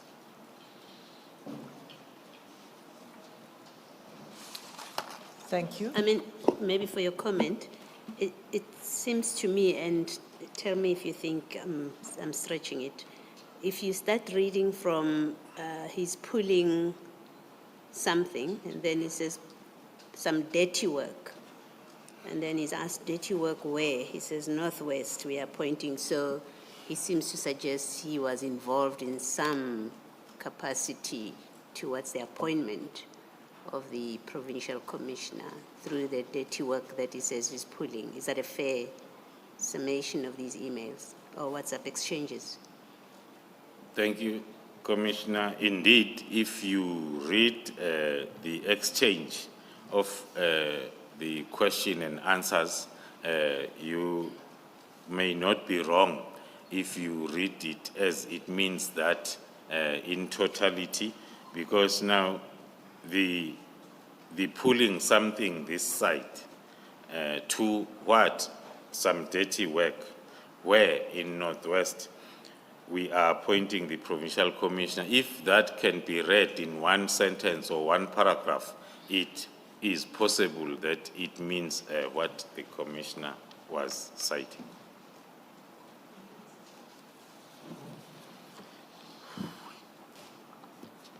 Then moving on the same page, the last communication on page 81, still on the following day in the morning, 8:58, Mr. Dlamini is sending a News 24 story with his photo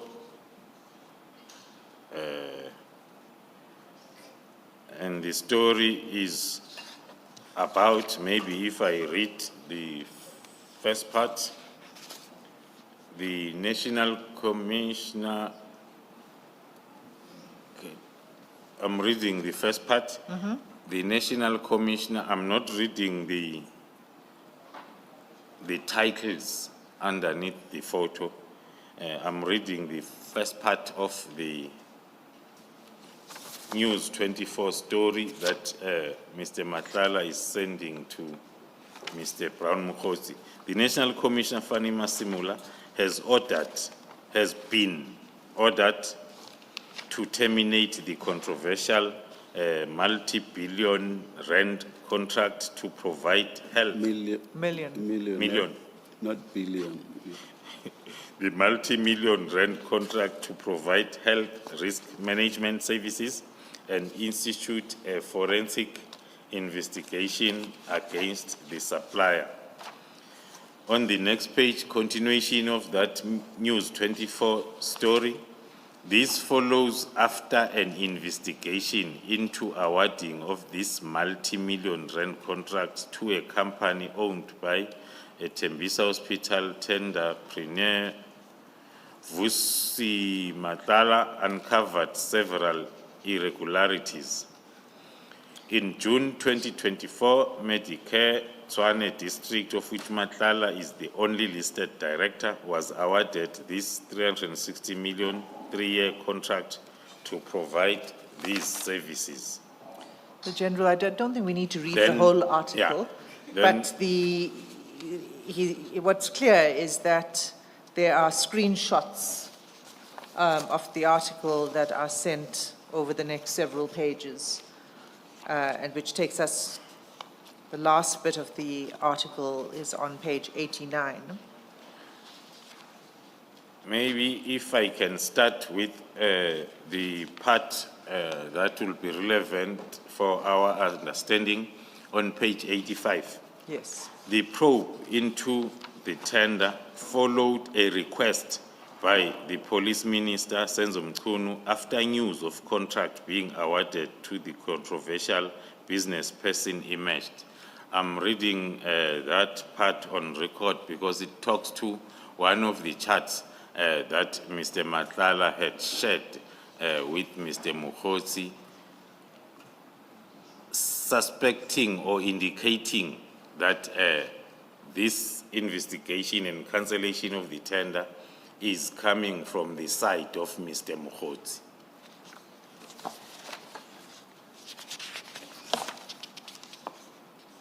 Then moving on to page 89, the first message, still on the 23rd of March at 9. Mr. Matlala, who sent this News 24 scoop or story is following it up now with a WhatsApp message which reads, "This was done under the minister's instructions, but it's okay. I'll see where to go from here, but I am not taking this lightly." That is the message then that made me to want to read that paragraph on that News 24 story, so as then we are able to understand this chart now by Mr. Matlala to Mr. Mokgotsi after sending the news article. Then after a few days, on the 26th of March, there is a call from Mr. Mokgotsi to Mr. Matlala at 1938. And then from there, that was March 26. The next communication by Mr.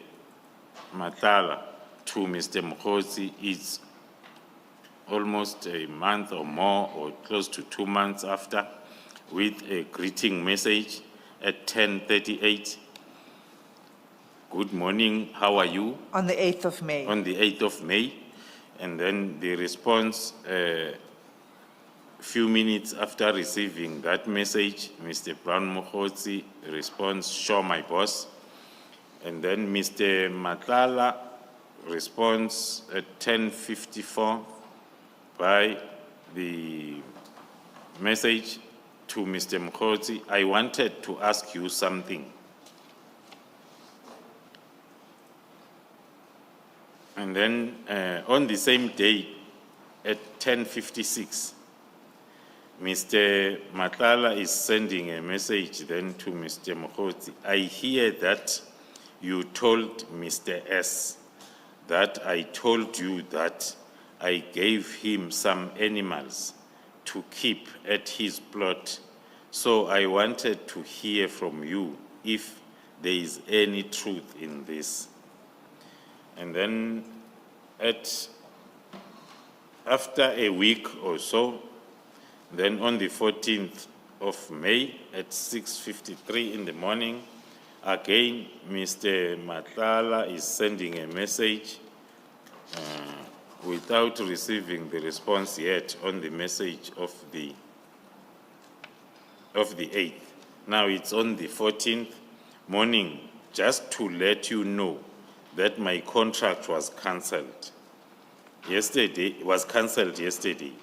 and I see you have been ignoring me and promising me things that never happened. Luckily, took screenshots of every conversation just in case something like this might happen. I'm taking all this to the media and some to court on Friday when I do the interdict. That will take us to page 90. After that message, there is then an attachment as attached as Annexure BM7 that Mr. Matlala is sending to Mr. Mpofu. And that annexure, Commissioners, is at page 161 of 161.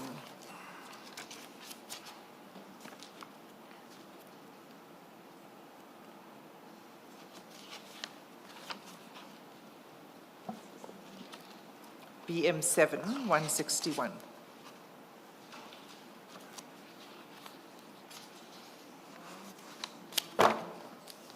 Is a person's hands. Number one. The letter of demand. The letter of demand. Is there more than 161? No, go. You're too far. Yeah. There's another 161. I think they're divided under WB1 and WB2. So before you get to WB2, the tab. Found it. Thank you. Thank you. So this is BM7, which is called Draft Letter to SAPS National, dated 13 May 2025. Do you have the letter there in front of you, General? No, it's just before the tab that says WB2. Yeah, just before that? Page 161. That's right.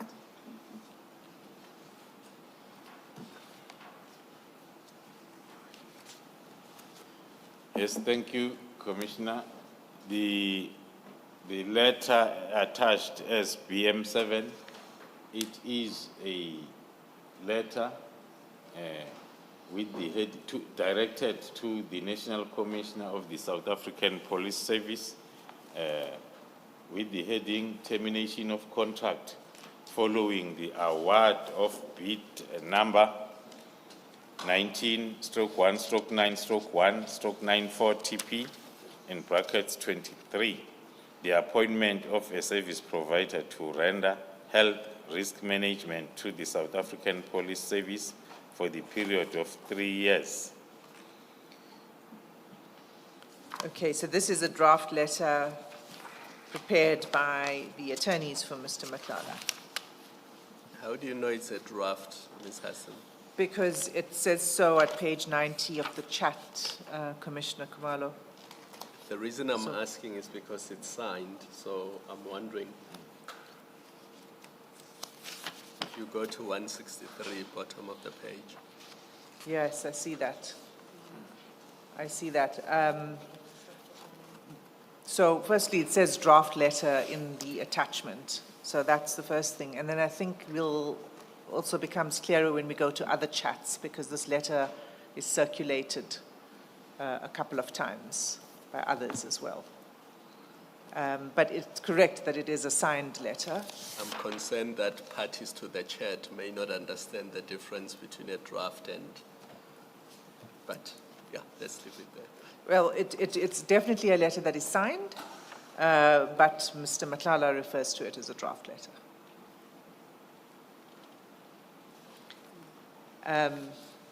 I don't think we need to go into the letter. It's clear what it is. It's a response to the cancellation. General, if we can take it then from the next message.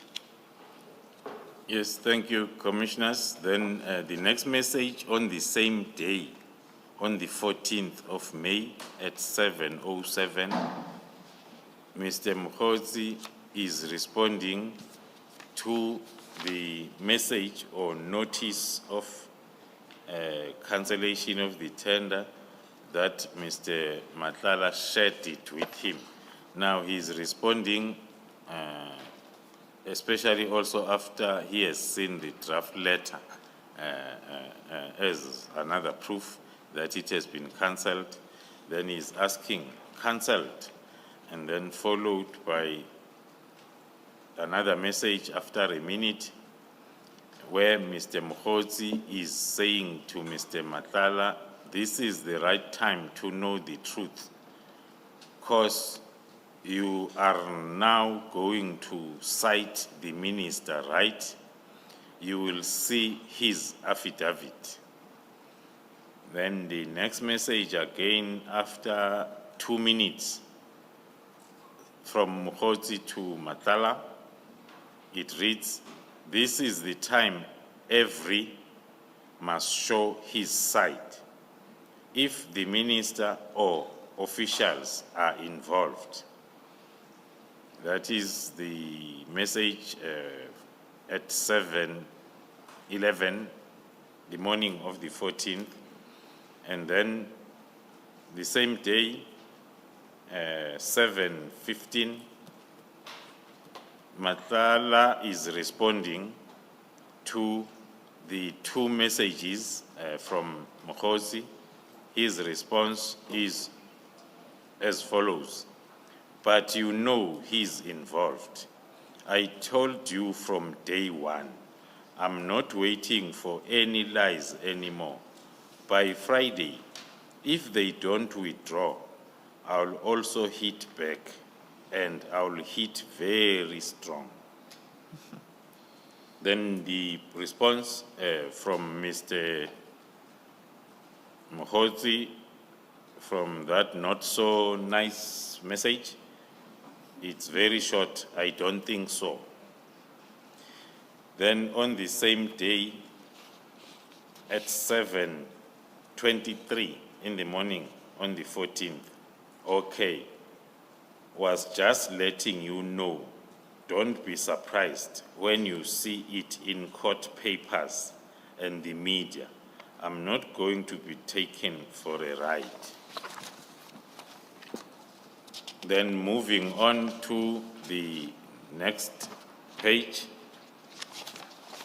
which is the last page of this set of communication chats between Mr. Mokhozi and Mr.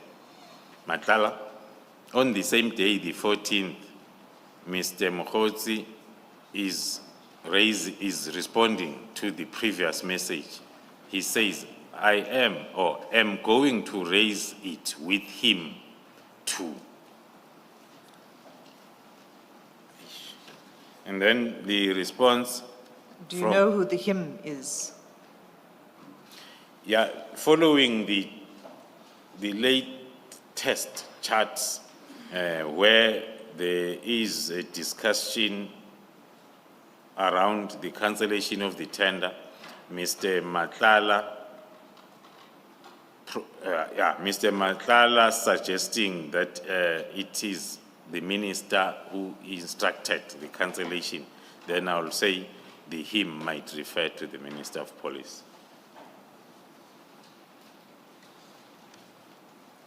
And then after that message at 7:38 on the 14th, which is saying I'm going to raise it with him, And then Mr. Matlala is responding with a show, With- a finger, a hand and a finger, responding that he understands the response. So it's an emoji and it's a thumbs up. Thumbs up. Oh, okay, that's a correct word, Commissioners. Thumbs up. Emoji. I did not finish my It's not lecture. the other emoji with the finger. The lunchtime lecture was not enough for me to be taken through the emoji class. Then, still on the same day, at 8:30, Mr. Mokgotsi is writing a message to Mr. Matlala, which reads, "We can't lose a contract, whereas so many people are looking for tenders." That was the last message that was sent by Mr. Brown Mokgotsi to Mr. Matlala. The last message talks to the last topic of discussion, which is the contract that was cancelled by SAPS around those days or a day before. The last communication is on the 14th. The contract was cancelled on the 13th, and then Mr. Matlala was arrested by GCI Ops on the 15th. On the 14th. On the 14th. That's why the chats are ending on that date. Thank Thank you. Now, General, there were some strands and conclusions that you wanted to bring together. One of them relates to the page 66 exchange, that's page 65, 66, and there were, you said you would come to it later. Do you want to deal with that now? Yes, I can, Commissioner. You can take your conclusions in whichever order you'd like, but perhaps we can start with the one that you said you'd park until the end, which is the relating to the meeting, which was positive, etc. Thank you, Commissioners. The charts around those days and times between Vusi Matlala and Brown Mokgotsi suggests that Mr. Matlala seemed to have a special relationship with General Khan in reference to the charts that we have seen between Mr. Matlala and Brown Mokgotsi, especially in discussing with Brown Mokgotsi around some guy who they needed a statement from.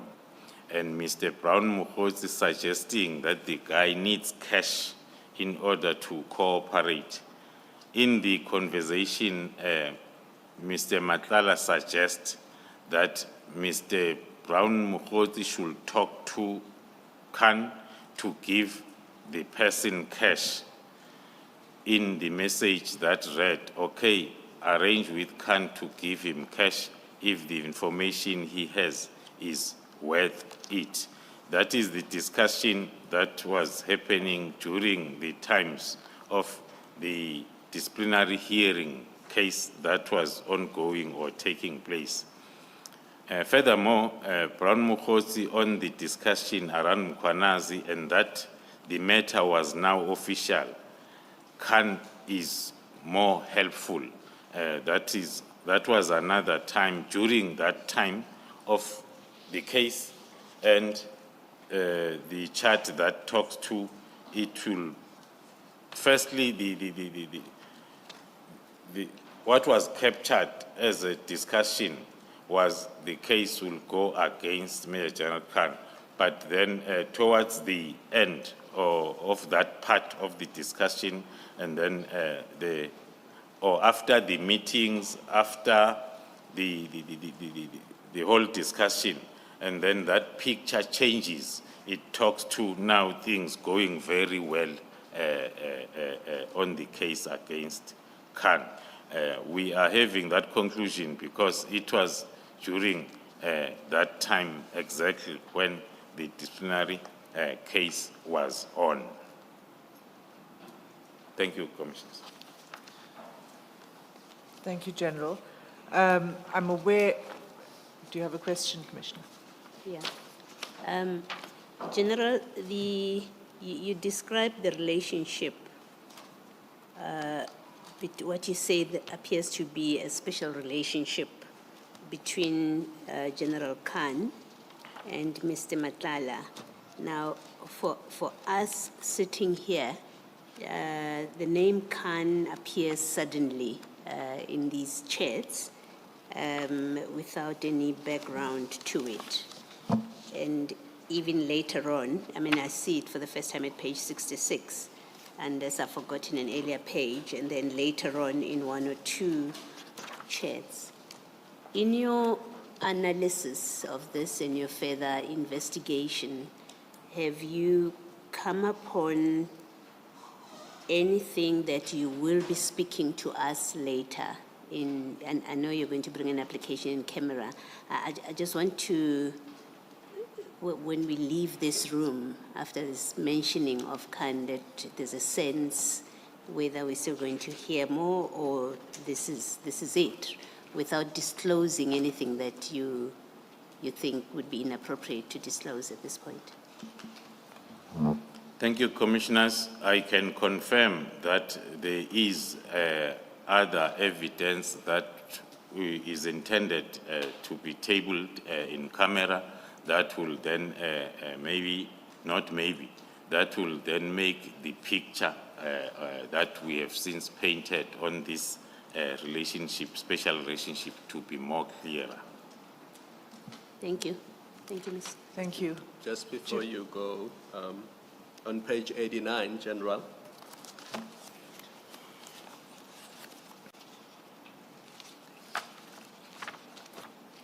The penultimate chart on that page.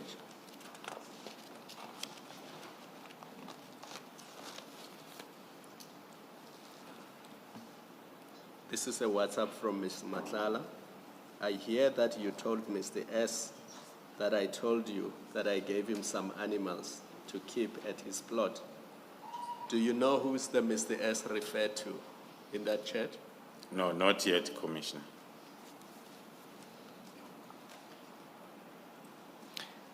Well, the not yet is a bit confusing. Does it mean that you will know at some later stage? What does not yet mean? Thank you, Commissioner. The analysis and investigation is an ongoing process. Hence, then, on my proposed application, I indicated that if it happens that the investigation is at a particular stage and the evidence that will be included in camera might then be brought back in the public platform. And do you know anything about the animals referred to?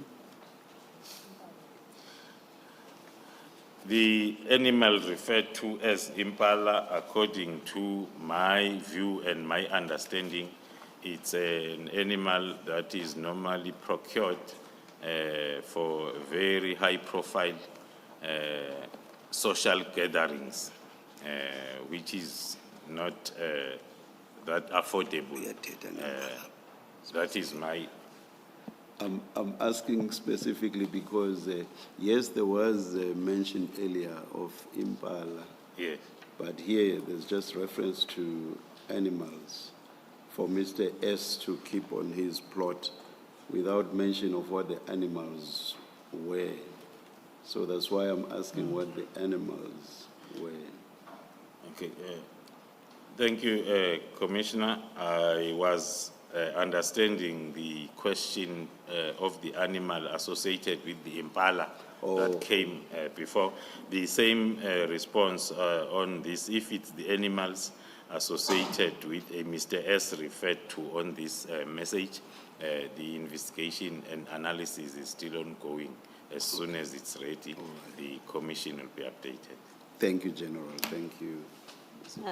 General, you were You were asked earlier by the chairperson, I think this was about the chats, about I'm here and Sibia is here. I can't find the page. I've been trying to find the page. I don't know if you remember the chat, and the chairperson asked you, do you know who is Sibia? And you were cautioned not to speculate.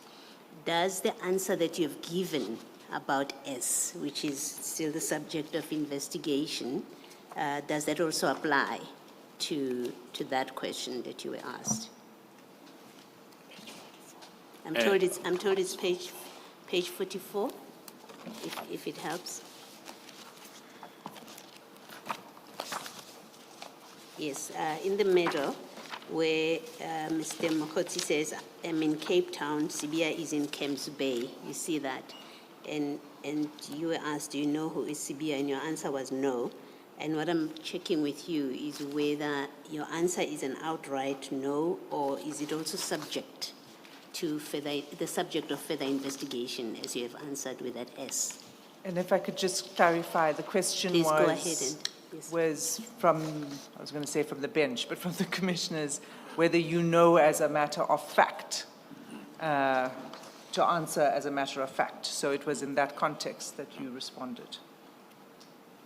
You may answer the commissioner. Thank you, commissioners. Not as a matter of fact, as it was captured during the initial discussion, but analyzing the whole communication where the surname Sibia comes, then we're moving it from from almost all the parts where there is Sibia, it will refer to the Deputy National Commissioner Crime Detection, Lieutenant General Sibia. Same applies to the Camps Bay Sibia that is referred to. So can I ask one follow-up question? Do you know, or do you have any basis to say that Mr. Sibia was in Camps Bay at that time? Yes, we have the indication that is subject then to confirmation to make it a matter of fact. Thank you. Chair, I see it's 4:02. Let us adjourn and resume at 9:30 tomorrow morning.